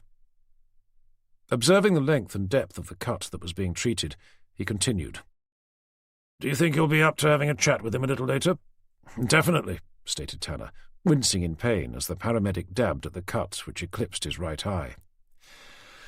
"I hate to be the bearer of bad news," said the paramedic, glancing over at Forrester, "but he'll need to go to hospital. This cut will need stitches." To Tanner, Forrester said, "Don't worry. DC Evans and I can interview him." Fixing one of his eyes on him, Tanner said, "No offence, sir, but sod that." With Forrester raising a surprised eyebrow, Tanner turned to look up at the paramedic to ask, "Can't you just sew it up now?" "Well, I can, but it's going to hurt, and you'll still need to be checked over for concussion." "I'm fine," Tanner stated once again, "and I'm certainly not prepared to spend half my life sitting around some insipid hospital waiting for a doctor to tell me I am. So I suggest you get on with it." With a shrug, the paramedic said, "Your choice," and left Tanner holding a surgical pad up to the still bleeding cut to climb back inside the ambulance to dig out the necessary equipment. Engaging Dr. Johnston's eye, Forrester asked, "What sort of state is the victim in?" "Not a good one, I'm afraid. He's not been nailed to a cross again." "I'd say it's probably worse." "Worse?" "Unfortunately, yes. It looks as if he's been impaled." "What you mean as in—" "As in someone inserted a stake into his rectum and drove it through the length of his body until it came out of his neck." Turning a visible shade of green, Jenny took herself around the side of the ambulance, leaving Forrester to ask, "But how is that even possible?" "There are rope burns around his wrists and ankles. At a guess, I'd say that someone must have tied him spread-eagled to the surrounding headstones and driven the stake through him using a sledgehammer, or something similar." Hearing an act of depraved cruelty described in such a dispassionate medical manner left even Tanner and Forrester feeling nauseous. Looking considerably paler than he'd done before, Forrester forced himself to ask, "Time?" Now that's going to be a little harder to say." "And why's that?" "It depends on how long it took him to die." "Oh, my God. You mean being impaled wouldn't have killed him?" "Not immediately, no. If whoever drove the stake through him was able to miss all the vital organs, then he could have been up there for hours, if not days."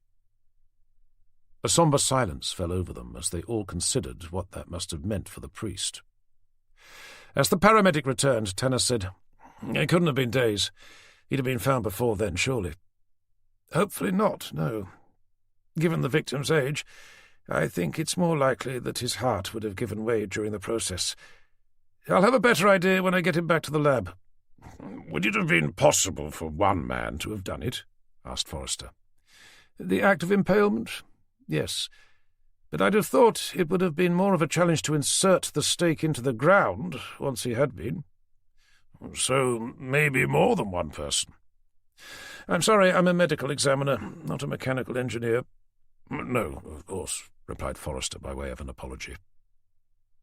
As the paramedic hovered, needle and thread at the ready, Tanner held up a hand to delay the start of having his face sewn back up in order to say, "From what I saw, a hole had been dug large enough to slide the stake into before pushing it up, and there was a block of wood wedged in behind it. So I think it would have been possible for one person to have done it, although they'd need to be in pretty good shape." Brushing Tanner's hand away, the paramedic said, Now hold still. It will hurt a lot more if this needle goes into your eye. No kidding, he said, and winced with pain as the point was inserted into the first section of skin. Anyway, said Dr. Johnston, who'd no particular interest in watching a living human being sewn up, if you'll excuse me, I need to see to the body being taken down. With Johnston gone, doing his best to avoid having to look at the surgical process that was now in full swing, Forrester said to Tanner, If this so-called reporter only found out who the second priest was just before you did, it doesn't seem likely that he'd have had the time to both find him and then do what the doctor so eloquently described. Happy for the distraction, Tanner replied, I must admit that it does seem less likely, sir. Although it's equally possible that he'd asked the bookshop owner for the priest's name after he'd impaled him, to make us think exactly that. Could be, agreed Forrester. Are you sure you're going to be okay to interview him? Not a problem, sir, replied Tanner, grimacing in pain. But I may need a couple of aspirin first. Chapter 24. Good afternoon, Tanner said, entering through the door to the first of 2 interview rooms at Wroxham Police Station. Remember us? Kevin Griffiths looked up from where he'd been sitting, staring at the table. Seeing the 2 people he'd almost knocked over earlier, he rolled his eyes in frustration. Don't tell me you're the police. Correct. Well done. Have a shiny gold star. Griffiths squirmed in his seat, evidently not sharing the humour. Look, what have you got me in here for, anyway? You mean apart from reckless driving, damaging council property and almost killing a couple of tourists? Some idiot nearly drove straight into me. I had no choice but to swerve to avoid them. As he and Jenny each pulled out a chair opposite the supposed journalist, Tanner said, According to the couple you nearly ran over, you were driving well above the speed limit. I was doing 30. It was the other guy who was going too fast. Is that so? Yes, it is so. Well, we can revisit that later. It's not what we're here to talk to you about. Tanner reached over to start the digital recorder, and after completing the formalities necessary to begin the interview, kicked off the proceedings by asking, Are you absolutely sure that you don't want a lawyer? What would I need a lawyer for? It's your choice, of course, but I'd strongly recommend that you have one. Apart from driving into a bollard, which wasn't even my fault, I can't see what I've done wrong. So I don't see why I would. As I said, it's your choice. So anyway, shall we push on? Without waiting for a response, Tanner continued by asking, What we'd really like to know is what exactly you were doing at St Patrick's Church in Martham earlier today. I've already made a full statement about that. Yes, of course, said Tanner with an insincere smile. I actually have it here. Sliding a single sheet of A4 paper from the case file he'd brought in with him, he read out, I was looking to conduct an interview with Father Michael Minshall in connection with a story I'm currently working on. That's right. Tanner allowed a moment of silence to hang over the room before asking, Where were you last night, between the hours of 9 and 12 o'clock? I was at home with my girlfriend. And the night before? The same. You're welcome to ask her if you want. We will, thank you. Coming back to today, I'm curious to know why you were in such a hurry to leave the church after you'd knocked us both over. Why do you think?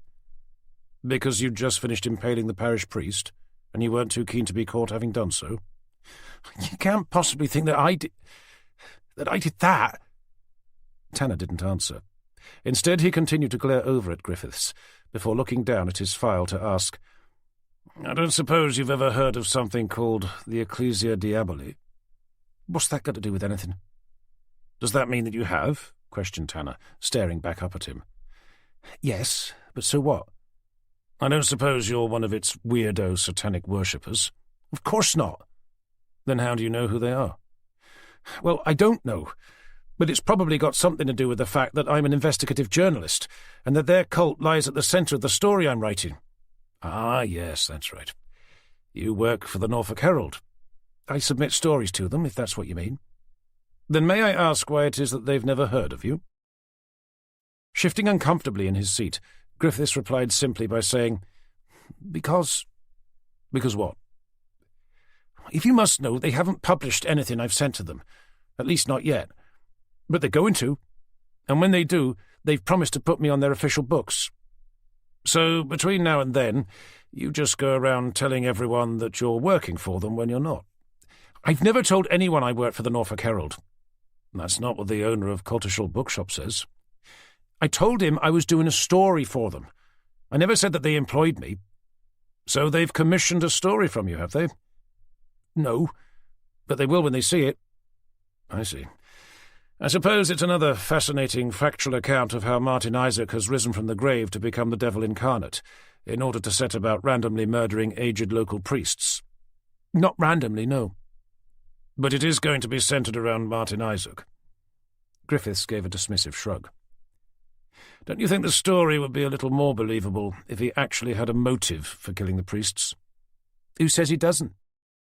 I assume you at least know who the two priests were, that they were defence witnesses at Martin Isaac's murder trial, of course, and that their testimonies helped him get off the murder charge. Mm-hmm. I see. So you're saying that your story is going to be about how he was so looking forward to spending the rest of his life in prison and was so furious to have been denied the opportunity that he decided to let off a bit of steam by hanging about for 43 years before sacrificing himself to the devil and raising himself up from the dead in order to seek vengeance on the very two priests who'd risked perjury in order to have him acquitted. With a particularly smug expression, the journalist said, Something like that, yeah. Well, good luck with that. That's very kind of you. Thanks. Can I go home now, to finish my story? Tanner said nothing, but just stared back at him, his blood pressure steadily rising. He'd reached the unfortunate conclusion that the man was telling the truth. Kevin Griffiths was far from being the kind of demented serial killer who'd be able to crucify one priest and impale another. He was exactly as he claimed, nothing more than a wannabe investigative journalist, desperate to do whatever it took to get his first story published. And that meant Tanner wasn't a single step closer to identifying who the real killer was, despite having not one, but two brutally murdered priests on his hands. As his head began to pound behind the cut above his eye, and a wave of discontented exhaustion swept over him, he leaned forward to say, You may, but we have your DNA and fingerprints on file now. If we find one single shred of evidence that says you've so much as touched the bodies of either Father Richard or Father Michael, you'll be back here facing a conspiracy to murder charge, if not murder itself. Chapter 25. Do you think it's him? Asked Jenny, as soon as they were back out in the corridor. I doubt it, said Tanner, pressing the palm of his hand gently against his forehead. But he looked pretty shaken up. Aren't we all? I think he's what he says he is, a freelance journalist looking for his first commission, which means I'm now going to have to tell Forrester that we're back to square one again, without having a single suspect in sight. What about Birch, the bookshop owner? He doesn't have much in the way of an alibi. Doesn't have much in the way of a motive either, and that's the whole problem right there. Nobody seems to have much reason to have killed anyone. The two priests, the girl at the cemetery, Martin Isaac, any of them. Do you still think Isaac was murdered? To be honest, I'm not sure what to think anymore. All I know is that my head hurts like hell and I can hardly walk straight. Watching him with concern, Jenny said, I really think you need to get yourself checked over. I can drive you to the medical centre if you like. Well, that's kind of you, Jen, thanks. But I expect it's more down to being overtired and the fact that I've hardly had any food all day. Then how about we go out for something to eat? Reaching the double door that led out into the main office, Tanner stopped to look at her. Does that mean... That means we're both hungry and could probably do with some food, nothing more. From the fierce look she shot back into his eyes, it was crystal clear that that was all she meant. Besides, even if she was suggesting something else, Tanner knew he wasn't up to it. I would, Jenny, thank you, but I doubt I'd be much company at the moment. It's probably better if I just tell Forrester the bad news and head straight back to my boat. With a flicker of disappointment in her eyes, Jenny said, You're probably right. No doubt we could both do with an early night. Chapter 26. Friday the 5th of July. The briefing with DCI Forrester had been short and uneventful, with Tanner telling him that although they'd need to check his alibi, He thought it was unlikely that Kevin Griffiths had either the motive or the mental capacity to have executed the two priests in such a horrific manner. He'd gone on to suggest that he'd probably fled the scene for the most recent murder from terror at what he'd discovered, rather than for fear of being caught having committed such an atrocity. The meeting had ended with them pinning their hopes on forensics, that they'd be able to come up with something tangible for them, but until then there wasn't a huge amount they could do. Afterwards, Tanner had driven back to his boat, only stopping to pick up something to eat on the way, and having taken another couple of aspirin, he'd lain awake for an hour before eventually drifting off to sleep. Rising early, after chasing away what was left of his headache with more pills and some coffee, Tanner was back behind his desk at just after 8 o'clock, before Jenny, Forrester, and the rest of the team had arrived. Lying in bed the night before, he'd found his thoughts turning to the one event that seemed to connect everything together: the murder of the girl at the top of St Andrew's Church Tower back in 1976. It had occurred to him that if Martin Isaac was innocent, and that he hadn't simply been able to escape a life behind bars thanks to the dubious last-minute alibis provided by the church defense team, then of course that meant that the person who had committed the crime had never been found. It was therefore a real possibility that they could have also murdered the priests, maybe even Martin Isaac as well, along with the girl at the cemetery. At least someone who was capable of raping a 15-year-old girl and throwing her from the top of a church tower would have the psychological capability for torturing to death the more recent victims. Before asking DCI Forrester for permission to reopen the old investigation, a request that could easily be declined, especially with so much going on already, he decided to see what he could find out on his own, without anyone looking over his shoulder as he did so. That meant gaining access to the Norfolk police intranet when nobody else was around, hence his earlier-than-usual arrival. In the end, attempting to search out the old case files proved to be a waste of time. They simply weren't there. Tanner wasn't sure why he thought they would be, given that the events had taken place a good 10 years before the British police fully embraced computer technology, but he'd hoped that some of the old papers would have been scanned in. Next to arrive was Jenny, carrying a coffee and that morning's copy of the Norfolk Herald, which she dropped down on top of Tanner's desk with a thud, saying, "I think you're going to want to read that." The headline screamed, "Dead Monk Kills Again." Raising an eyebrow with a pained look, he said, "Do I have to?" "I know what you mean," she replied. "But look who's written it." Noting the name, Tanner said, "Looks like our Kevin Griffiths has finally got the break he was looking for." "From what he writes there, he withheld information from us which might have a direct bearing on our investigation." Intrigued, Tanner returned to the article, but after reading the first sentence he gave up and said, "How about you give me the edited highlights?" "Take a look at the next page. It says they've managed to unearth a letter dating back to just after the trial." As he turned the page, she went on. "It was sent to the then Cardinal, recommending that Martin Isaac be excommunicated from the church." "Yes, but we already knew that he'd been excommunicated." "But look who the article says made the recommendation." "Father Michael Minshall, Father Richard Illingworth, and Alan Birch." It goes on to suggest that that's why Martin Isaac resurrected himself from the dead, to take revenge on the two priests for having him kicked out of the church. Even though it's more likely that some deranged lunatic has been acting in Isaac's name. After a quick scan through the article, Tanner continued by saying, "Somehow we've got to find out who the other members of his cult are. I can almost guarantee that one of them is behind all this." "What about the bookshop owner?" "No, I still don't think it was him." "I meant, shouldn't we warn him that he's been publicly named as being one of those behind Isaac's excommunication?" "We can do better than that. Let's have him in for questioning under caution. That way he'll have no choice but to tell us who the other members of his cult are. We also need to find out if this article is true, if the letter they mention actually exists, or if it's just a figment of Kevin Griffiths' overly developed imagination." "Maybe we should bring him in as well," suggested Jenny. "If it is true, he deliberately withheld information from us about the letter, and by making its contents public, he may have put Birch's life in danger." "Okay. Birch has probably already seen the article, but in case he hasn't, give him a call and warn him that his name has been mentioned." "Should I ask him to come in?" No, we're going to need Forrester's permission to do that, and he's not even in yet. It's probably better if Birch remains where he is for now, until we can get down there and pick him up. But I'd certainly be keen to bring Griffiths back in.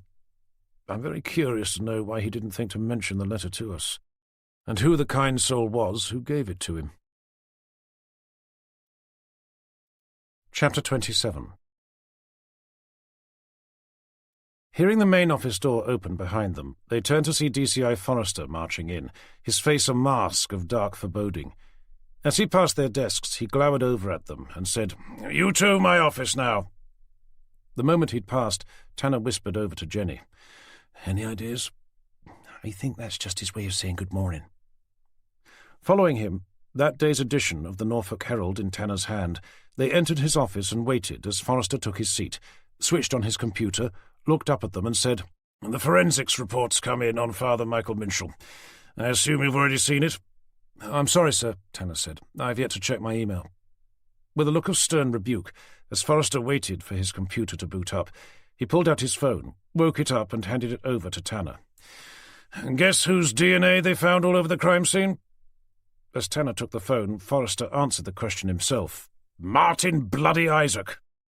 With Tanner scrolling through the email, Forrester continued by saying, "I've told you before, Tanner, I can't have some dead guy as our prime suspect." "No, sir," Tanner replied, still trying to read through the report. "What's worse," continued the DCI, with his elbows planted firmly on his desk, "is that he's our only bloody suspect. If this gets out, we'll be the laughingstock of the entire police force. Now, please, tell me you've got something more to go on, other than that the murderer is some old dead guy." Returning his phone, Tanner said, "There has been a development, sir." "Well, go on." Tanner handed him the copy of the Norfolk Herald. "Jenny brought this in this morning." Glancing down at the headline, Forrester said, "Not this satanic crap again." "It is, sir, yes. But what's of interest is who wrote the article, and what he says that he's found." "And what's that?" "Kevin Griffiths claims to have unearthed a letter that was written to the Cardinal shortly after Martin Isaac's murder trial, recommending Isaac be excommunicated from the church, despite having been found not guilty." "Yes, and? We already knew that." "We did, sir, yes. But it's who made the recommendation that's of particular interest." When Forrester reached the relevant part, he looked up. "Have you warned Birch yet?" "We were about to when you called us in," said Tanner, before nodding at Jenny. "You'd better do that now." She excused herself and left the room, leaving Tanner standing in silence, whilst Forrester finished skimming through the article. When it looked as if he was coming to the end, Tanner said, "I'd like permission to bring Alan Birch in for questioning, sir." "For what purpose?" "He needs to tell us who the other members of his cult are. The last time I asked him, he refused, but I'm confident that it's one of them who thinks Martin Isaac was guilty and is out for revenge, whilst at the same time attempting to make it look as if the murderer is Isaac himself, risen from the grave." After a momentary pause, Forrester eventually said, "OK, you'd better bring him in." "I'd also like to bring Kevin Griffiths in as well, sir. We need to know if this letter actually exists, and more importantly, who gave it to him." "Can't you just ask him?" "I doubt he'll be too keen to tell us." "You won't know until you try." "There's also the fact that he withheld information from us, sir, when we were interviewing him yesterday." "Did you ask him about the letter during the interview?" "Well, no, sir, but only because we didn't know about it." "Then you can't say that he withheld information from you. At least that's what a court would say. You can't withhold something that you haven't been asked for." "Fair enough, but by publishing the letter's contents, he may have placed Alan Birch's life in danger." "Possibly. But isn't that what journalists do? Besides, if the priests were murdered for their involvement in having had Isaac excommunicated, whoever did it must have known about them a long time before this article was published. And if they knew about the priests, then they'd no doubt know about Alan Birch as well. It could be that the murderer was the one who gave the letter to Griffiths. So for now, I suggest you call him up and ask him who gave it to him. If he says he's not prepared to reveal his source, then feel free to bring him in under caution." "Yes, sir." Turning to leave, he was about to step out when he turned back to face his DCI. "Was there something else?" questioned Forrester. "There is, sir, yes. I'd like permission to reopen the investigation into the death of Claire Judson." "Claire who?" The girl Martin Isaac was accused of murdering, sir, back in 1976. Please tell me you're not being serious. I am, sir, yes. Aren't the murders of the two priests enough for you? It's just that it seems to be what links everything together, sir. Especially if Isaac was innocent, as the court found, and the priests wanted him kicked out of the church because his character had been tarnished by the accusations made against him, not because he was guilty. Sorry, I'm not with you. If he was innocent, that means Claire Judson's murderer was never found. It could be him who's doing all this. But for what reason? Maybe someone told him that Isaac had found out who'd raped and murdered the girl. Maybe the priests had found out as well. He threw her from the top of the church tower, sir. If he was capable of such an attack upon a 15-year-old schoolgirl, then he'd certainly fit the psychological profile of someone who could commit murder with the sort of extreme sadism that we've been witness to. That's as may be. But do you have any idea how difficult it would be to investigate a case that's over 40 years old? It will be challenging, of course, sir. But if it leads us to who murdered the priests... Even if you were able to somehow unearth new evidence, I still think it's more likely that whoever killed the priests did so because they believed Martin Isaac was guilty, and they'd helped him escape the murder charge. But let's just say that your other theory is correct, that Isaac was innocent, and that the person responsible is still at large. If Isaac had somehow found out who killed her, and had for some obscure reason gone and told the priests as well, why would that person perform what are nothing less than public executions? Surely he'd have just bashed them on the head. Maybe he did so to make it look like it was someone who was seeking revenge for allowing Isaac to skip the murder charge. Yeah, I'm sorry, Tanner, but you're way overthinking this. I suggest you stick with the matter at hand and leave the 40-year-old murder case well alone. But, sir, no. You need to focus on the here and now, not something that happened back in the 70s. However, if it makes you feel any better, I do agree with you on one thing. What's that? That there is enough of a link between the girl who was killed at the cemetery and the murders of the two priests. I'm therefore making you the SIO for both cases, and will have D.I. Cooper and D.S. Gilbert report to you. Happy? Well, it's a start, I suppose. I'll take that as a yes. I'll tell them to brief you as to where they are with that one. Meanwhile, call Kevin Griffiths. Ask him about that letter, and find out who gave it to him. If you have to bring him in under caution, so be it. If the story is true, then we need Alan Birch to give us the list of names of all known cult members, along with their contact details. As Tanner turned to leave, Forrester added, "And I assume you're okay to work the weekend?" Realizing that it was Friday already, Tanner nodded. "Yes, of course, sir. No problem." Chapter 28. Tanner emerged from the meeting feeling both frustrated and depressed. He'd never much liked being told what to do, which was one of the reasons why joining the police had probably been a poor career choice for him. He'd also never been much of a fan for having to work through the weekends, something which was expected of everyone, particularly when they were in the middle of a murder investigation. Reminding himself that it wasn't entirely his fault that he had joined the police, and that a large part of the reason had been due to the expectations of his late father, he ambled over to his desk. "How'd it go?" asked Jenny, noting the resigned look on his face. "Well, at least he's had the good sense to bring the murder of the girl at the cemetery under the same investigation." "With you as the senior investigating officer?" "Mm-hmm. That's good, isn't it?" "It is, but I'd hoped he'd allow us to get to what I can't help think lies at the heart of all this." "What's that?" "The murder of Claire Judson." "You mean you asked him for permission to reopen a 43-year-old murder investigation, and he said no?" Her exaggerated tone of surprise told him that she was being sarcastic. "You're forgetting that if Martin Isaac was innocent, then the case of her murder remains unsolved." "But if he was guilty and managed to get off simply because of a couple of dubious alibis, then the case died with him." "Which still leaves us with a serial killer living in the here and now. Someone who must have had some sort of a connection with Claire Judson in order to be seeking vengeance on those who helped Isaac get off." "Not unless it's some deranged member of his cult, attempting to make it look like he's risen from the dead." At that reminder, Tanner asked, "Were you able to get hold of Alan Birch?" I did, yeah.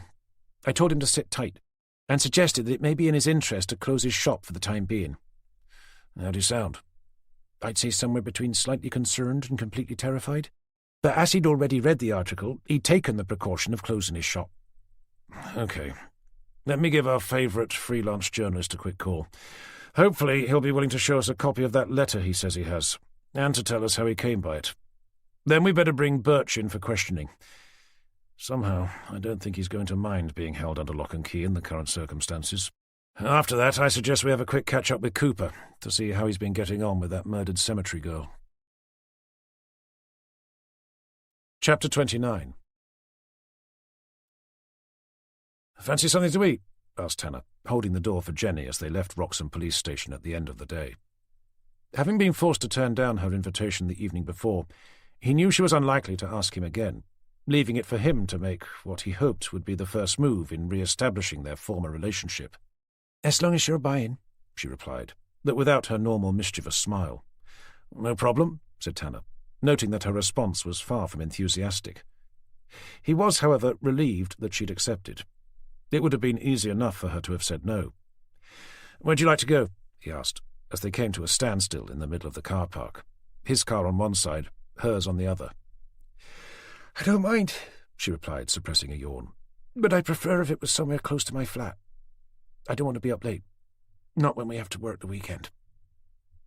Although the day had been beneficial, it had also been tediously long, leaving them both feeling tired and drained. As expected, Alan Birch had been more than happy to accompany them for questioning. When he'd been cautioned and had been asked if he wanted a lawyer, he'd become surprisingly communicative, providing them with a list of everyone he knew who was an active member of the Ecclesia Diaboli. It wasn't an exhaustive list, as he said he didn't know all the members by name, but it provided more than enough for them to be getting on with. Kevin Griffiths had also been willing to oblige them with the letter they'd requested, which he'd brought into the station by hand. At first, he'd been reluctant to let them know how he'd come by it, but when Tanner had pressed him on the matter, he'd told them that it had been sent to his home address via an anonymous source. That person had made contact with him through a website called thejournalistsdirectory.com, where he'd registered himself as being a specialist feature writer within the field of religion. He'd checked the boxes for every specialist area, from politics to pornography, but the tip-off had come through the religion thread. After making a note of the envelope's Norwich postmark, Jenny had sent both it and the letter off to forensics to see if they could extract anything useful from it. At the end of the day, they finally found time to sit down with Cooper and Gilbert to see how they'd progressed with the girl murdered at the graveyard, which hadn't been far, leaving Tanner wondering what they'd been doing for the past 3 days. With a plan for the evening agreed, they stopped by Jenny's flat to drop off her car, allowing her to have a couple of drinks when they were out. As she climbed into the XJS, Tanner said, "I've managed to book a table at the Swan Inn, but it's not for another 45 minutes. We could sit by the river for a while." "I was actually wondering if we could stop by your old church again." Jenny eyed him suspiciously. "Are you thinking about Claire Judson by any chance?" "I must admit that I am." "I do hope you're not considering reopening her murder investigation when Forrester's told you not to, especially as you're only just back off suspension." "I was just wondering if the priest we met there would be able to tell us any more about the man he'd seen visiting her grave. And maybe he'd be prepared to help us put together a facial composite." "Funny, but that sounds very much like reopening the investigation to me." "Yes, well, it may sound like it, but it isn't, at least not officially." "You weren't officially interrogating the Bishop of Norfolk either, but you still managed to get yourself suspended for it." "Which is why I thought you'd be able to ask the priest on my behalf." "Are you trying to get me suspended?" she asked, raising her eyebrows at him. "Don't worry. Forrester only said that I couldn't reopen the investigation. He didn't say anything about you." I'm fairly sure Forrester isn't going to see it that way, especially as I report to you." "Then I'd say that it was my fault." "And you'd be suspended again?" "Possibly, but I doubt it. For a start, the priest at St Andrews is hardly a bishop, and secondly, with 3 murders on his hands, Forrester's short-staffed as it is." "All right," agreed Jenny, as she clipped on her seatbelt. "But if we end up being late for our table, I'm not going to be happy. I'm hungry enough as it is." Chapter 30. Tanner pulled his car into the gravel lay-by outside the black wooden arch which marked the entrance to St Andrew's Church. Stepping out, seeing the long shadows cast by the evening sun, Jenny said, "I doubt you'll be in, not this late." As he hurried around the car's long sweeping bonnet, Tanner asked, "What was his name again?" "Father Thomas." "If he's not here, do you know where his house is?" "Next door, if I remember correctly." "Okay, well, let's just have a quick look to see if he's around. We can always come back another time." "Or alternatively, we could give it a miss altogether," Jenny replied, still thinking he was making a mistake about them being there at all. As they strode up towards the church entrance, seeing a thick shadow dividing the two doors, Tanner said, "It's still open." Under her breath, Jenny muttered, "Unlike the restaurant," whilst making a point of checking her watch. "It's only 8 o'clock. We've got bags of time." As his words came out, so did Father Thomas, a large set of keys held jangling in his hand. Seeing the two detectives suddenly loom up in front of him, the priest jumped with a start. "Goodness!" he yelped, clutching at his chest. "Oh, you scared the life out of me." "Sorry, Father," Tanner said. "We were just hoping to catch you before you left for the day." Smiling at them both, Father Thomas said, "You know, I was just thinking about the two of you." "You were?" asked Tanner, desperately hoping that he wasn't going to say anything about them getting married again, especially as they'd barely got back together. "It may come as a surprise to you," the priest said, "but I am allowed to think about more than just our Lord God on high all day." "Yes, of course." "I'm just ribbing you, Inspector," said the priest, seeing the embarrassed look on Tanner's face. "Naturally, I do spend all day thinking about God." Unable to see the slightest hint of amusement in the priest's face, Tanner was unsure whether he was joking or not. But remembering the humour he'd displayed the last time they'd met, he was about to come back with, "At least that's what you tell the Cardinal," when thankfully fortune intervened, and the priest turned to Jenny to say, "I found something at home that I thought might be of interest to you. I was going to drive it over to Wroxham Police Station later on this evening, but as you're here... Hold on, let me just pop back inside and get it." As he disappeared, Tanner turned to raise an eyebrow at Jenny. "It's probably a Bible," she whispered over to him. "One each, do you think?" "Maybe a grown-up one for me, and a children's version for you." "As long as it has pictures, I'll be happy." "No pictures, I'm afraid," said the priest, reappearing through the gap in the door. With both Tanner and Jenny hoping to God that he'd not overheard their entire conversation, Father Thomas handed Jenny a hefty-looking A3-sized book. "It belonged to my predecessor, Father Geoffrey," he explained. "When he passed away with no family, all his belongings remained with the parish. I found this in amongst his personal effects a few years back. At the time, I can't say I gave it much thought, but what you were asking about when you were last here reminded me of it. I thought it might help with your inquiries." As Jenny opened it to the first page, she said, "It's a scrapbook." "That's right. When he took over from Martin Isaac, he must have developed an interest into what had happened to that girl who was so sadly killed here. Judging by the contents, he clearly spent some considerable time cutting out all the relevant articles." Motioning for Tanner to take a look, Jenny said, "This is really useful." "I think he may have even been trying to figure out who really murdered the girl." "What makes you say that?" asked Jenny, as she began turning over the many pages, each one thick with yellowing newspaper cuttings. "He seems to have underlined some of the names, and has made a few notes in the margins, and one of the articles has a big circle around it with a large note to the side." "I think I found it," said Jenny, staring down at the highlighted article. "It's a bit of a scrawl. I think it says, 'Who was Claire going to meet?'" "That's the one. According to one of the articles, her friends said that she'd gone to the top of the tower to meet a boy, one who was a lot older than her. But none of them knew who he was, and despite the police making a public appeal for the person to come forward, he never did." "I can't say I'm surprised," said Tanner. "If she was up there to meet a man, even if he had nothing to do with what happened to her, it's unlikely he'd have stepped forward, not when she was only 15. "There's more," said the priest. "Take a look at the last page." There they found another cutting, but judging by the crisp white colour of the paper, it had been glued in far more recently. "It doesn't seem to have anything to do with Martin Isaac or the murder trial," noted Jenny, as she began speed-reading her way through it. "Which is interesting, don't you think?" Struggling to read the text from where he was, Tanner eventually asked, "What's it about?" "Just some local property developer trying to get permission to knock down a pub in order to build a block of flats." "And that's him, is it?" asked Tanner, squinting at the picture of a man standing in front of a pub, his hands held aloft as if he was trying to placate the group of placard-carrying protesters before him. "Gary Mitchell. Yeah."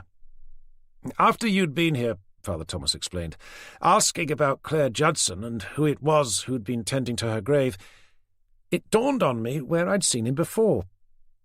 "You mean that's him?" questioned Jenny, pointing down at the picture. "Gary Mitchell?" "An older version, but I believe it is, yes.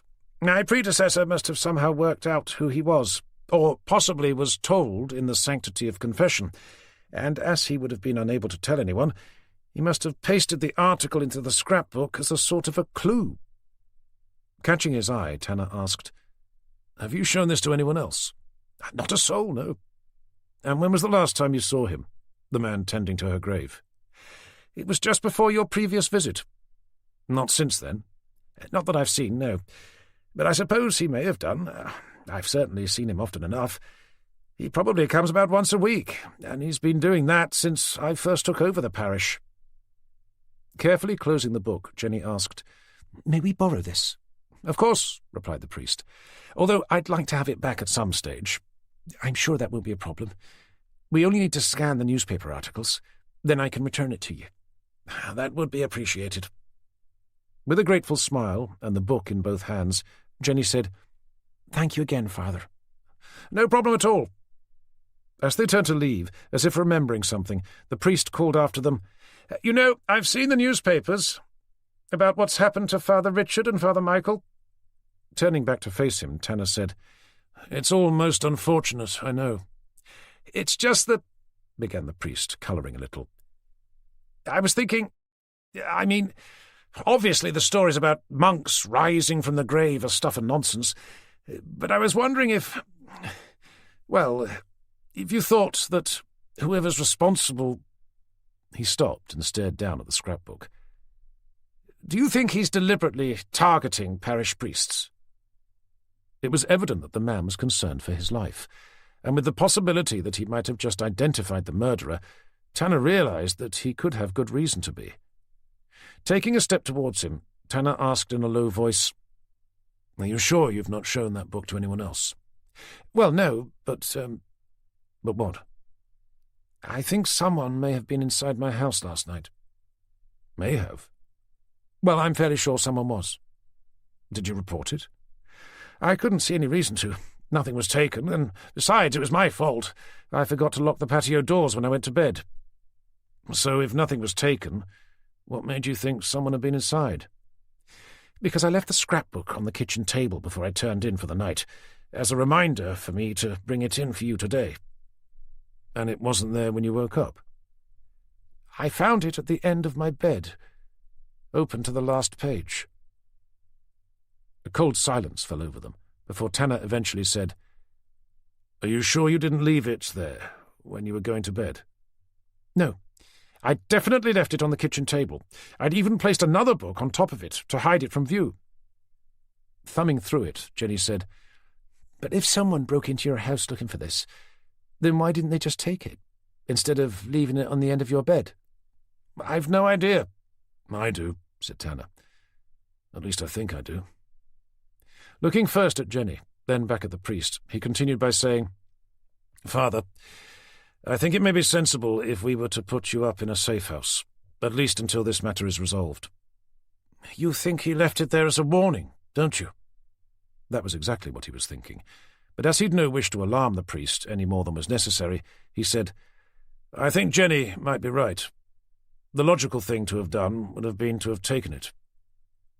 Letting out a sigh of fateful acceptance, Father Thomas said, "Well, anyway, it's too late. I've given it to you now." "We can put you up in a hotel," Tanner said. "Somewhere secure. It won't be a problem." The priest took a moment to take in his surroundings, drawing the summer evening's cool, fresh country air deep into his lungs. As he did, he muttered softly to himself, "I sought the Lord, and he answered me. He delivered me from all my fears." Turning back to see the questioning looks in the faces of the two detectives, by way of explanation he said, "It's from the 34th Psalm." Returning his gaze to the horizon, he added, "I appreciate the offer, but this is my home. I can't spend my days hiding away in some hotel room, cowering in fear. Besides, I have to believe that God will protect me, as he has always done." Unable to stop himself, Tanner said, "You mean in the same way he protected Father Richard and Father Michael?" The priest smiled. "When you know perfect love, you'll neither fear this life nor the next." "Sorry, Father, I didn't mean anything by that. I'm just concerned for your safety." "Well, there's no need to be. I have all the protection I could ever ask for. Can you at least allow us to post a police car outside your house, just to keep an eye out for you?"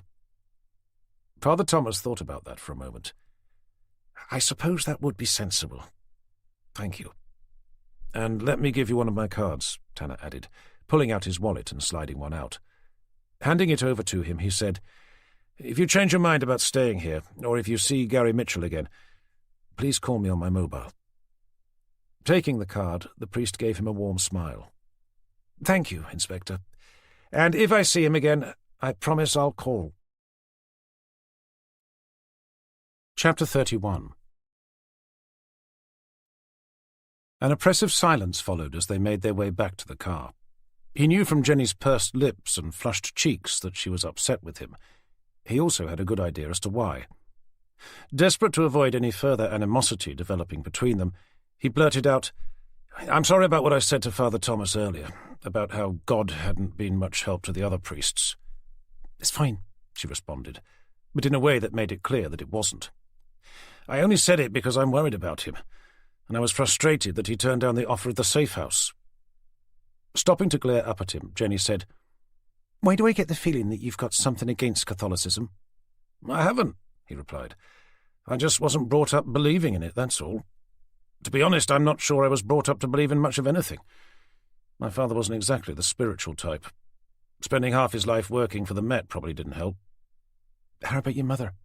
What did she do?" "Science teacher, I'm afraid." "Well, fair enough, I suppose. But it wouldn't do you any harm to start showing a little more respect for the beliefs of others." "I know. Sorry." After holding his gaze for another moment, Jenny turned away to resume her march towards the car, forcing Tanner to hurry after her.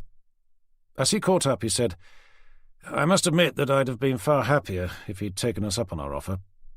"I know what you mean," Jenny conceded. "If what he described had happened to me, that someone crept into my house in the middle of the night to leave a book open at the end of my bed, I'd have been on the phone to the police, ambulance, fire service, and anyone else I had a number for. I'd have probably even called the AA, just in case one of their vans was nearby." Relieved to hear her sounding more like her normal self, Tanner said, "I'm not sure the Automobile Association would have been much help."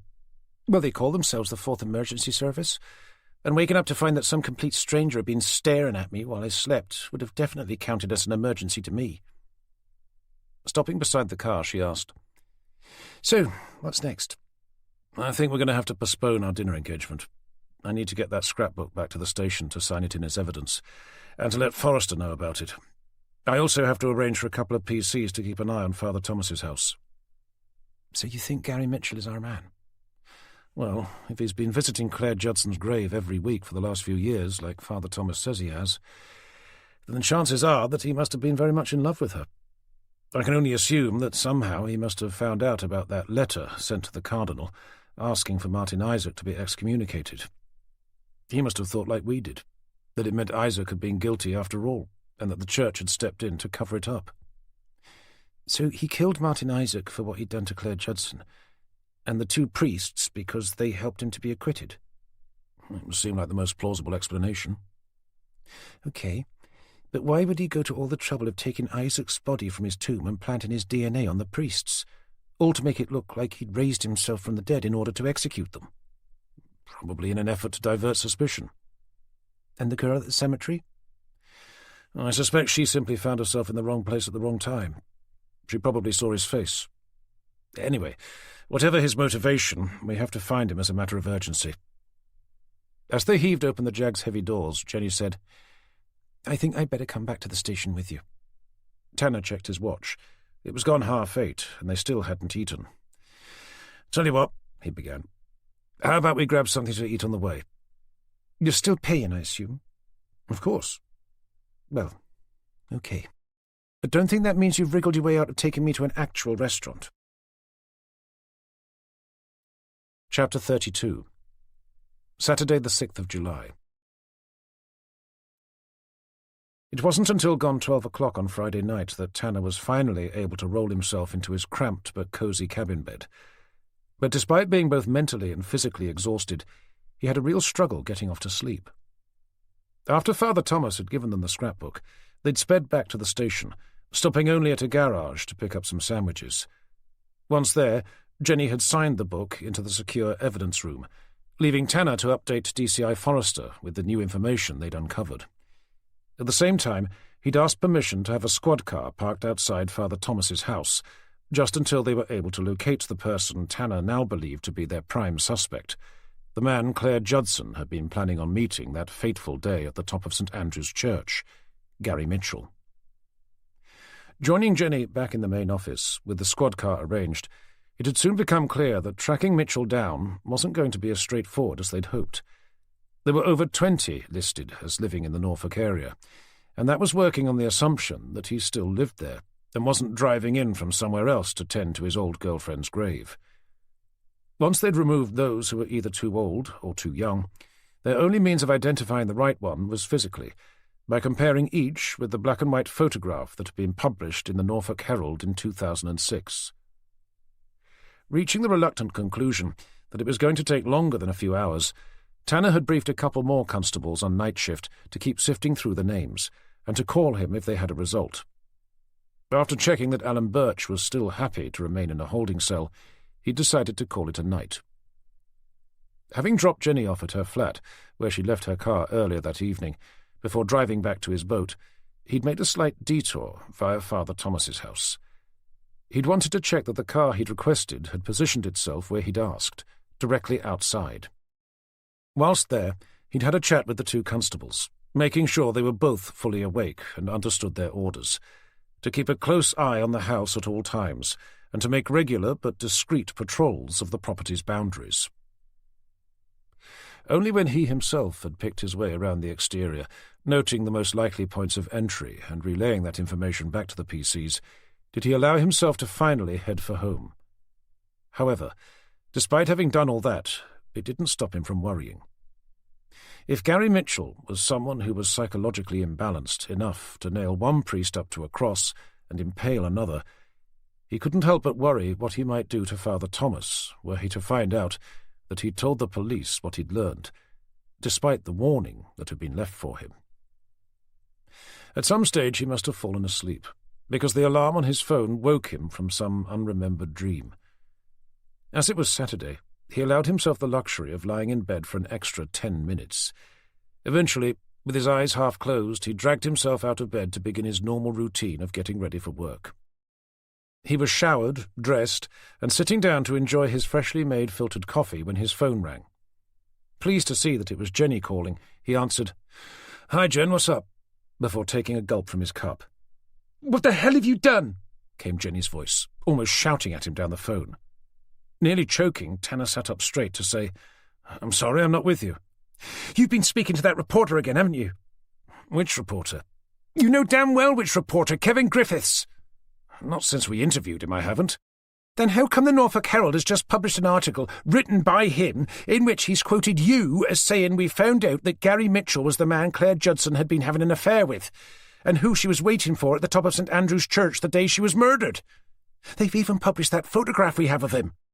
"But why would I have told him that?" "I presume to force Mitchell out into the open, or to at least see if anyone is able to recognize him." "There are ways and means, Jenny, and that's not one of them, at least not one I'd ever use." "Well, somebody has. It's the front-page story." "Does it mention anything about Father Thomas?" After a moment's pause, Jenny said, "Not that I can see, no." "Well, that's something." "So if it wasn't you, then who was it?" "Whoever broke into Father Thomas's house." "But wasn't that Gary Mitchell?" "I think we'd assumed it was, but we must have thought wrong. It could have been someone who'd already found out that Mitchell was Claire Judson's boyfriend and thought they'd make some money on the side by leaking the story to the press. Either way, I'd better head over to make sure Father Thomas is okay. Shall I meet you there? It's on my way.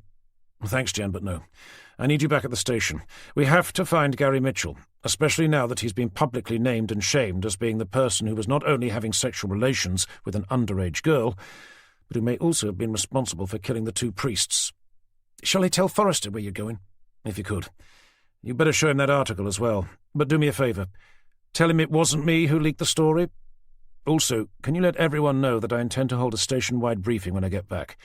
I'm sure Forrester will agree that we're going to need all hands on deck from this point forward. OK, will do. With the conversation over, Tanner downed his coffee and was about to get up to leave when his phone rang again. Not recognising the number, he answered it by saying, "Tanner speaking." Over the line came the deep, muffled whisper of a man's voice. "Detective Tanner, it's Father Thomas." "Father? I was just on my way to see you. Are you all right?" "I am, yes, but, well, I just wanted to let you know that I think—" "You think what?" prompted Tanner. "I think someone followed me up to the church when I left my house." "Oh, OK. I shouldn't worry about them. We posted a couple of police constables outside last night. I assume you saw their squad car?" "I did, yes. But it's not them. This person's not wearing a uniform. I think it might be Gary Mitchell." Tanner's heart thumped hard in his chest. "Where are you?" "I'm inside the church." "Have you locked the door?" "I have, yes." "OK. Now, I want you to find somewhere to hide, and then whatever you do, don't move. I'll get a message through to the PCs outside your house to come up and find you, and I'll be there myself in 10 minutes. Ending the call, Tanner grabbed his keys and wallet, launched himself from his boat, and sprinted over to his car. Chapter 33. Screeching to a halt behind the squad car still parked outside where Father Thomas lived, Tanner leapt out, slammed the door shut, and began sprinting up towards the church. Passing the house, something caught his eye. Turning, he saw one of the uniformed constables come running out from around the back. "Did you find Father Thomas?" asked Tanner, stopping where he was. "No, sir," came the PC's breathless reply. "He's not in the house." "How about the church?" "We've not looked up there yet." "What do you mean? I told Control he was hiding inside the church, not in his bloody house." "Sorry, sir, nobody said anything about the church." "For fuck's sake," spat Tanner, and raced on, the police constable at his heels. Stumbling into the church alcove, Tanner noticed that one of the doors had been left open. "Ah, shit," he cursed under his breath. As the police constable joined him, Tanner pressed a finger to his mouth, pointing down at the open door. "Where's your colleague?" he whispered. Leaning on his knees, the young PC glanced behind him to say, "He must still be searching the house." "Well, that's just great," replied Tanner, thick with sarcasm. After thinking for a moment, he said, "OK, we're going to have to go in. Stay close behind me and keep your eyes peeled. Understood?" The young PC nodded back, gulping as he did. Returning his attention to the door, Tanner took hold of the black wrought-iron handle and began easing it open, just enough to be able to peer inside. As his eyes adjusted to the church's cool, dark interior, movement caught his attention from the far end. There, hanging from the bottom of the ornately carved wooden pulpit, he saw a shadow, twisting and flapping like a black bin liner caught in the wind. It took him no more than a second to work out what it was. Father Thomas, hanging by the neck, eyes bulging, feet kicking, hands clawing at a noose pulling tight against his throat. Grabbing the constable's arm, Tanner dragged him forward, hurtling down between the rows of pews. "You take his feet, I'll untie him!" As Tanner launched himself up the pulpit steps, the young constable took hold of the priest's legs to try to lift his body, desperate to ease the weight from the rope encircling his neck. Reaching the railing where the rope had been tied, Tanner leaned over and grabbed hold of the priest's jacket to heave his body up. With the noose slack, using his free hand, he began tugging at the knot. Within a matter of seconds it was untied. Together they lowered Father Thomas to the floor, gasping and sucking at the air. By the time Tanner had run down the steps, the priest was on his knees, rocking back and forth, his hands clawing at his dog collar, desperate to pull it away from his neck. Turning to the young constable, Tanner said, "Call an ambulance, then back up." He then fell to his knees beside the priest to ask, "Are you okay?" but the priest could say nothing but nod his head in response. "Did you see who did this to you?" Swallowing hard through purple lips, he eventually managed to rasp out, "Mitchell. It was Gary Mitchell. He had a black hood on, but it was him." Glancing up to see the second of the two police constables come running into the church, Tanner called out, "Did you see anyone going out?" "Nobody, no." "Okay, have a look around for someone dressed up as a monk. Maybe try down by the car park. But if you see him, whatever you do, don't approach him. Not on your own. Is that clear?" Nodding, the young man left the way he'd come in, just as the other constable returned to report that an ambulance was on its way. "Good. Now go find your friend. The guy who did this couldn't have made it far." Chapter 34. Tanner waited in prayerful silence with Father Thomas until the paramedics arrived. After offering him reassurance that he was going to be okay, he left him in their capable hands to step outside. There he glanced around, trying to work out what had happened to the two constables. Eventually spying them down by the roadside, he called out, "Anything?" "Nothing, sir, no," replied the nearest. "Seriously?" asked Tanner as he headed down to join them. "We looked all over, sir. We even checked inside his house again." "How about the car park? Did you see anyone driving off?" "There weren't any cars there, sir. We've been keeping an eye on the whole road all night. Hardly any cars have driven past. None have stopped." "Then he must have parked up nearby somewhere and made his way on foot." The distant sound of approaching sirens reminded Tanner that the church was now the scene of an attempted murder.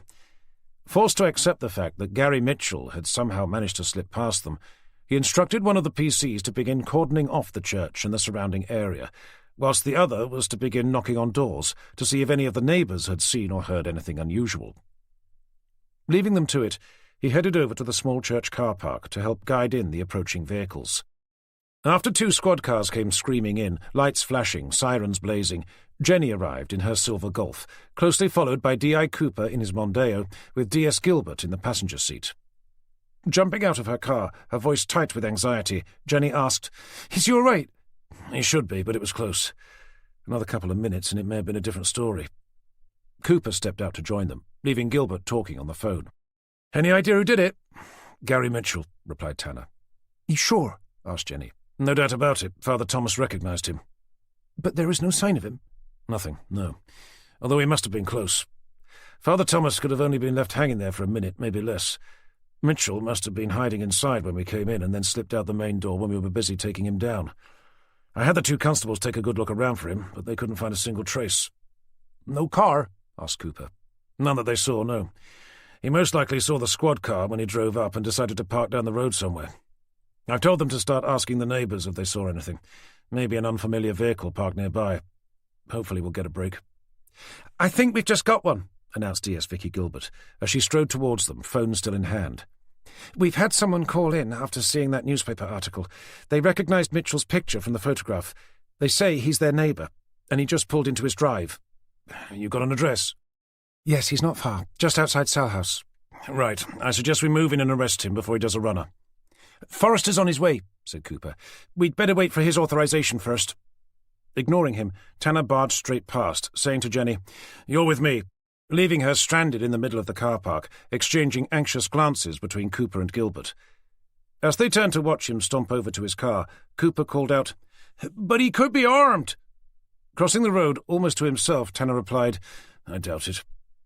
Realizing that he wasn't going to change his mind, Jenny said, "I'd better go," and broke into a run to catch up to him. "I'm not going without Forrester's permission," cried Cooper. Over her shoulder, Jenny called back, "I think you're forgetting who the SIO is now." After a moment's pause, D.S. Gilbert fixed her steel-blue eyes onto Cooper's. "Well, I'm going, even if you're not." Seeing Tanner and Jenny already climbing into the Jag, Cooper reluctantly said, "Shit. Come on, then," and hurried back to his car with Gilbert close behind. Chapter 35. Gilbert phoned the address through to Jenny, and within less than 15 minutes, Tanner was turning his XJS into the sweeping concrete drive of a large detached house, set back from a quiet tree-lined avenue. As the car's oversized V12 engine pinged and ticked as its piston head cooled, he stepped out to glance up at the windows, checking for a twitching curtain or any other signs that someone may have been keeping a lookout. Seeing Jenny open her door, he waved her back. "You better stay here," he said, and set off up the drive towards the house. Despite having been told otherwise, Jenny climbed out to ask, "Shouldn't we wait for backup?" "No time," she heard him say, and watched helplessly as he stepped up to the door. Becoming increasingly concerned with what was about to take place, she called out, "John, wait, please." He rang the bell, waited for the briefest of moments, and then began banging his fist on the panels, shouting, "Gary Mitchell! Norfolk Police, open up!" Wondering what was taking Cooper and Gilbert so long, Jenny ran to the edge of the drive. Relieved to see them indicating to pull in, she waved at them to hurry, before turning to sprint up to join Tanner. She arrived just in time to see the door being opened by an older, heavy-set man with greying cropped hair. "What the hell do you want?" the man demanded, glaring out at Tanner. "Gary Mitchell." "Yeah? What of it?" Pulling out his ID, Tanner said, "Detective Inspector Tanner, Norfolk Police. You're under arrest for the—" "Why don't you lot leave me alone?" he shouted back, and tried slamming the door shut. But Tanner's head was already half inside, and the door caught the exact place where his stitches were. Blinded by pain, with his temper boiling over, Tanner took hold of the edge of the door and shoved it back with all his strength, the force of which sent Mitchell stumbling backwards, knocking into a side table before falling hard on the floor, bringing a lamp crashing down on top of him. Flying into the hallway from the back of the house came a furious-looking woman with a tangled mop of jet-black hair. "Just what the hell is going on?" she demanded, her eyes darting between the man on the floor and Tanner standing in the doorway. With one hand held flat against his now bleeding eye, Tanner stepped into the property. Bearing down on the man still lying sprawled on the carpet, he said, "Gary Mitchell, I'm arresting you for the murder of Father Richard and Father Michael, and for the attempted murder of Father Thomas." "You what?" "You do not have to say anything, but it may harm your defence if you do not mention when questioned something which you later rely on in court." "What the hell are you talking about?" "Anything you do say may be given in evidence," finished Tanner, and stooped down to grab hold of the man's arm, only for it to be snatched away. "You're welcome to add resisting arrest, if you like." "I've got no bloody idea what you're going on about." Removing his hand from his eye to take a look at the blood running down it, Tanner added, "And judging by the damage you've done to my face, I could probably add assaulting a police officer as well. That's 12 months in prison right there." All right, I'll come. But the moment you realise you've got the wrong guy, I'll be suing you for wrongful arrest, entering my property without due cause, and the use of unnecessary violence." Allowing Tanner to pull him to his feet, handing the now broken lamp to his wife, he said, "And you can pay for a new bloody light as well." Chapter 36. Commencing the interview of Gary Mitchell of 45 Hambleton Avenue, Salhouse. The time is 11:33 on Saturday the 6th of July. In the room we have the suspect's legal representative, Clive Percival, as well as Detective Inspector Cooper and Detective Inspector Tanner. Positioning a blue plastic folder between himself and D.I. Cooper, Tanner said, "Mr. Mitchell, do you understand the charges that are being brought against you?" "Which are utter bollocks, of course." "Sorry, was that a yes or a no?" After glancing over at his solicitor with obvious reluctance, he glared back at Tanner and hissed out a venomous, "Yes." "And you understand your rights under caution?" "Is there any chance we can just get on with it? You've already had me locked up here for over 2 hours." "And you'll be here a lot longer if you're unwilling to answer the questions being asked of you." "All right, yes." With the legal formalities over, Tanner sat back in his chair to consider the man before him. Staring straight back at him, Mitchell eventually said, "Was that it? Can I go now?" "Not quite yet, no." "Well?" "The first thing I'm curious to know, Mr. Mitchell, is why you were so reluctant to open the door to me, despite knowing that I was from the police." "Because, as you no doubt already know, I've been harassed by you lot before." "By harassed, I assume you mean arrested for drunken assault?" "But never charged." "No. Well, there's a first time for everything. Anyway, returning to the folder, Tanner opened it enough to retrieve a single sheet of A4 paper, which he positioned squarely in front of the suspect. "According to your statement, for every evening we asked you to account for your whereabouts, you said that you were, and I quote, 'at home with my wife.'" "Yes, and?" "Don't you ever go out?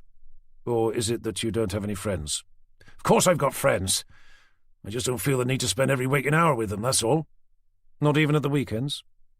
Presuming you didn't drag me all the way in here to talk about my social life, is there any chance we can move this along? Of course. So, for the evenings in which you've said you were at home with your wife, is there anyone else who'd be able to vouch for you? Yes, my wife, given that she was there with me. Apart from her? Well, you can ask the cat if you like. I'm not sure she'll be of much use. Apart from your wife and your cat? Who else is supposed to be there? Someone other than a close relative? Sorry, no. But had I known I was going to need someone to verify where I was on the nights in question, I'd have invited a homeless person in for a cup of tea. Tanner gave Mitchell a thin smile, paused for a moment, and then asked, "Have you seen today's issue of the Norfolk Herald?" No, why? I suppose it has an article in it about a talking cat. Remarkably, no, it doesn't, said Tanner, feigning surprise. Opening the case file, he pulled out a photocopy of that day's front page.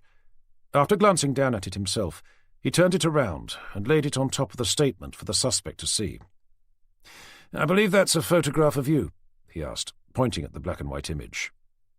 As Mitchell stared down at it, his heavily lined, sun-tanned face visibly drained of colour. I've not seen this," he said, as he began scanning through the article. "So you said. Do you confirm that the man pictured is you, albeit a younger version?" "It is, yeah, but—" "Does the name Claire Judson ring a bell?" Glancing up, Mitchell said, "Who?" "Claire Judson. She was a schoolgirl who was brutally raped and murdered back in 1976. "I've never heard of her." "So why have you been placing flowers by her grave every week, possibly since the time she was killed?" "I haven't." "We have a very reliable eyewitness who says that you have." "Well, whoever it is, they're lying." "And what possible reason would they have for doing that, I wonder?" "I've no idea. Maybe you should ask them." "So you're saying that you've never heard of Claire Judson, and you've never attended her grave before?" "No." "Not once?" Mitchell hesitated for just a fraction of a second before repeating, "Never, no." "So you won't mind taking part in a line-up to see if our witness can point you out?" Mitchell's eyes dropped to his hands, which were clasped so tightly together on the top of the table that the whites of his knuckles were showing.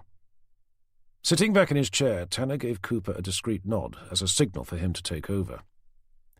Leaning forward, with his elbows on the table, Cooper said, "Whilst you've been waiting here so patiently, we've been having a little look around your house." "I bet my wife appreciated that," mused Mitchell, half to himself. Ignoring the comment, Cooper continued by saying, "And you'll never guess what we found." "Would I win a prize if I did?" "Quite possibly," he replied, removing an old colour photograph from the file, which he placed down on the desk for the suspect to see. "Do you recognise this person?" Mitchell's eyes flicked down briefly, but he didn't speak. "She certainly is attractive," continued Cooper, somewhat absently, as he picked it up to take a look for himself. "For a 15-year-old schoolgirl, that is." Mitchell began staring at his hands again. "So do you know who she is or not?" "No comment," came his muted response. Turning the photograph over, Cooper said, "OK, but I'm going to have to assume that you do, especially as on the back is written, 'For my darling Gary.' That is your first name, isn't it, Mr. Mitchell? Gary?" The man said nothing. "We found it in a box up in your loft, along with some letters."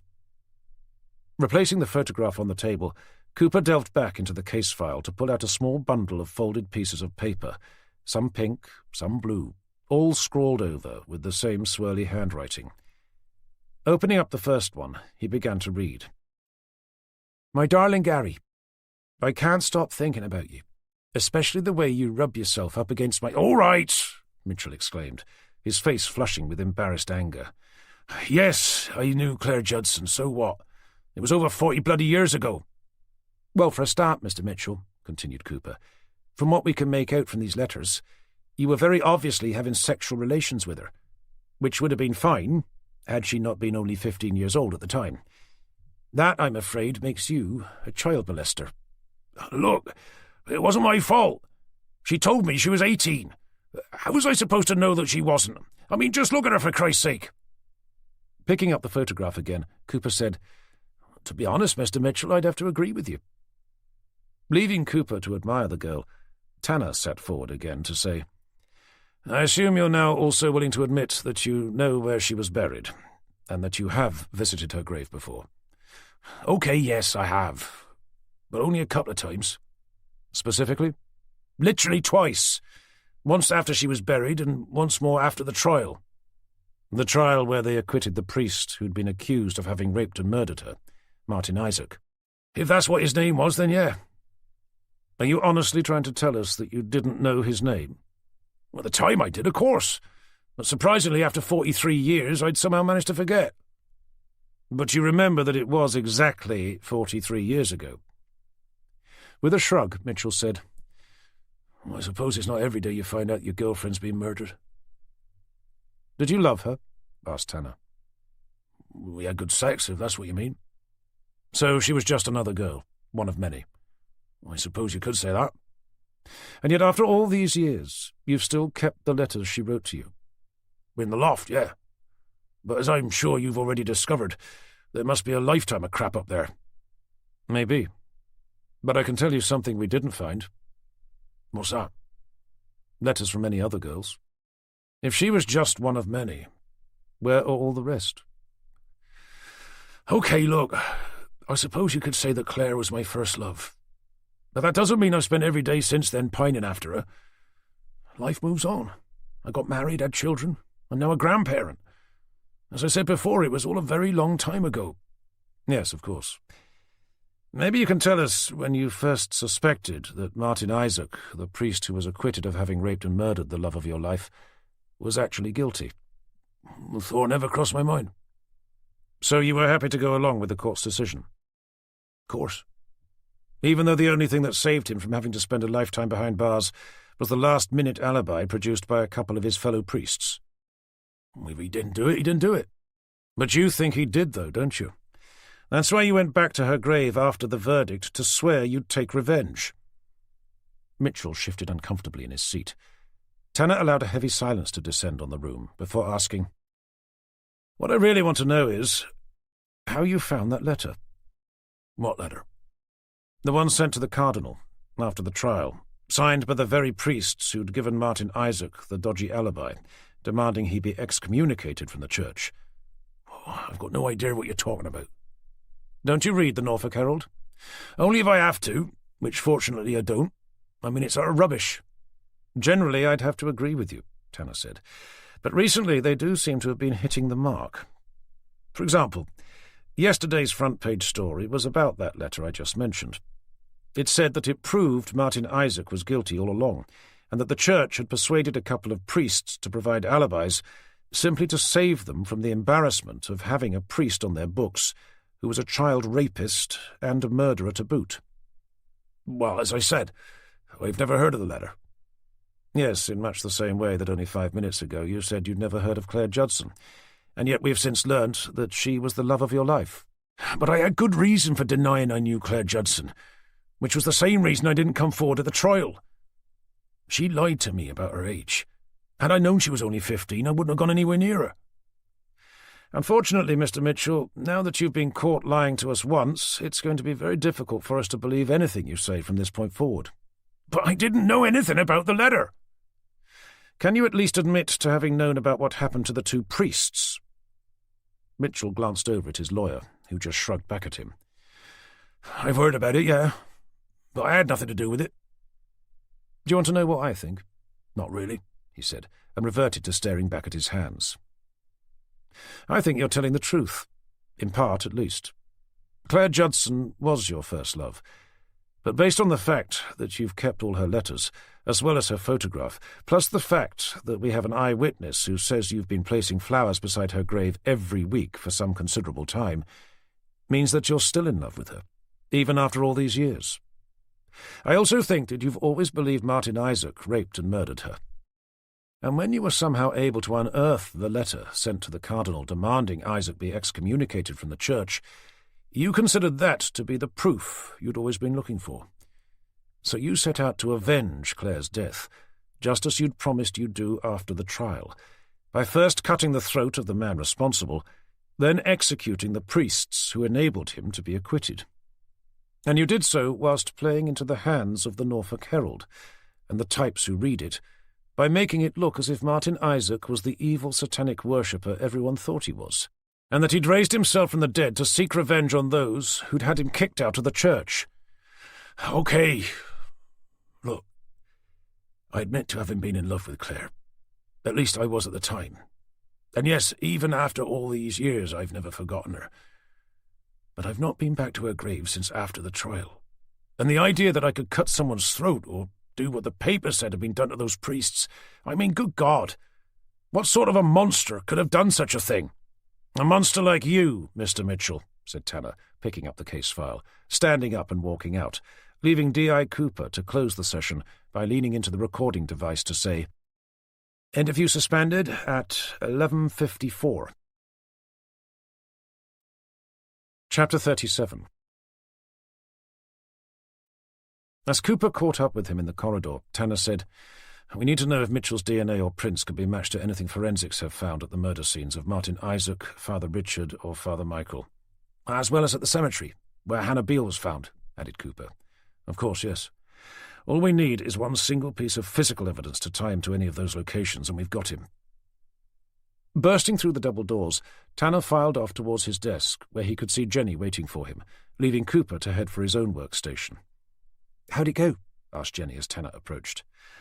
"Well, he has been carrying a torch for Claire Judson all these years. He admitted that much, at least. But I assume he didn't own up to the murders." "Fat chance. The most we could get out of him was that he'd visited her grave before, but not nearly as often as Father Thomas told us he had. Talking of whom, is there any news from the medical centre?" "They've said that his neck's been badly bruised, but there's no lasting damage. But as he may not be able to eat anything solid for a while, they're recommending that he stays there for a couple of days." Perching herself on the edge of Tanner's desk, she looked up at him to ask, "So, what's next?" "I've asked Cooper to chase forensics to find out if either Mitchell's DNA or prints match anything found at the various crime scenes." "And if they don't?" "I'm fairly sure they will. It would be exceptionally difficult for him not to have left some sort of physical evidence behind, not after what he'd done to them.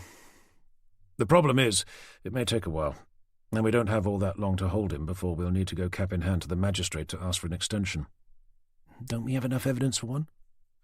"All we have at the moment is what we found up in his attic, which is purely circumstantial. So whilst we wait for forensics, I'm hoping we'll be able to sneak Father Thomas out of the medical centre to attend a line-up, to see if he can identify our man, and preferably within the next—" Tanner glanced down at his watch to add, 16.5 hours. "If he can, would that be enough to charge Mitchell?" "We'd still need the physical evidence, but it would help any application for an extension. I don't suppose any of the neighbours surrounding St Andrew's Church said they saw anything suspicious? Unfamiliar cars parked up, or strangers hanging about?" "None that have said so, but I've had an idea that may be worth a shot." "What's that?" "You know how you were talking about reopening Claire Judson's murder investigation, to see if it would shed light on any of this? And how Forrester wasn't too keen on the idea. Yes, I remember. Well, I was thinking that it may be beneficial for us to have a chat with old Tommy Mills, the DI you replaced when he retired.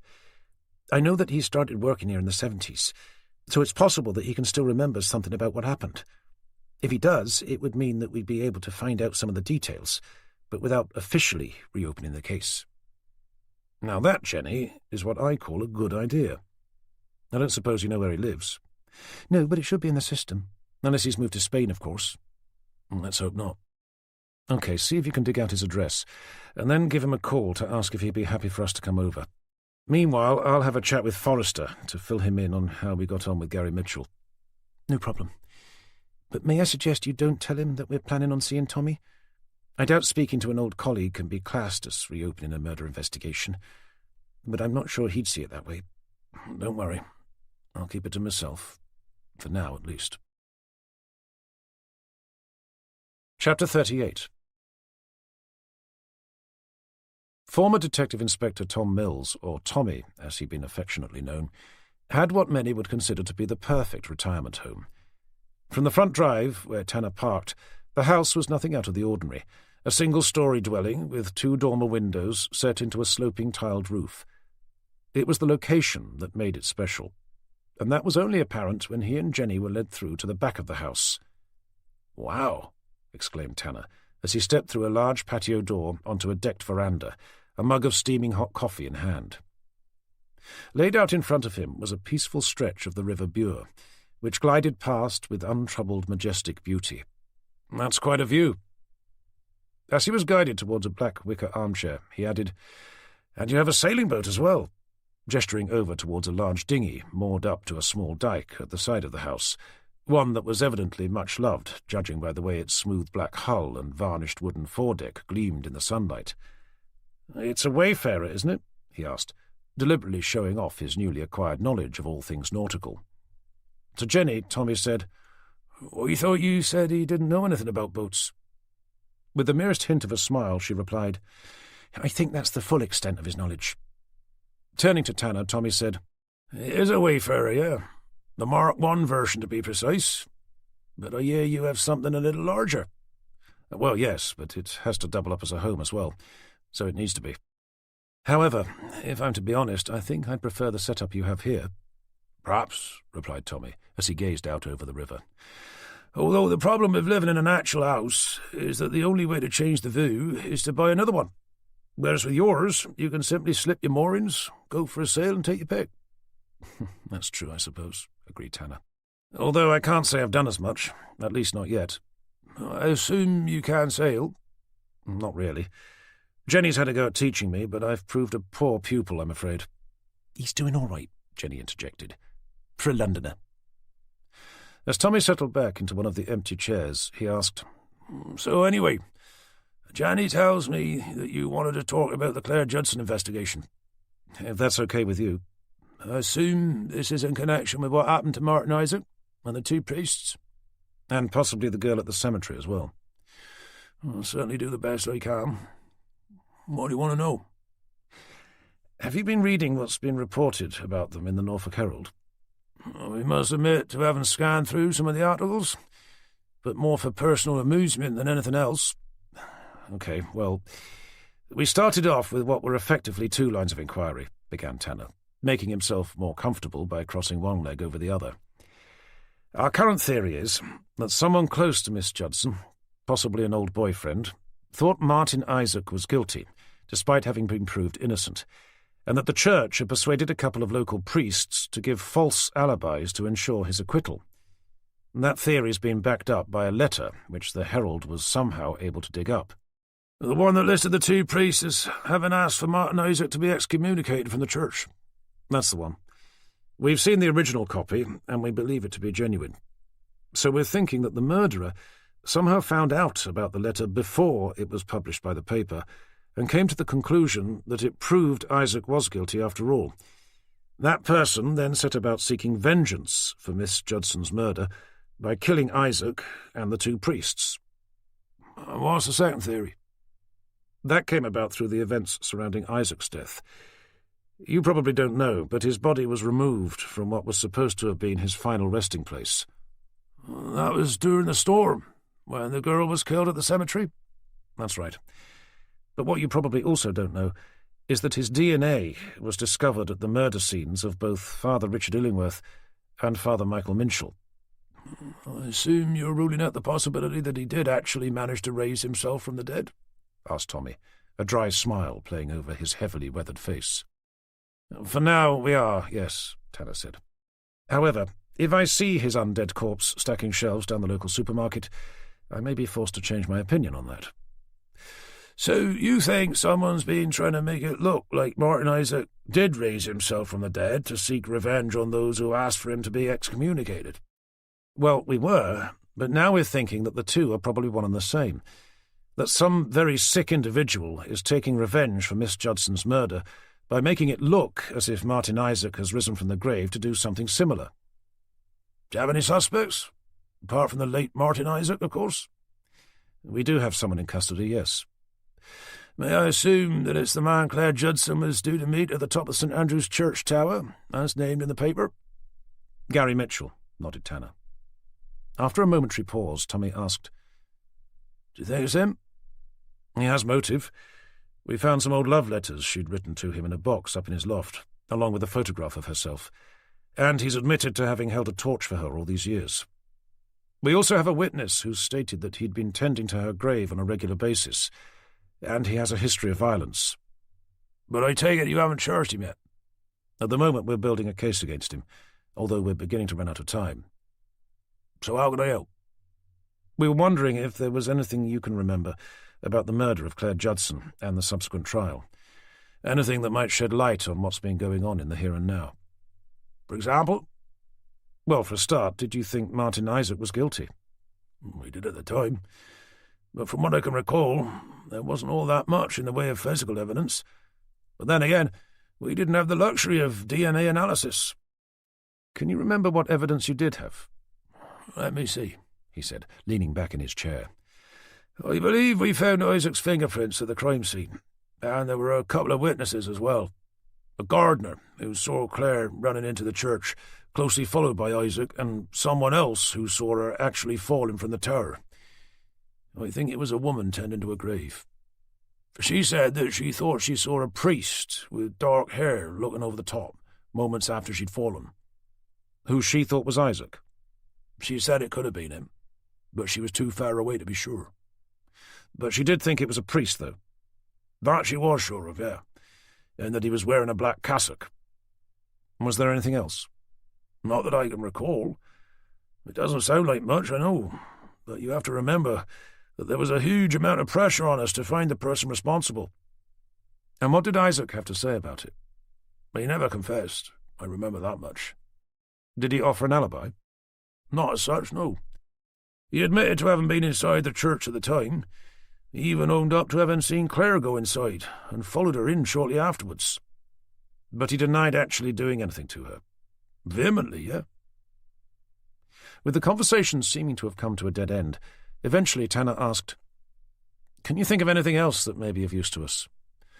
Well, there was something, but nothing ever came of it. What was that? There was a theory being floated about that he may have been covering up for someone. Any idea who? There was another set of prints found at the scene, those of an altar boy. But Isaac said he wasn't there at the time, and the boy's parents provided him with an alibi. Then how come his prints were found at the crime scene? Well, they were found on the ladder leading up to the top of the tower, and on the door. Some were also found on the decking. But Isaac said that he'd been helping him fix the tower's viewing platform a few days before, which was how his prints must have come to have been there. I don't suppose you remember this altar boy's name? I don't know. Okay. What about after the trial, when Isaac was acquitted? Were any further attempts made to identify another suspect? Not that I can recall. But you have to remember that the trial didn't take place until more than a year after the actual incident. And by the time it had finished, the world just seemed to have moved on. But why did it take so long to go to trial? Because it didn't start out as being a murder investigation. Sorry? How do you mean? I thought you knew. Claire Judson didn't die from the fall, at least not straight away. She was unconscious and badly hurt, but she wasn't dead. After exchanging a surprised look with Jenny, Tanner turned back to say, "So if she didn't die then, when did she?" "Not until nearly a year afterwards." "Then how come she wasn't able to identify the person who'd assaulted her?" "We never got the chance to ask her. She was left in a coma. She never regained consciousness." As Tanner and Jenny let that hitherto unknown information sink in for a moment, the sight of a sailing boat caught their eye. After they'd watched it glide around a bend, its white sails spread out to the side as it drifted slowly downwind, Tanner eventually asked, "I don't suppose you can remember the name of the hospital where she was looked after?" "It was where everyone seems to end up round here." "And where's that?" "Just down the road from the police station. Wroxham Medical Centre." Chapter 39. "Nice guy," Tanner said, as they walked back to the XGS. "But I'm not sure he helped all that much. I mean, it was interesting, especially about how Claire Judson had been left in a coma, but not much more than that." "I'm surprised we hadn't figured that one out for ourselves," observed Jenny, "especially as we've got that scrapbook with all those old newspaper articles." As they reached the car, Jenny continued by asking, "How about what you said about Martin Isaac covering up for someone?" "Assuming Isaac was innocent, and it was this altar boy who Tommy mentioned, I can't see how it makes much difference to our current investigation. Unless the altar boy found out that the priests had discovered it was him all along, and felt he needed to silence them. Well, yes, I suppose. But if that was the case, why would he have gone to all the trouble of having them executed in such a public, vengeful fashion? Surely he'd have just put a plastic bag over their heads. And why kill Martin Isaac, and then try and make it look like he'd raised himself from the dead? The question was left hanging as they climbed into the car. With the doors closed and Tanner starting the engine, Jenny said, "Maybe he didn't kill Martin Isaac. Maybe his intention had been to make it look like he was the one to kill the priests, but then Isaac killed himself before he had the chance." "So he had to change his plan," added Tanner, following Jenny's line of thought, "which was when he came up with the idea of making it look like Martin Isaac had raised himself from the dead." Having reversed out of his parked position, Tanner slotted the Jag's chrome lever into forward drive to add, "After all, I suppose it's unlikely he would have known Isaac was terminally ill, let alone that he was intending to take his own life. So maybe the manner in which he did it, cutting his own throat on the high altar at St Benet's, gave the killer the idea to have him supposedly rise up to seek retribution on those who'd had him excommunicated." As Tanner eased his car out of Tommy's drive and onto the quiet country lane, deep in thought, he added, "And I suppose it could have been him who anonymously sent that letter to Kevin Griffiths, the freelance journalist." "It's possible," said Jenny, with undisguised scepticism. "Although not very likely," Tanner was forced to agree. Glancing down at his dashboard to see that it wasn't even 5 o'clock, he suggested, "How about we head over to see how Father Thomas is doing, and ask if he's up for attending a line-up tomorrow?" "You mean at Wroxham Medical Centre, where Tommy said Claire Judson had been cared for when she was in a coma?" He shrugged. "I can't help it if the Broads only seems to have one medical facility." Narrowing her eyes over at him, Jenny said, "OK, but only on the condition that you don't go around openly asking people about Claire Judson." "I'd never dream of it." "And that you take me out for that meal you promised afterwards." "Deal," agreed Tanner. "We'll be able to chat more about all of this over dinner." Chapter 40. Stepping into the tranquility of Wroxham Medical Centre's reception area, Tanner walked straight up to the desk. "We're here to see Father Thomas, who was brought in here early this morning." Checking her watch, the lady said, "I'm sorry, our visiting hours don't start again until 6 o'clock, but you're welcome to wait until then," and gestured over towards a series of green fabric chairs lined up against the far wall. Glancing down at his watch to see that it was still shy of 5:30, Tanner decided to pull out his formal ID to say, "We're actually from Norfolk Police. I'm Detective Inspector Tanner, and this is my colleague, Detective Constable Evans." With a stern frown, the lady studied both IDs from over the rim of her glasses before chastising him by saying, "If you'd wanted to interview one of our patients out of hours, then you should have called ahead." "Sorry, I didn't know the rules. I'm still relatively new here." "That's no excuse." "No, of course. I'll remember for next time. Is it okay if we go through? It won't be long."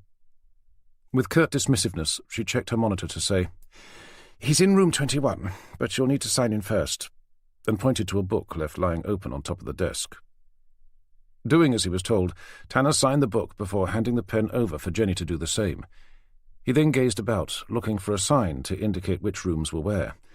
Not being able to find any, he leaned in to ask, "Sorry to bother you again, but I don't suppose you could tell us where room 21 is?" "Down the corridor on the left," the receptionist said with a wave of her hand. "Thanks again," said Tanner, and with Jenny having finished signing herself in, he led the way they'd been directed. Once they'd found the correct door, Tanner knocked quietly and waited for a moment. Not hearing a response, he eased it open to peer inside. Ahead of him was a single bed positioned squarely in the middle of a darkened private room, but the bed itself was lying empty, with the covers thrown back and the pillow dented. "Father Thomas," he called as he crept inside, but there was no sign of him, or anyone else. Turning to Jenny, he asked, "This is room 21, isn't it?" Checking the front of the door, Jenny replied, "It is, yeah. Maybe she gave us the wrong room number." Hearing someone approach from the corridor, she ducked her head out to see a nurse of retirement age tottering her way down towards them, leaning on the handles of a heavily laden trolley as if it was a walking aid. "Excuse me," Jenny called. "I don't suppose you know if this is the correct room for Father Thomas?" Coming closer, the nurse asked, "Sorry, what was the name again?" "Father Thomas. He's a parish priest who was brought in here earlier today, suffering from a neck injury." Nodding her understanding, the nurse came up to meet them. "I believe he checked himself out just after lunch." Jenny shot Tanner a look of surprise, leaving him to say, "We were led to believe that he'd be staying here for a couple of days." "I've not been told anything about that. All I know is that he told me that he was going to check out today, so that he could prepare for his sermon tomorrow." "But the receptionist thought he was still here." "If you're referring to Mary, she's only just come on duty, so she probably doesn't know. Now, if you'll excuse me—" "Before you go," said Tanner, squeezing past Jenny, deliberately avoiding her eye contact, "I don't suppose you'd know where we'd be able to locate medical records concerning a former patient. She was treated here some years ago?" Knowing what he was up to, Jenny cleared her throat, just loud enough for Tanner to hear, giving him reason to add, "Should anyone have the need to find them, that is." Stopping again, the nurse asked, "Going back to when?" "Oh, I don't know, say as far as 1976.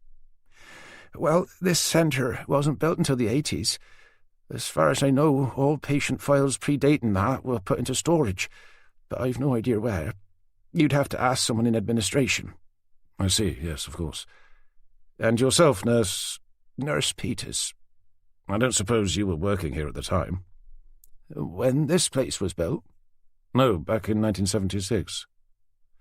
Jenny cleared her throat again, but more obviously that time. "Are you all right, my dear?" asked the nurse, casting her eyes over her face with professional concern. "I'm fine, thank you. But I really feel we must be on our way. As should I, my dear, as should I." Before she set off again, Tanner asked, "So you weren't working here in 1976? "Oh, I was here a long time before that, young man." "Is there any chance you can remember a patient who we've been told was being looked after here at the time?" "I doubt it. All I can remember about 1976 was how hot the summer was. We'd never had anything like it before or since. They even had to turn the water off at the mains." "Her name was Claire Judson, if that helps. She was attacked at St Andrew's Church in Horning and fell from the tower." "You mean that poor girl who was left in a coma?" "That's the one. Do you remember much about her?" "Only how sad the whole affair was. Imagine to have something like that happen to you, and at such a tender young age, and to then die giving birth, never to even see your child. Just sad. So very sad." With their mouths left hanging open, Tanner and Jenny stared round at each other before Tanner turned back to say, "You mean she was pregnant?" "That's right, and by all accounts by the man who attacked her." Still reeling from the news, Tanner asked, "But there was nothing about it in the newspapers?" "Which I think was about the only good thing that came out of the whole affair. Imagine being brought up knowing that your father had raped and murdered your own mother. No, they kept his birth out of the papers, and hopefully made sure that he never knew anything about it." "So the child was a boy?"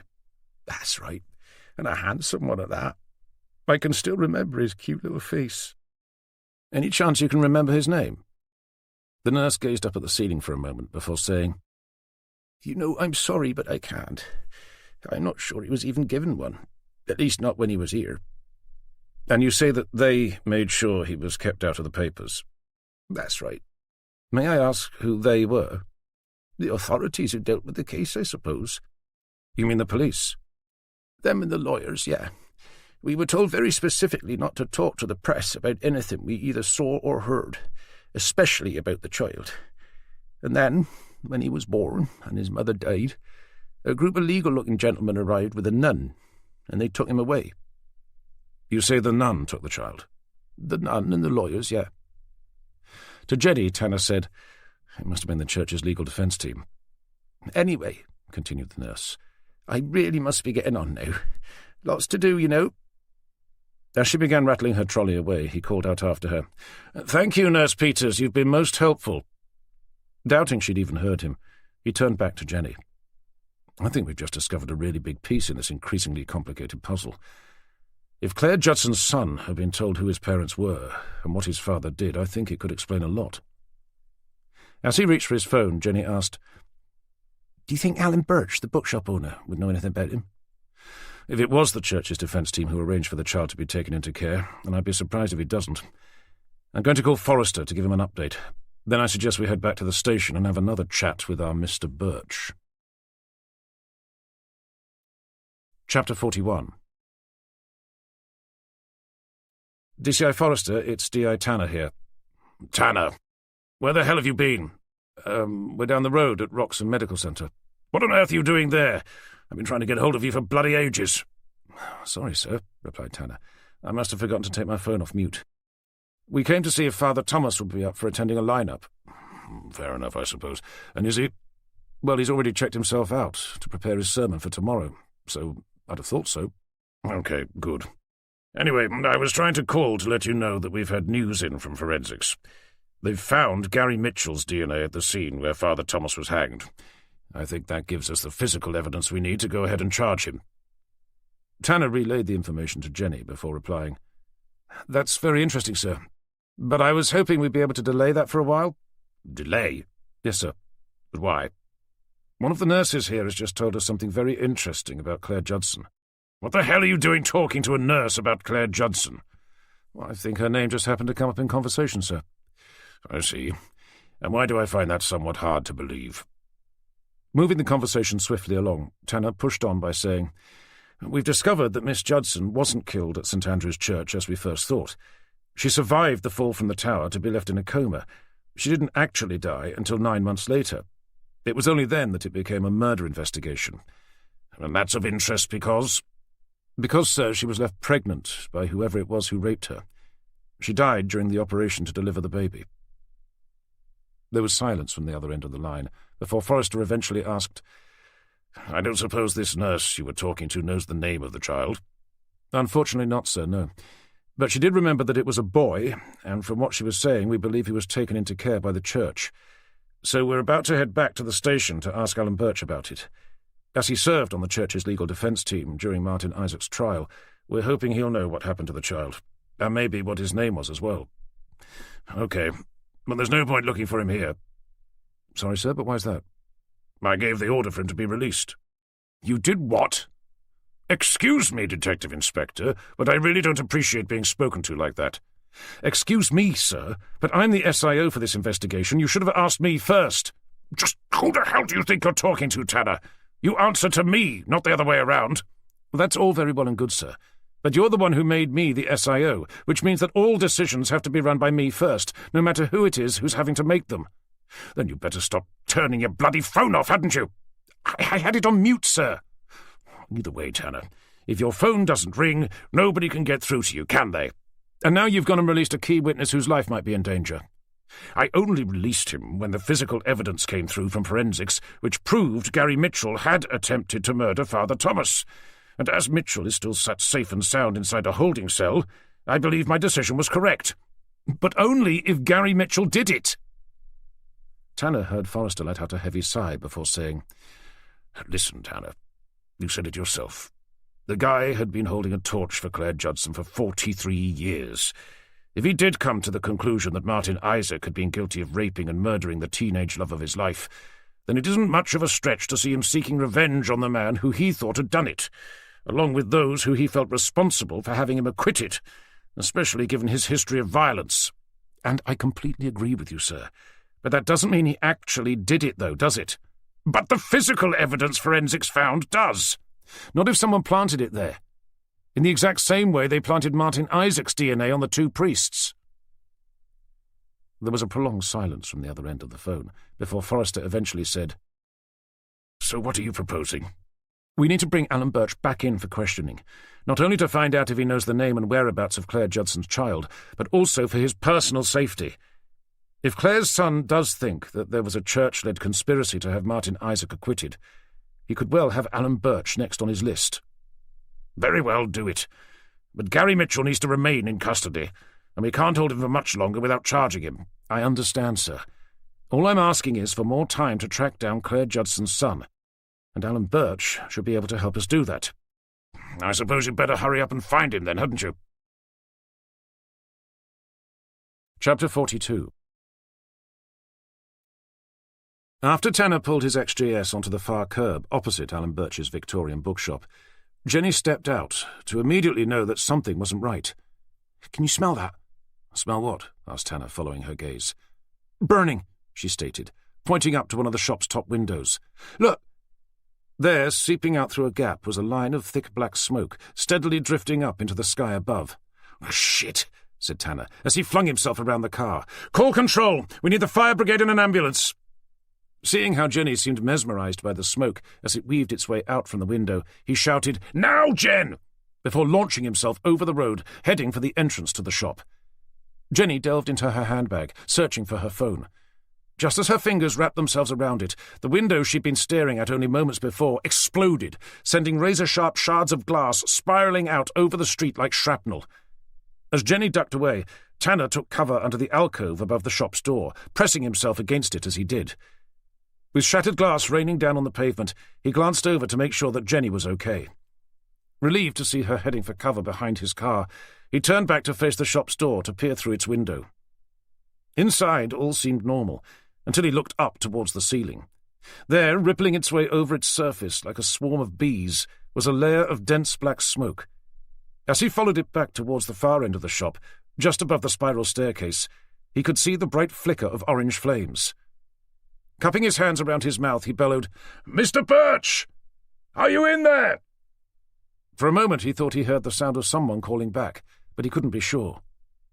Peering inside again, he scanned the shop floor, desperately searching for signs of life, but the only movement came from the smoke spreading out over the ceiling and the flames at the back dancing around the top of the staircase.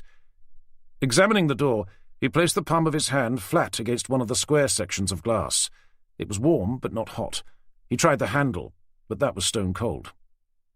From behind him he heard Jenny shout, "Don't you dare go in there, John!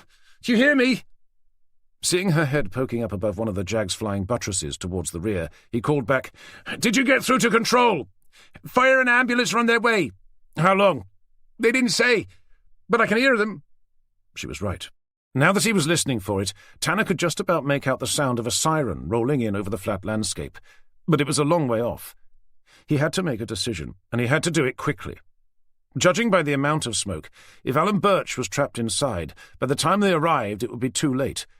But if he wasn't inside, and Tanner had only imagined the voice, he'd be risking his life for nothing. Calling back to Jenny, Tanner said, "I think Alan's inside. I'm going to take a look." "No, John, please. It's too dangerous. Wait for the fire brigade." "I won't be long." "John, don't—" But he'd made up his mind. He had to go now, before the whole place was ablaze. Pushing the open door, a wave of heat came surging out at him, searing the inside of his nostrils as he breathed it in. He took a step back away from the door. The air inside was far hotter than he'd been expecting. Bracing himself, he forced his way through the doorway, the bell ringing above his head, but this time more like a death knell than a cheerful welcome. "Mr. Birch!" he called, as a smothering blanket of heat wrapped itself around him. But all he could hear in response was the cracking of burning timber from somewhere out near the back. Having taken a few cautious steps inside, he called out again. "Mr. Birch! Are you in here?" Still nothing. He glanced back through the open doorway to see Jenny frantically gesturing for him to come out. After raising his hands in a bid to placate her, he turned his attention back to the inside of the shop. It was then that he thought he saw something lying over the first few rungs of the spiral staircase, some sort of beige-coloured rug or an offcut from a carpet. Another step forward and he realized that it was neither. It was Alan Birch, stripped naked, his hands held above his head, secured to one of the vertical steel stanchions. Throwing caution to the wind, Tanner tumbled his way inside, weaving his way past the many tables, all of which burgeoned with ancient books, like kindling, awaiting the slightest touch of a flame. The further inside he went, the more intense the heat, and the closer the deadly black smoke crept towards his head. Keeping himself low to the floor, he kept going, sucking gently at the burning hot oxygen-starved air as he did. Finally reaching the bookshop's owner, he stared down at him. He was lying still, as if dead, his eyes half closed with what looked to be brown packing paper stuffed into his mouth. Doing his best not to inhale the noxious fumes surrounding him, Tanner leant over the man's head. "Mr. Birch! Are you okay?" The man's eyes flickered open to stare imploringly into Tanner's. Then they rolled up towards where his hands were tied to the stanchion above. Nodding his understanding, Tanner reached up to untie them. But instead of rope, he found that they had been bound by a thick plastic tie. He needed a knife, but he didn't have one. Frantically, he searched his pockets for his keys, hoping the serrated edge of one would be enough to cut the tie. Tugging them out, he dared to suck in some of the poisonous air through his nose. That was when he smelt it. Petrol. The man lying stark naked beneath him reeked of the stuff. Glancing up, Tanner saw the flames above were steadily creeping their way down the staircase, their intense heat warping the air in front of them. He knew he only had seconds before the temperature reached flashpoint, and the petrol the man was soaked in would ignite. Using the key from his old London home, he began hacking at the plastic tie. As he did, the hairs on the back of his hands began to singe, the sulphurous odour adding to the intoxicating mix of petrol and smoke. Only when he felt his skin burn did he wrench them away. One last try, he thought to himself. Knowing it was going to hurt, he reached up again. Doing his best to ignore the pain, he dragged the edge of the key hard against the plastic tie until it finally came away in his hands. Dumping his keys back into his pocket, Tanner was about to grab hold of the man and drag him outside when it happened. The flashpoint had been reached. As the man's hands burst into flames, a muffled scream tore through the paper stuffed inside his mouth. Expecting Birch to leap up from the stairs to try and escape the flames, Tanner pushed himself away, falling backwards as he did. But the man didn't move. As flames ripped over the length of his body, he remained where he was, stretched out over the first few rungs of stairs, his arms still held above his head. Tanner stared out in horror as the motionless body began to blister and burn, all the while a deafening scream surging out through his open mouth, the inside of which was now ablaze, the paper stuffed inside burning bright. Tanner watched in helpless agony as the flames began peeling away the man's lips, revealing 2 rows of crooked yellow teeth that seemed to grin down at him through a haze of shimmering heat. It was too late. There was nothing he could do for the man now, other than to pray that death didn't take long to move in to claim his mortal body. Feeling his own face begin to burn, Tanner frantically kicked himself away. Rolling over onto his hands and knees, he pushed himself up to stand on a pair of faltering feet, only to stagger sideways, crashing back down to the floor. With his lungs burning, choking at the toxic air, he tried again. This time he made it as far as the nearest table, before falling against it, bringing the now smouldering books thundering down on top of him. As his head began to spin, he stretched out his arms and tried to claw his way out. But then, from above his head came the agonizing screech of twisting masonry, as it ripped and tore at the surrounding walls. He didn't need to look up to know what it was. He already knew. It was the sound of the ceiling, about to give way. Chapter 43. With the sound of crashing timber and wailing sirens filling his head, Tanner could feel someone heave him up by the back of his coat and begin dragging him along the floor, through the shop's door and out, all the way to the other side of the road. There he was dropped into the hands of a couple of waiting paramedics, who eased him down onto the back of their ambulance to begin tending to his burns. Tanner blinked open his eyes to see Jenny come running over towards him. As she crouched down in front of him, fighting back the tears, she said, "Jesus, John, I thought I'd lost you." Through a rasping voice, Tanner replied, "Birch. Alan Birch." "Was he inside?" Tanner nodded. "I couldn't save him. I thought I could, but it was too late. Nobody could have done any more." I cut the tie, but the petrol, it was all over him. And then it caught. And I just watched him.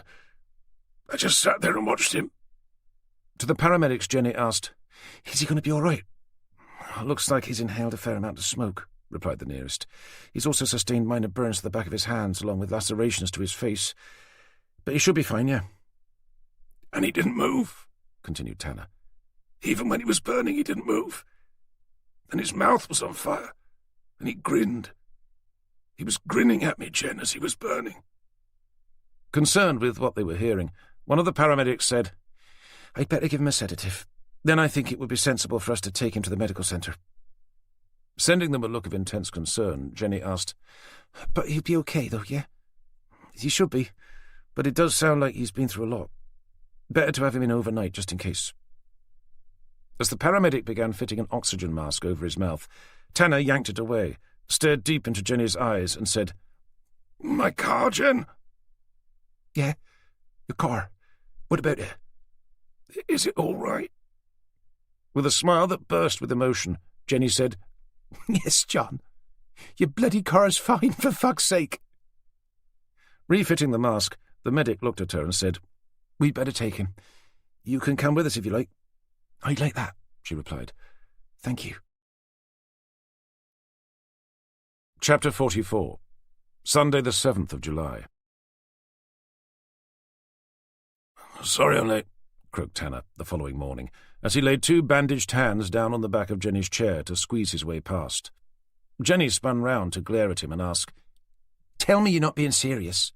"I'm fine," said Tanner, wincing with pain as he eased himself down into his chair. "Yeah," she said, watching as he fumbled to turn his computer on. "You certainly look fine, apart from maybe the bandages covering your hands and the plaster stuck all over your face." "Apparently looking like a multiple burns victim is all the rage these days," replied Tanner as he logged himself in. "Didn't you know?" "I suppose you read that in Cosmo." "Men's Health, actually," he corrected. "Anyway, I've been awake since 6 o'clock this morning, and I've got bugger all else to do." "At least tell me you didn't drive in." "Well, I would have done, but I've got no idea where my car is, so I got a taxi." "That's something, I suppose." "Speaking of which, I don't suppose you know where it is." "It's parked around the back." "Still in one piece, I hope." "Bad news, I'm afraid.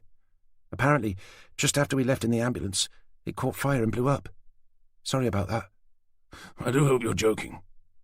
"Unfortunately, I am." "One day you're going to like my car so much that you'll be wanting one for yourself." "Somehow I doubt that. Anyway, putting your 1980s TV miniseries of a car to one side for a moment, may I ask what you're doing here exactly?" "I thought I'd pop in to see how everything's going." "Well, you'll be pleased to hear that everything's going just fine. So you can pop straight back to your hospital bed. I'll even be happy enough to give you a lift." Ignoring her offer, Tanner looked down towards the other end of the office. "Is he in?" "Assuming you're referring to DCI Forrester, then yes, he is. Why?" Heaving himself back to his feet, he said, "I'll tell you later," before staggering around the desks to make a slow beeline for his superior's office. Reaching his door, Tanner gave it a tentative knock. Hearing the call to enter, he eased it open and poked his head around to say, "Sorry to bother you, sir, but I was wondering if you had a moment." Looking up with a start, Forrester said, "Tanner? What the hell are you doing here?" "The doctor gave me the all clear, sir." "Really? From all accounts, you barely made it out of that bookshop alive." "It wasn't that bad, sir." "Judging by the state of you, it was probably worse." "Just some minor burns. Anyway, I wanted to say that I've been thinking things over about the investigation. And I feel that as things stand at the moment, we have no choice but to reopen the Claire Judson case."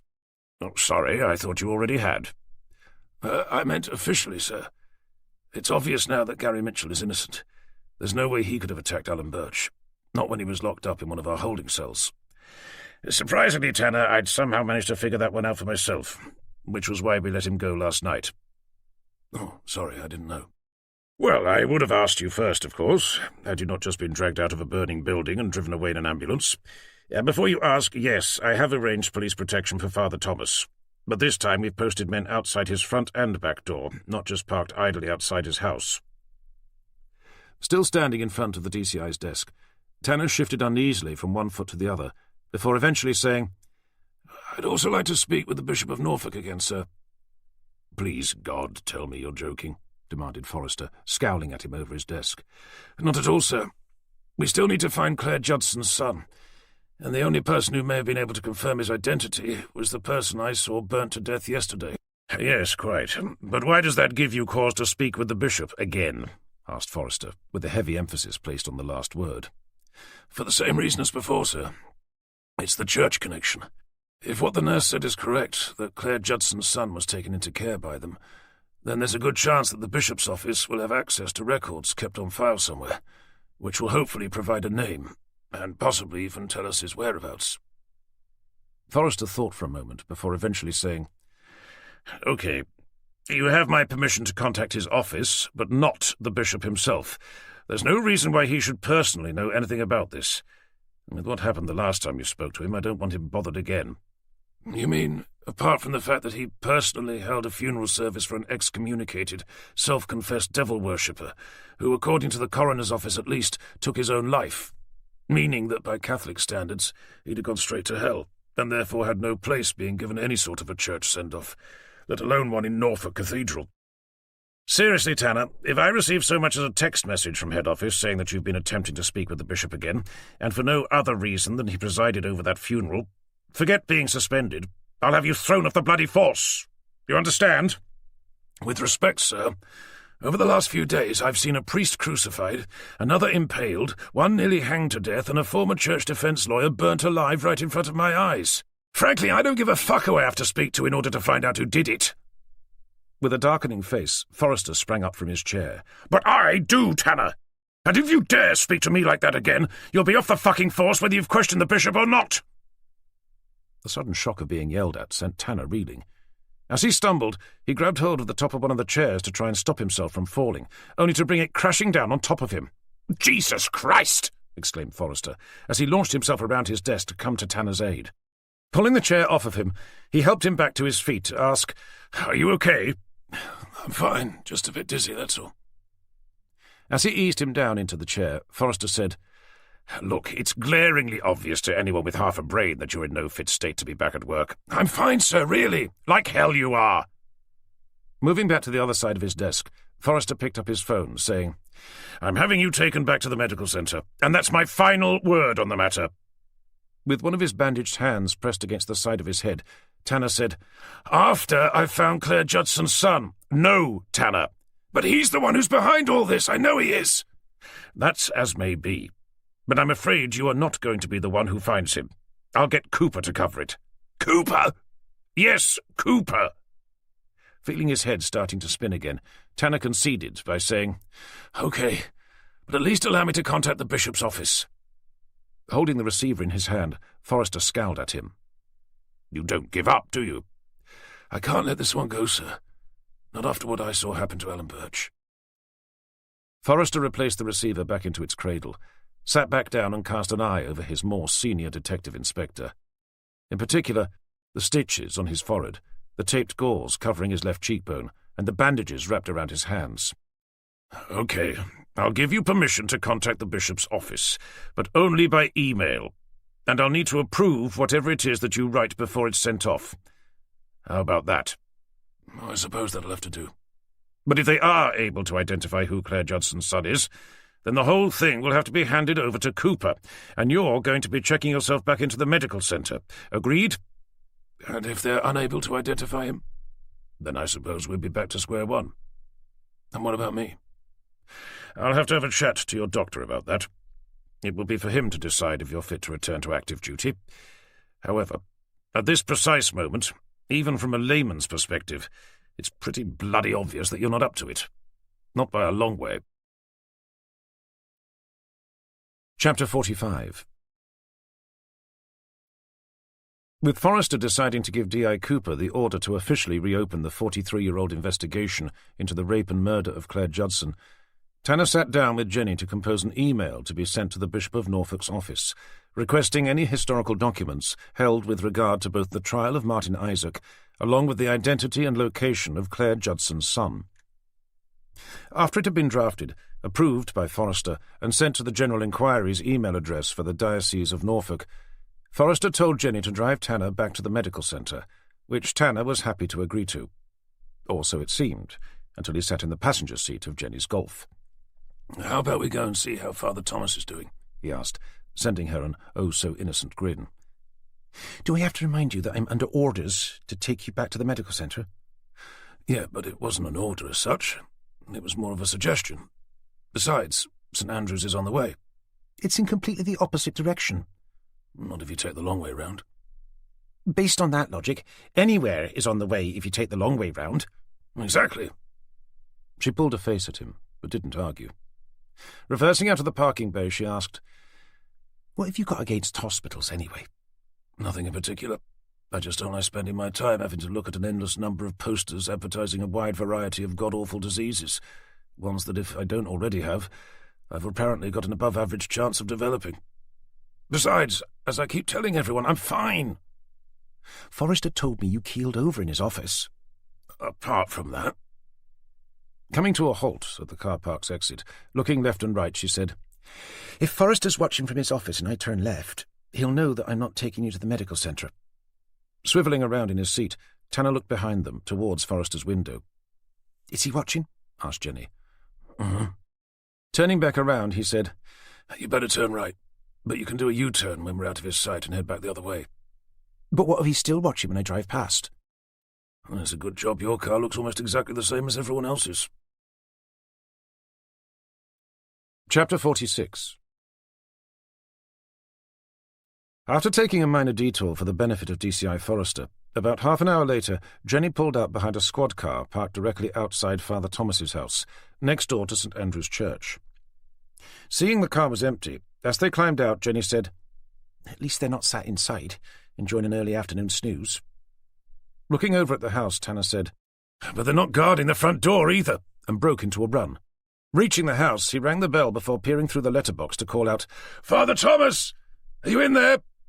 There was no response, just a cold, still silence. "He must be up at the church," Jenny said. "Let's hope so," replied Tanner, and together they set off up the path that led up towards St Andrew's.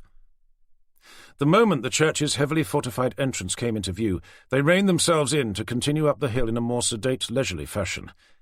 In front of the door, pacing up and down, was the welcome sight of a uniformed constable.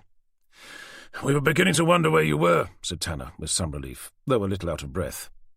"Don't worry, sir," the young constable replied. "Father Thomas is inside. He's just packing up after the Sunday service." Tanner had completely forgotten about that. Had he remembered, he'd have told him to cancel it. "Did he go all right?" "What, the service?" "Yes, it was fine, sir. Kind of nice, actually." "And Father Thomas, is he okay?" "Well, his voice is a bit hoarse, but apart from that, he seems well enough." Taking in Tanner's bandaged hands and face, the constable went on to ask, "And how about you, sir?" "Me?" questioned Tanner, surprised to have been asked. "Yes, sir. We were told what happened. And your face—" "Nothing for you to concern yourself with, Constable. It's Father Thomas you need to worry about." "Yes, sir. We've been ordered not to let him out of our sight." "And yet here you are, standing outside his church where you can't see him." Yes, sir, but Constable Higgins is inside." "Okay, fair enough. But keep your eyes open." "Absolutely, sir," the young man replied, standing to attention. Brushing past him, Tanner and Jenny headed inside the church to see Father Thomas at the top of the very pulpit where they'd found him hanging only the day before. Thankfully, this time around, he was standing at the top, leaning over the lectern, looking down. Your well-being matters. That's why we include soft moments like this to help you feel centered and calm. Thank you for joining us today.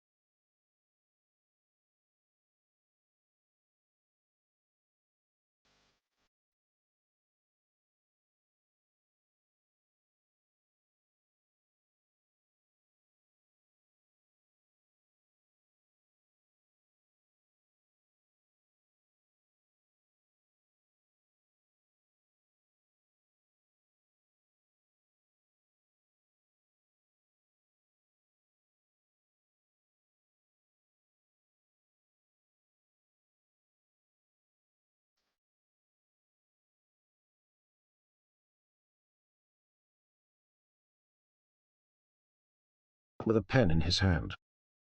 A quick glance over to the right side of the church revealed the other constable, propping up one of the ancient stone walls. Seeing Tanner and Jenny walk in, the young constable straightened to nod over a greeting. "Oh, hello, you two," came the cheerful yet rasping voice of Father Thomas, looking up to see who was approaching. "Good afternoon, Father," said Tanner, his voice equally strained. "We just thought we'd stop by to make sure that you were okay."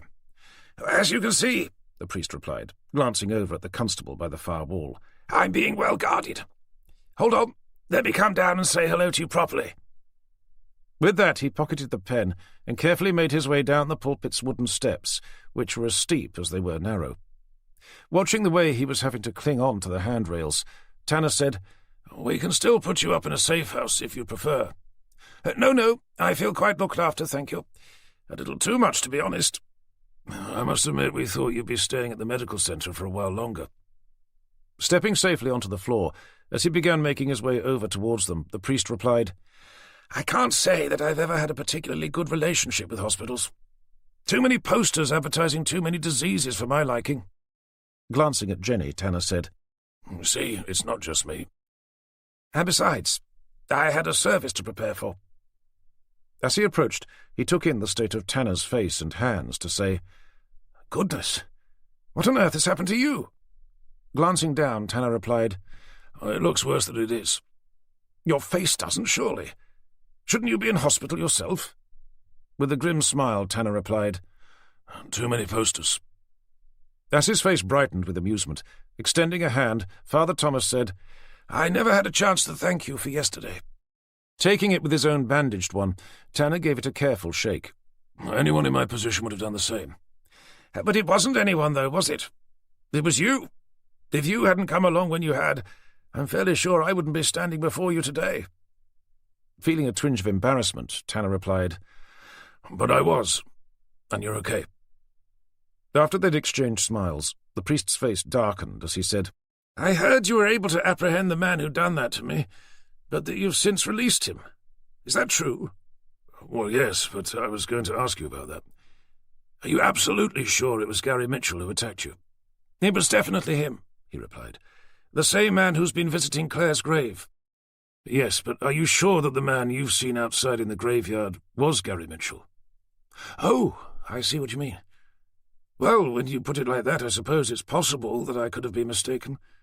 But if it wasn't him, who else would it have been?" "We found out something rather interesting," continued Tanner, "from a nurse over at Wroxham Medical Centre. Something about Claire Judson." "Oh, yes, do tell." "She survived the fall from the tower." "She survived? But I thought she was left in a coma, a condition from which she never recovered." "I didn't know that." "There was something else we discovered as well. When she was taken into care, she was pregnant." With a look of astonishment, Father Thomas repeated, "Pregnant? And the father of the baby was believed to be the person who'd attacked her. Furthermore, Claire lived long enough to give birth to a boy. We believe it may be Claire Judson's son who's been visiting her grave, and is subsequently behind the attacks against you and the other priests." "But surely, if such a child existed, it would have been reported in the papers." "The powers that be decided to keep it out of the media, which at the time, at least, was probably a sensible decision." "Do you know who the child is?" "Not yet, no. The person we thought might know has unfortunately been—" Tanner was about to say killed, but not wishing to alarm Father Thomas any more than was necessary, instead said, "has passed away." "I'm very sorry to hear that." "But don't worry," added Tanner. "I'm not going to stop until I've found him." "No, I can see that. We've already reached out to the Norfolk diocese, hoping that they may have some answers for us." "What makes you think they'd know anything about it?" "We believe Claire's son was taken into care by the church, so we're hoping they'll have a record of his name, possibly where we'll be able to find him as well. However, in the meantime, you need to make sure you stay close to the officers who've been assigned to keep an eye on you." "Of course, yes. Although I must admit that I was hoping to be able to bring you over a little something this evening by way of a thank you." "That's very kind of you, Father, but I'm not sure that would be a good idea. Not yet, at any rate. Maybe it would be better if I was to pop by to pick it up from you." Looking a little aggrieved, Father Thomas said, "I am allowed out, aren't I?" "Well, yeah, but, Tell you what, how about if I was to bring it over to you under police escort?" He looked over at the uniformed constable, who had returned to propping up the church wall. Tanner said, "I suppose that would be all right." "Good. Now, whereabouts do you live?" "Well, actually, I live on board a boat." "A boat?" "A floating one, yes," he said with an embarrassed smile. "How on earth did you end up living on board a boat?" "Well, it's a long story, one which I'll gladly tell you when you come round." "Well, I'm intrigued." "It's nothing fancy. The boat, that is. Just an old Norfolk cruising yacht. It's called Seascape. You'll be able to find it opposite the marina in Ranworth." "OK, well, I still have to finish up here, and then I've a few other things I need to attend to. Sunday's obviously my busiest day, but I'll try to pop around with it later this evening, if that's convenient." "I look forward to it," Tanner assured him. "Anyway, we'd better be off. But remember, Make sure to stay close to the two constables at all times. I will. And you still got my number? Tapping his hand against his breast pocket with an appreciative smile, he replied, I've got your card, and my phone's right here. Good. Well, goodbye for now, Father. With that, Tanner and Jenny turned to make their way out of the church. Chapter 47. Once they'd stepped outside and had passed the constable still standing beside the entrance, Jenny said quietly, I thought I was taking you back to Wroxham Medical Centre, and yet there you were, planning your evening social engagements. Well, yes, but I really am feeling much better now. But even so... Besides, continued Tanner, I'll sleep better in my own bed. Seeing the concerned look on her face, he added, Look, if my head starts spinning again, or if any part of my body begins to hurt any more than it already is, I'll give you a call and you can drive me over. How does that sound? As they entered the cemetery, heading for the car, she said, And what about Father Thomas? What about him? Do you really think it's safe for him to come around to see you? As long as he has the police escort, I can't see it being a problem. But he can still identify the man who tried to kill him. Yes, but we need to catch whoever it is before he'd be able to do that. Stopping dead in her tracks, Jenny grabbed hold of Tanner's arm and glared at him. I sincerely hope you're not thinking about using Father Thomas as bait. Look, if the man wants to bring me round a gift, who am I to say no? You are, aren't you? Okay, I'd be lying if I said the thought hadn't crossed my mind. But he'll be coming with police protection, and will be on board my boat with me. Whoever's doing this, we're mad to try anything. Without wanting to state the obvious, whoever's doing this is a psychotic serial killer. By definition, he is mad. Hearing his phone ring, he dug it out to see Forrester's name. Bugger. He must have found out I'm not back under medical supervision. Or maybe he has news on the investigation. He hesitated for a moment, but decided that he'd better take the call. Tanner speaking. Tanner, it's Forrester. Yes, sir. I assume you've checked yourself back into Wroxham Medical Centre? Just about, sir, yeah. What do you mean, just about? We had to make a slight detour, but Jenny's about to drive me over there now. Overhearing the conversation, Jenny scowled at Tanner for telling such a blatant lie to their superior officer. Well, fair enough, continued Forrester. Anyway, I just wanted to let you know that I had a call from Superintendent Whittaker again. I'm afraid the bishop's been back in touch. Not about that email, surely? Unfortunately, yes. What did he say?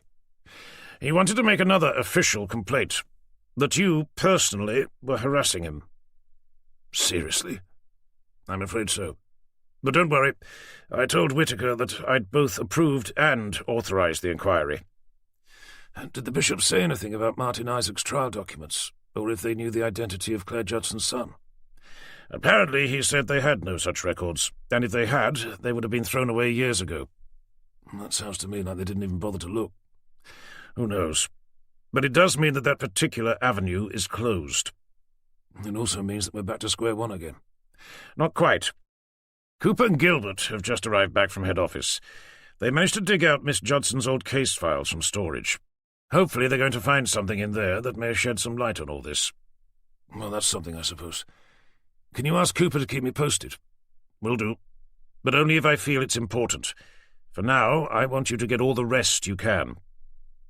With the call ending, Tanner turned to Jenny to ask, Did you hear that? Something about the Bishop of Norfolk not being too happy about our inquiry? He called Superintendent Whittaker to make another complaint. Can you believe that? Fortunately, Forrester's backing me up this time. But honestly, I've got no idea why the man's being so deliberately unhelpful. It's almost as if he's...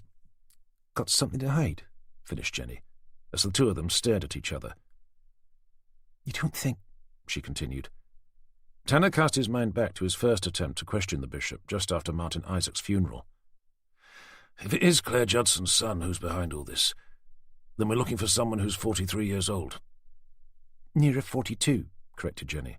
Either way, the Bishop of Norfolk is far older than that. Or at least he looks it. Maybe we should do a quick background check on him. Tanner laughed. That's hilarious, Jen. Nice one. What? 1 minute you're telling me to steer well clear of the guy, and the next you're saying we should do a background check on him. Shrugging her shoulders, Jenny replied, He's behaving suspiciously. So why not? He wouldn't have to know. It's not as if we need his permission. No. But somehow I don't think Forrester will see it that way. Besides, even if he does have something to hide, in all fairness, who doesn't? Whatever it is will probably involve something like tax evasion, or having an unnatural interest in children. Or it could be that he's a 42-year-old serial killer who just happens to look 20 years older than he actually is. Yes, but highly unlikely. Seeing Jenny pouting rather obviously, Tanner thought it best to add, Look, if he was younger, then it would make more sense. But he's not even close. I really think we need to be concentrating on suspects who are at least the right sort of age. Like who? Everyone on our original list is dead. Kevin Griffiths isn't. The reporter. Could be. But he's far too young, surely. Maybe he looks younger than he is, in the same way that the bishop might look older. Anyway, with Alan Birch dead, and the Norfolk diocese not being particularly helpful, we're going to have to think of another way to approach this. They walked in silence for a while until they came to the end of the graveyard. As they stepped onto the path that led down to the road where they'd parked, Jenny announced, I've got an idea. Before Tanner had a chance to ask her what it was, she turned around and started to jog back up the path, calling back, I'll meet you at the car. I won't be long. A few minutes later, as Tanner rested up against the passenger door of the Golf, Jenny reappeared at the end of the path, her handbag in one hand, a plastic bag in the other, and a particularly smug expression stamped all over her face. "What's in the bag?" called out Tanner as she reached the road. Crossing over, she pulled out her car keys to say, A hunch. "Your lunch?" queried Tanner, raising an eyebrow. I said a hunch. Now, am I taking you back to your boat, or have you changed your mind? And are you looking for a lift back to the medical centre? "Boat, please," requested Tanner, and slid with some relief into the passenger seat. Chapter 48. Lying propped up in his yacht's small but cosy cabin bed, immersed in the latest John Grisham novel, Tanner was about to get up to turn the oil lamp on to counteract the diminishing light from a fast-setting sun, when he heard a familiar voice calling from outside. "Hello? Is anyone home?" It was Father Thomas. Glancing at his watch to see that it was gone 9:30, surprised he'd come so late, Tanner called back, "Just coming," and rolled himself off the bed. "Sorry about the time," came the priest's voice again, as Tanner ducked out into the cockpit. "One of my more elderly church members popped round for a bit of a chat, which went on a little longer than I'd hoped." Lifting the canvas awning covering the entrance, Tanner looked out at Father Thomas. He was standing on the grass bank, wearing a nondescript dark grey waterproof jacket, and carrying what appeared to be 2 bottles of homemade beer, one in his hand, the other tucked under his arm. "It's not too late, is it?" asked the priest, with a concerned frown. "Not at all," said Tanner. "It's not as if I was halfway through watching a film or anything. No TV." As he rolled up the canvas flap to create a doorway, he added, "No electricity either, for that matter. How on earth do you survive?" Standing back to allow the priest to climb on board, Tanner said, "I found books make a good substitute for television, and you get used to the rest. The hardest part is not being able to charge things up, like my phone, for example. So I try to turn it off every now and again to save the battery. Which reminds me." With that, he ducked back inside the cabin to return a moment later, phone in hand, as its familiar start-up tune chimed out. "Well, this is certainly cosy," exclaimed the priest with a pleasant smile. Casting an eye over Tanner's various bandages, he asked, "How are your hands?" "Oh, fine. How's your neck?" "Much better, thank you." An awkward silence followed, before Father Thomas said, "Here, I bought you this," and handed Tanner the bottle of beer he'd been holding in his hand. "Nothing special, just something by way of a thank you." Taking the bottle, Tanner thanked him, to look down and read out what the label said. "Thursday the 9th of May. Not the most imaginative of titles," admitted the priest, "but it certainly packs quite a punch." Holding it up to what was left of the light, Tanner thought it looked a little cloudy for his liking, but not wishing to appear rude, he said, "Looks great," and placed both the bottle and his phone down on the table. Spinning around, he lifted up the bench seat behind him to begin rummaging inside the cabinet underneath for something to use to drink it from. "I don't have any pint glasses, I'm afraid," he said, standing up with 2 tumblers in hand, ones he normally reserved for his preferred cocktail of rum and coke. "Not a problem," replied the priest, pulling the bottle out from under his arm to remove its swing-top rubber cap and begin pouring himself out a glass. As Tanner tugged open his own bottle, he glanced out of the rectangular opening in the canvas awning. I assume our 2 constables followed you over here?" "I left them parking up just outside the marina," the priest replied, before raising his glass to say, "To your good health." "Cheers," responded Tanner, taking a cautious sip. Pleasantly surprised to discover that it tasted far better than it looked, Tanner downed half the glass, just as his phone pinged, telling him he'd received a voicemail. "Excuse me for just a moment," he said, retrieving his phone from the table to begin accessing its messages. Discovering that it had been left by DCI Forrester several hours before, Tanner kicked himself for having missed it. Continuing to drink from his glass, he sat back to listen to Forrester tell him that the old case files they'd found buried deep inside headquarters had borne fruit. Although they'd yet to discover the identity of Claire Judson's son, they'd managed to unearth a sperm sample that had been collected from within Claire's body at the time, on which they'd had forensics do some DNA sampling. The message finished by saying that they'd found a match, and for Tanner to call him as soon as possible. Raising an intrigued eyebrow, Tanner removed the phone from his ear. "News?" inquired Father Thomas, as he picked up Tanner's bottle to refill his host's glass. "It's my boss," replied Tanner, reaching for it with an uncoordinated hand. Remarkably, the priest's homebrew was already having an effect. "Do you mind if I give him a quick call?" "By all means," replied Father Thomas, offering him a thin smile. As he waited for Forrester to pick up, Tanner took another large drink from his glass. "Sir, it's Tanner," he said, when he heard the familiar response, the words slurring ever so slightly. "Did you get my message?" "I did, sir, yes." "You're not going to believe what name came up from that DNA result." "Try me." "Frederick Simpson." "Sorry, sir, but I'm not sure that I'm familiar with the name." "Otherwise known as Your Grace, Tanner." "You mean the Bishop of Norfolk?" "The one and only." "But how?" D.S. Gilbert ran a background check on him. He was the altar boy at St Andrews all those years ago. Thinking back to what old Tommy had told them, Tanner asked, "But didn't his parents say that he was with them at the time of Claire Judson's assault?" "Evidently they were lying. Hardly the first time misguided parents have done so in order to try and protect a child." "But Martin Isaac also said that he wasn't there." "Then he must have been covering up for him as well.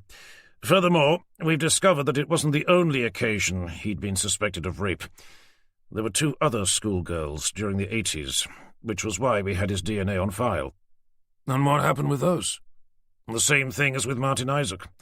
The church moved in and provided him with a rock-solid alibi. Neither case even made it to court." "And now he's the Bishop of Norfolk?" "So it would appear. It also justifies your reasons for having been suspicious of him." After pausing for a moment to let all that sink in, Tanner asked, "So what happens now?"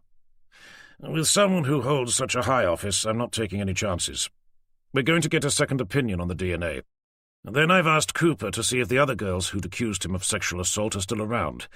If they're still prepared to testify against him, only then would I seek the approval of head office before bringing him in for questioning." "Makes sense. What about the other aspect, the identity of Claire Judson's son?" "At the moment, we're still drawing a blank on that one, although D.S. Cooper told me that D.C. Evans had brought in some possible evidence. We're still waiting to hear back from forensics on that." Assuming he was referring to what Jenny had found back at the church and had kept hidden from him in the plastic bag, Tanner asked, "May I ask what it was that she brought in?" "Cooper didn't say, just that it was a long shot. Anyway, what have the doctors said?" "About me?" he said, remembering that as far as Forrester knew, he was tucked up in bed at Wroxham Medical Centre, and not downing a bottle of some of the strongest beer he'd ever had the opportunity to drink with one of the victims from the investigation. "They said I'm fine and that I just need some more rest." "You sound half asleep as it is. I assume they've got you on medication." "Something like that." "Okay, well, I'd better let you go. Maybe give me a call tomorrow morning to let me know how you're doing." "Will do, sir." As the call ended, Father Thomas looked over at Tanner. "What was all that about?" "Just work," Tanner answered with curt dismissiveness, as he wondered how much he'd inadvertently said out loud that maybe he shouldn't have. Feeling his head beginning to spin, but in a pleasant way for a change, he retrieved his glass from the table. "This is certainly strong stuff. Stronger than you think." "No kidding," agreed Tanner, and was about to take another sip when he thought it might be sensible for him to slow down a little. As Tanner leaned back against the cockpit's wooden side, swirling what was left inside the glass around in his hand, Father Thomas leaned forward to place his elbows on the table to say, "You know, I've spent just about my entire life thinking that it was Martin Isaac who raped and murdered Claire Judson." Finding himself struggling to focus on the priest, even though he was sitting directly in front of him, Tanner said, "I'm afraid it was indiscreet of me to have had that conversation in your presence. I hope you'll be able to treat what you heard with a degree of confidence." "What?" "That the Bishop of Norfolk was the man who attacked and raped my mother when she was only 15 years old, before throwing her from the top of St Andrew's Tower, effectively murdering her in the process." Tanner's heart jumped inside his chest. With his vision blurring and his head spinning in a more sickening manner, desperately hoping that he'd simply misheard the priest, he said, "Sorry, what did you say?" "And I must admit that I'd been convinced of it," continued the priest, as if Tanner hadn't spoken, "especially when Father Richard stepped into my confessional to admit that the church had told him and Father Michael to provide Martin Isaac with a false alibi, all in an attempt to cover up what they thought he'd done. And when he admitted to me about the letter they'd all sent to the Cardinal, well..." With it finally dawning on Tanner that not only was the priest sitting opposite him Claire Judson's son, but was also the serial killer they'd spent all this time searching for, an all-consuming fear began creeping its way into the darkest corners of his mind, even more so when he realized that he'd been drugged, and that he was therefore the next intended target. Adrenaline surged through Tanner's veins, accelerating his heart to dangerous levels. Only able to think fight or flight, choosing the latter, he threw himself over the table, heading for the canvas opening. But the drugs had done their work. The moment he was on his feet, they gave way underneath him, sending him crashing head-first into the cabin to land hard against the side of his bed. Watching with casual amusement, Father Thomas crossed one leg over the other, leaned back against the cockpit's wooden side, and with his drink in hand, continued the conversation as if Tanner was still sitting across the table from him. "But now you're telling me that it wasn't Martin Isaac after all. It was His Grace the Bishop of Norfolk. Now there's a turn-up for the books. Imagine, my father, a bishop. Who'd have thought it?" Hearing Tanner mumble and groan as he tried to push himself up, Father Thomas said, "Anyway," and finished his drink with one swift gulp to place the empty glass back down on the table. Standing up, he stepped over to the cabin doorway. "It looks to me like someone's had a little too much to drink." Crouching down, he enjoyed a quiet moment, watching Tanner clawing at the bedsheets, trying to haul himself up. "Before I leave you to sleep it off, I do have one more tiny little gift for you. Actually, it's probably more like two." With that, he reached inside his coat to carefully remove a hypodermic needle. After removing its protective lid, he flicked at the liquid inside, lifting any air bubbles trapped within. "If you think the ketamine I used in your beer was strong, wait till you feel the effects of this one." Pulling down one of Tanner's socks to expose the skin underneath, he inserted the needle deep into Tanner's ankle. "No doubt you'll be interested to know that this is called succinylcholine, or at least I think that's how it's pronounced." As he began to ease the plunger down, watching the liquid slowly disappear into Tanner's body, he explained what the drug would do to him. "It's what scientists call a neuromuscular paralytic drug. Basically, it paralyzes the nerve endings whilst allowing the brain to function as normal. It has proved to be the perfect tool for my recent endeavours. Not only has it enabled me to torture and kill those involved in the rape and murder of my mother, and in the most painful ways I could think of, but none of them were able to put up too much of a fuss as I did it. To be honest, I'm not sure how I'd have coped without it. Not on my own. Another benefit, of course, is that it's remarkably difficult to trace. Someone would have to know what they were looking for in order to find it.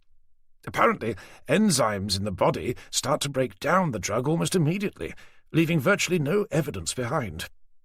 However, there is one slight drawback. It does have a tendency to affect the muscles used for breathing. So, to prevent death from asphyxia, you have to use just the right amount." With the liquid gone, Father Thomas removed the needle to say, "There, that should do it. Now, all I have to do is fetch a few more items from the car, and I'll be off to pay a rather belated visit to my father. the Bishop of Norfolk. Chapter 49. Tanner awoke from some darkly disturbing dream, as if he'd been asleep for a week. As his mind fought to separate the real from the imagined, he began to recall what had happened, and what Father Thomas had been saying to him. Had all that been a dream? A single blink of his eyes was enough for him to know that it hadn't. He was lying face down between the two narrow beds inside his cabin. His arms were tied behind his back, and he could feel something secured over his mouth. But what was far worse than either of those were the nauseous fumes of petrol stinging his eyes and catching at the back of his throat. He tried twisting round, but he didn't seem able to. Although he could feel his arms and legs, try as he might, he couldn't move them. Not 1 inch. They just felt heavy and dead, like useless slabs of meat lying out on a butcher's table. That was when he heard a sound that sent a wave of panic rampaging through his mind. It was the sharp crackle of fire. He desperately tried to look around to see where it was coming from, but he couldn't even move his head. He could barely swivel his eyes. But it didn't matter. He knew what was burning. The coach roof, less than a metre above him. Is this how I'm going to die? To be burnt alive like Alan Birch? As smoke seeped in under the lip of the roof, he could feel the heat from the unseen fire, scorching the tender, damaged skin of his face. I've got to move. Can't die here. I've got to move. Doing his best to bring his rising panic under control, he focused his mind on his legs. If he could just bring his knees up towards his chest, he'd be able to turn himself the other way. He felt a tingling sensation in his toes. They moved. They definitely moved. The same feeling began to creep into his hands. Whatever it was that the psychotic priest had injected him with was beginning to wear off. He rolled his eyes up towards the ceiling. The smoke was thicker, the air was hotter, but he still had time. He must still have time. He focused his mind again on his legs, urging his knees up towards his chest. They twitched, but had they moved? He forced his head down to look along the length of his body. They had. His legs were bending. He could even open and close his hands. He was going to make it. It was going to be close, but he knew then that he was going to make it. That was when he saw the mud weight, the 10-kilogram lump of solid steel used by Norfolk Broad's boaters as an anchor. It was nestled against his stomach. A rope looped around both it and his waist. He'd be lucky if he could lift his own body weight, let alone that as well. As all hope for his survival slipped away, he let his head fall back against the hard wooden floor. Doing his best to remain calm, he closed his eyes and started to pray, as best he knew how, asking God for the strength and courage to endure what at that point he felt was going to be inevitable. Chapter 50. It was dark by the time Jenny drove into Ranworth village. She'd been desperately trying to get hold of Tanner on his phone for the last 20 minutes, as had Forrester and Cooper. Neither had they been able to get in touch with the 2 police constables, who were supposed to have been guarding Father Thomas, which wasn't good. Not with what they'd discovered from the evidence Jenny had brought in earlier that day. With the sound of sirens wailing in the distance, skidding to a halt outside Ranworth Marina, Jenny leapt out of her car and began sprinting towards where Tanner's boat was supposed to be moored. She'd seen the ominous glow from a fire lighting up the night sky as soon as she'd passed the Malsters pub, but as bad as her fears were as to what that meant, what she found was far worse. Not only was the top of Tanner's boat ablaze, it wasn't on its mooring. Whoever had set fire to it must have untied it as well, as it was steadily drifting out, away from the bank, making slow but steady progress towards the middle of Malthouse Broad. Reaching the edge of the bank, she didn't stop. Ditching her handbag on the grass verge, she launched herself off the siding, plunging headfirst into the cold, dark water below. As soon as her head broke free, she began ploughing her way over the surface, arm over arm, as fast as she could, heading out towards the burning boat. She'd seen from the car that the cockpit was clear of flames, and as she wasn't able to spy anyone in there, she had to assume that Tanner was either lying on the floor or, more likely, locked inside the cabin. If she could just reach the boat in time, hopefully she'd be able to drag him off before the fire consumed it in its entirety. It was going to be a long shot, but she had to try. As she swam up to the hull, she could feel the heat from the fire. Taking hold of one of the lines that held the nearest fender in place, she first submerged her head under water to give her maximum protection from the flames, before lifting herself up and over the side to tumble down first onto the bench seat, then onto the cockpit's floor.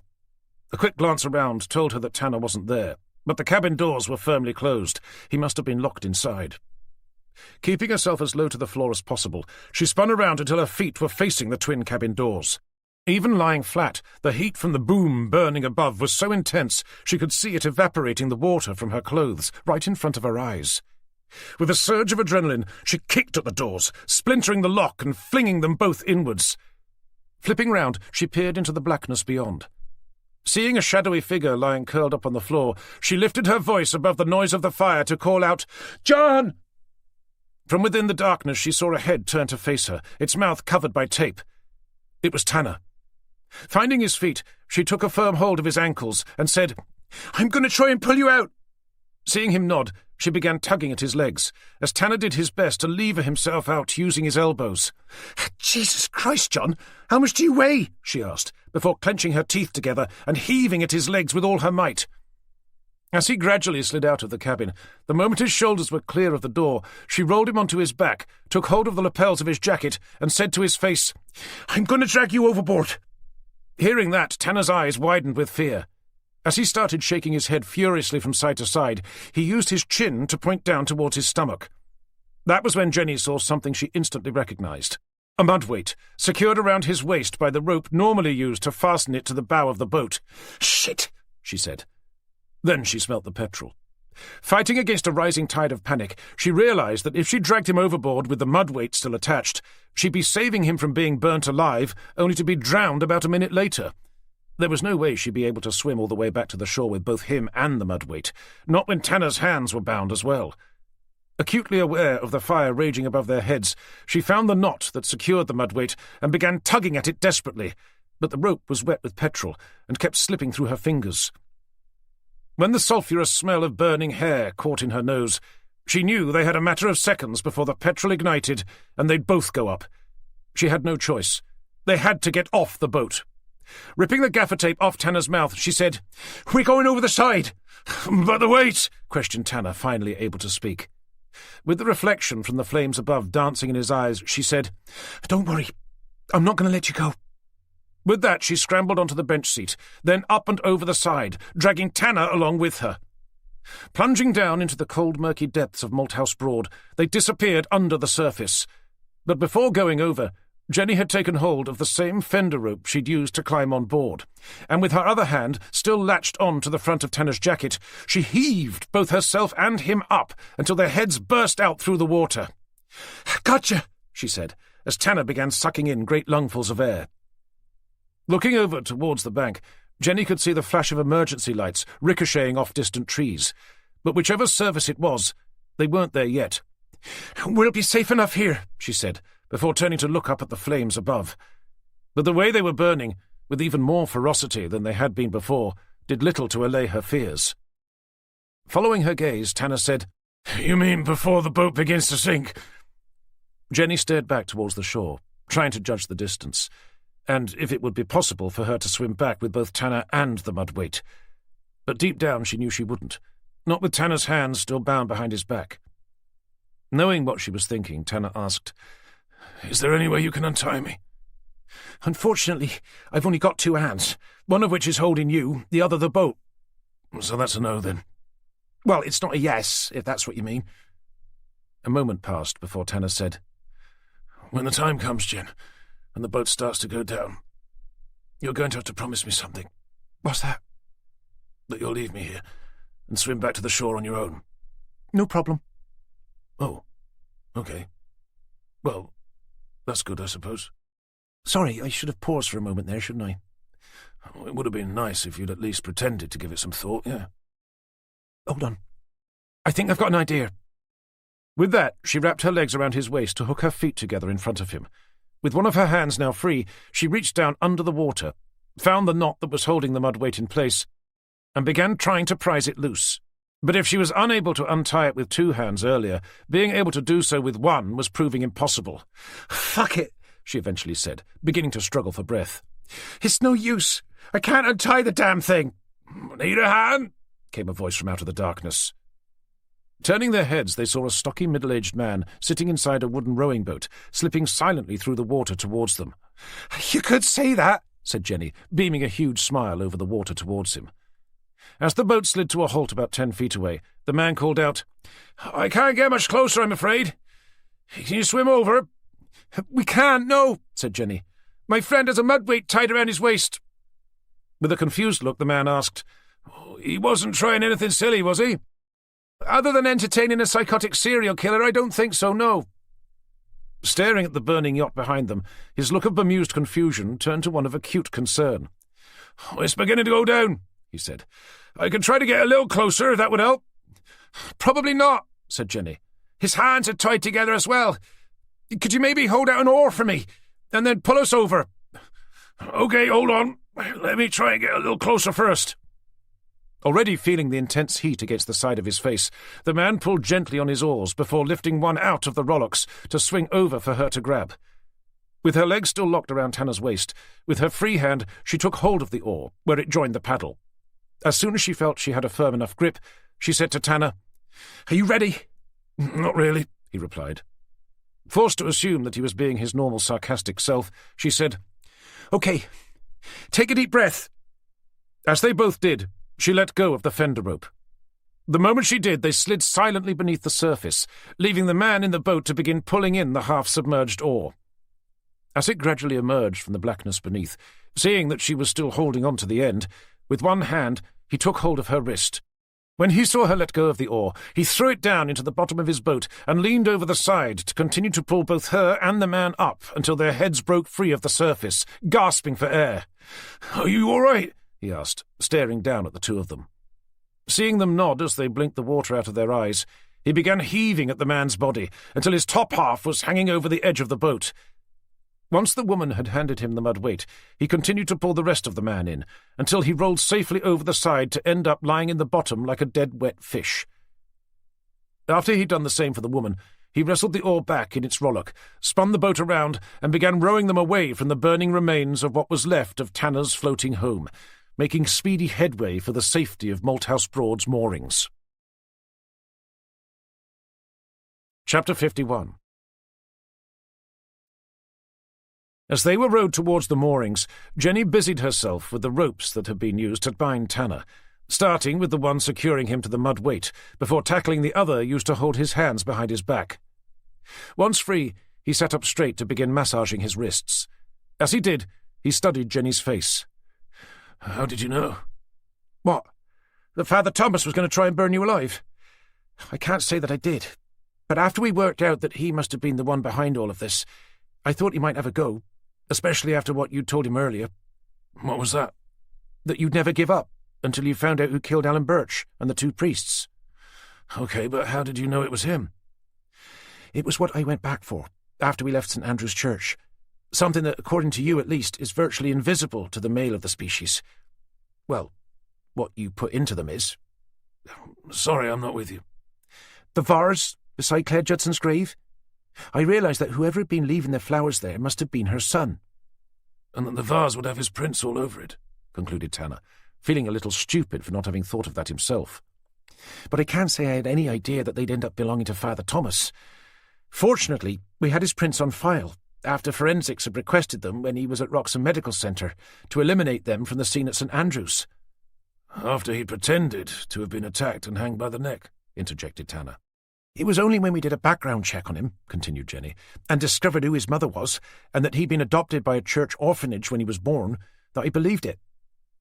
Tanner took a moment to allow that to sink in, before asking, "I assume he's not been caught yet?" "Not yet, no. But Cooper and Gilbert are waiting for him at his home, along with a couple of uniform." "I doubt he'll be going back there." "Why not?" "He's got unfinished business with his father, the Bishop of Norfolk."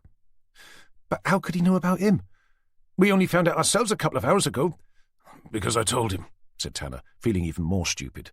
"He was sitting directly opposite me when Forrester phoned. Of all the people he's wanted to take revenge on, it's his father who's the most important. He'll be heading straight over there, I guarantee it. So we're just going to have to get to him first." "OK. But you're not going anywhere. As soon as we make land, I'll get the word out to have the bishop placed under protection. As for you, John Tanner, You're going straight back to the medical centre, even if I have to drive you there myself. Chapter 52.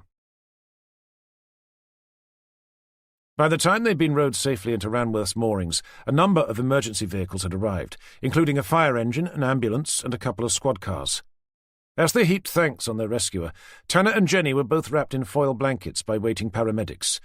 They were then led away to be checked over. As soon as she was cleared, Jenny relayed Tanner's news to DCI Forrester via one of the attending constable's radios, that they had good reason to believe Father Thomas knew the true identity of his father and could well be on his way up to Norwich to seek him out. Once they'd each given a full statement about what had happened on board the boat, after promising the paramedics that she was going to drive him to Wroxham Medical Centre herself, they were eventually allowed to be on their way. It was only when Jenny was turning into the medical centre's car park half an hour later that she got a call from Cooper. Pulling up, she picked up the phone to answer it. After a brief one-sided conversation, she put it away to turn to Tanner and say, "That was Cooper. He's not at his home." Who's not at his home? "The bishop. One of his neighbours saw him getting into someone else's car, but he wasn't on his own. Someone was helping him." "Shit. That means Father Thomas has him." "That's what everyone's assuming," continued Jenny. "A county-wide search is underway for his car. Cooper said that he and Gilbert are heading over to St Andrew's Church to see if he's taken him there, and Forrester is driving up to Norfolk Cathedral to liaise with units from HQ. "I doubt he'll go to either," said Tanner. "They're both too obvious, and he's not going to risk being caught, not when he's so close to finishing what he set out to do." "But where else would he take him?" With a cold blank expression, Tanner turned to stare out of the passenger side window. "He made a mistake the first time. He thought Martin Isaac was his father. But now he knows who it really is. I think he's going to try and correct that mistake at the same place he made it." "You mean?" "Where all this began. At the ruins of St Benet's." Chapter 53. With just about everyone else from Wroxham Police Station either racing over to St Andrew's Church or making their way up to Norfolk Cathedral, Tanner and Jenny knew they'd been left with little choice. If Tanner was right, and Father Thomas was taking his biological father, the Bishop of Norfolk, to St Benet's Abbey to torture and execute him, then they were going to have to go there on their own. Even though they'd both been nearly burned alive and half drowned only a couple of hours earlier, they felt they had no choice. Jenny threw the car into reverse. With wheels spinning on the gravel, they sped out, heading for Ludham and the ruined abbey beyond. Less than 20 minutes later, Jenny was tearing down the narrow track that led down towards the banks of the River Bure, where what was left of St Benet's Abbey lay. As the car jumped and jolted its way down the uneven surface, with a plume of dust kicked up by the tyres rising into the blackness behind them, it wasn't long before the headlights caught the fluorescent yellow of a car's number plate, parked up at the end. "Is that his car?" asked Jenny, keeping her attention focused on the road. "It looks like it," confirmed Tanner, peering out through the windscreen. The moment they were near enough to be certain, Tanner dug out his phone to let Cooper and Gilbert know, and to ask them to come as quickly as they could. Reaching the end of the track, Jenny deliberately handbraked the car to a halt, to leave it blocking the road, so cutting off the priest's only means of escape. Jumping out, they raced over towards the Abbey's ruined tower gateway, beyond which a near full moon rose above a bank of brightly illuminated clouds. Diving through the gap between the fence and the long-disused mill, they hurried through the field on leaden legs, following what they could see of the footpath that they knew led to the ruins of St Benet's Abbey. It was only when they reached the first misaligned outcrops of weather-worn stone that marked the entrance to the former medieval church that they saw Father Thomas. He was kneeling at the base of the tall wooden cross that was set in stone just beyond the high altar. Above him, the body of a fat, naked man was nailed to the cross, tape flattened over his mouth, blood dripping from his wrists and feet. Seeing them approach, the Bishop of Norfolk raised his eyes to send them a look of pure desperation. As tears ran down over his face, they could hear what must be pleas for help, but the words themselves were unintelligible. The gaffer tape was making sure of that. Coming to a standstill, Tanner called out, "Father Thomas! It's Detective Inspector Tanner and Detective Constable Evans, Norfolk Police." Stopping where they were, they watched as the priest bowed his head and crossed his chest before standing to turn and face them. "Inspector Tanner," he said, a thin, leering smile spreading out over his deceivingly affable face. I see you survived the housewarming party I went to such lengths to throw for you. And little Jenny Evans as well. How sweet. Father Thomas, continued Tanner, you're under arrest for the— Not yet, I'm not, he interrupted. I've unfinished business with my father here. But don't worry, I'm nearly done. Seeing something catch the light of the moon, held down by his side, Tanner called again. This is over, Father. Drop the knife and step away from the bishop. I'd love to oblige, really I would. But it's not a knife, so regretfully I can't. Sorry about that. As the psychotic priest held up his hand, Tanner saw that the man was right. It wasn't a knife. What it was, however, was potentially far more lethal. I must admit, the priest continued, that I was about to break my father's legs with the hammer I used to nail him up there, before enjoying a few pleasant hours watching him die from asphyxiation. But when I heard your car pull up, I decided to douse him in petrol instead. He held aloft a chrome-plated Zippo lighter. Of course, being burned alive won't take him nearly as long to die, but on the plus side it will at least be considerably more painful. Father Thomas, said Tanner, as he began to edge his way forward, I need you to place the lighter on the ground and raise your hands above your head. Or what? You'll shoot me? There's armed backup on the way, Tanner warned, even though he knew that there wasn't. The priest's gaze roamed over the flat moonlit landscape that encircled them. After inhaling deeply through his nose, he said, You know, one of the many things I love about the Broads is its vast open space. I've always found it to be somewhere you can happily lose yourself. It also just happens to be a place you can see something coming from over a mile away. 3 miles, to be exact. And as I can't see a single flashing blue light, not even beyond the horizon, if they are coming, which I doubt, they've got some serious distance to cover before they get here. So, I suppose that means it's just the 4 of us. You two, myself, and my overstuffed father here. So I suggest you sit the fuck down and let me finish dealing with the man who raped and murdered my mother. With that, in one swift motion, he flicked open the lid of the lighter and rolled the circular flint with his thumb. Seeing it spark into life, as a threatening flame began to dance at the end of Father Thomas's now extended arm, the bishop behind began tugging painfully at each of the thick steel nails that had been driven through his wrists, sobbing and squealing as he did. With his hands held out in front of him, Tanner took another few steps forward. Don't do it, Father. You might be able to get away with what you did to the others, but if you murder the Bishop of Norfolk right in front of 2 police officers, there'll be no turning back. I suggest you keep your distance, Inspector, warned the priest. I think it's unlikely that a quick dip in Malthouse Broad would have rid you of all that petrol I poured over you earlier. Tanner had almost forgotten about that. The priest was right. Despite having been completely immersed in water, his clothes would still have more than enough petrol for him to go up like a human torch, were he to come in contact with the naked flame that flickered with such menacing portent at the end of Father Thomas's arm. The noxious fumes which drifted up from his clothes were enough for him to know that. Deciding on a different tack, Tanner said, And there's nowhere for you to run. We've blocked your car in, and you won't get far on foot. As the priest began edging his way back from the base of the cross, glancing behind him as he did, he said, You don't seriously think that I'd have been stupid enough to come all the way out here without some sort of a plan as to how I was going to get out again, other than climbing back into my car? It was then that Tanner remembered the river.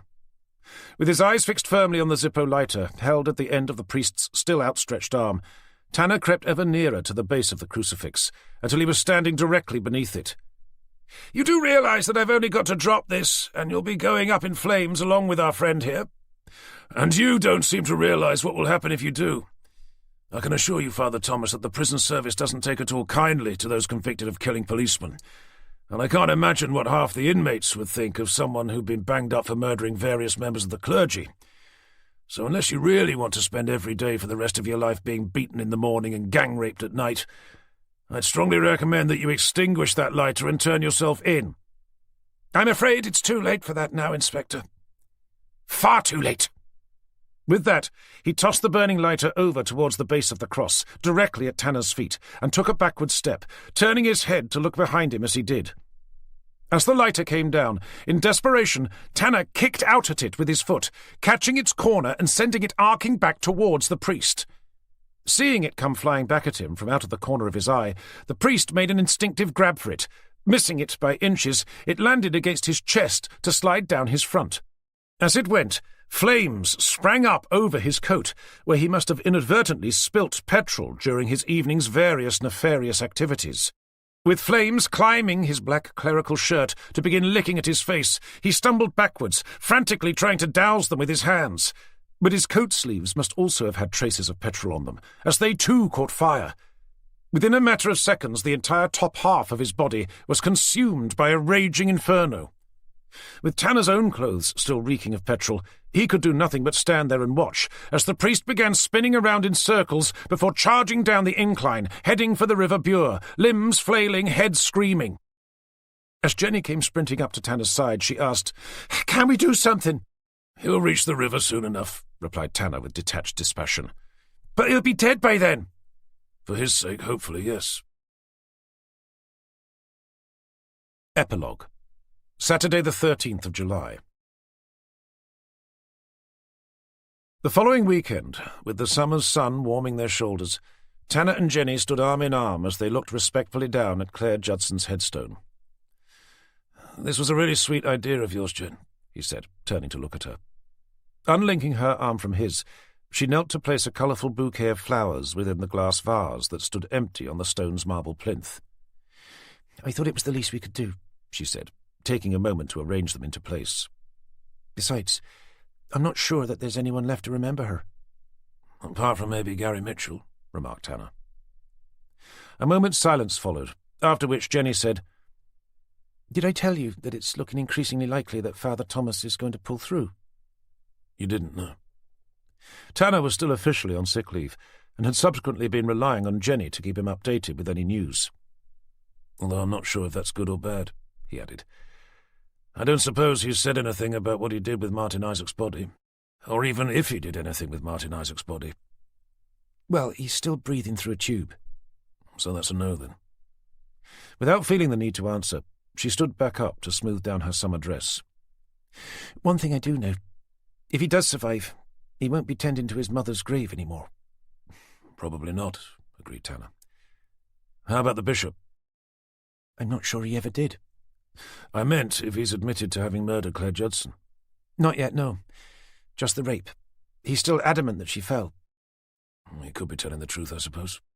But even if he is, he'd still be guilty of constructive manslaughter." "Which is?" "It's when someone murders without intent, but does so in the course of committing a crime. So even if she fell off the church tower when she was trying to get away from him, which I think is plausible, he could still be found guilty of having killed her." "What did Forrester charge him with again?" "Only for the rape of a child and assault and battery." Tanner raised an eyebrow. Seeing him do so, Jenny asked, "You don't agree?" "Yes, of course. But he should have gone with the manslaughter charge as well. After all, the medical records are there, as are the original witness statements, along with the physical evidence." "There's something else he admitted to." "What was that?" "He paid for Martin Isaac's funeral, as well as his tomb." "Did he say why?" "Not that I know of, but I presume out of guilt for Isaac having taken the fall for what happened to Claire. However, there's one thing I do know." "And that is?" "The church are going to need to find themselves another bishop." Taking in their surroundings, and in particular the way St Andrew's Church tower stood against the azure blue sky, Jenny breathed in the warm summer air, saying, "It makes for a good resting place, don't you think?" "It does," agreed Tanner. "Although I'm not sure I'd like to be buried within view of where my life effectively came to an end." "No, I suppose not." After another moment of silence passed, Tanner glanced down at his watch to say, "Anyway, I need to get going. I'm supposed to be helping drag out what's left of my boat for the insurers to look at." "You're lucky you had it insured." "I can't say that lucky's the word I would have chosen." "Well, you're not dead, so you are in that respect." "Did I ever thank you for saving my life?" "Not that I remember." "Okay, then I suppose I should, at some stage at least." They both smiled over at each other in mutual understanding, before Jenny asked, "Do you think they'll pay up?" "Who? The insurers? They bloody well better. It wasn't as if I set fire to the thing on purpose." "No, but Father Thomas did." I suppose I'll have to read through the small print to see if there's anything in there about them covering for a fire caused by a psychotic serial-killing priest.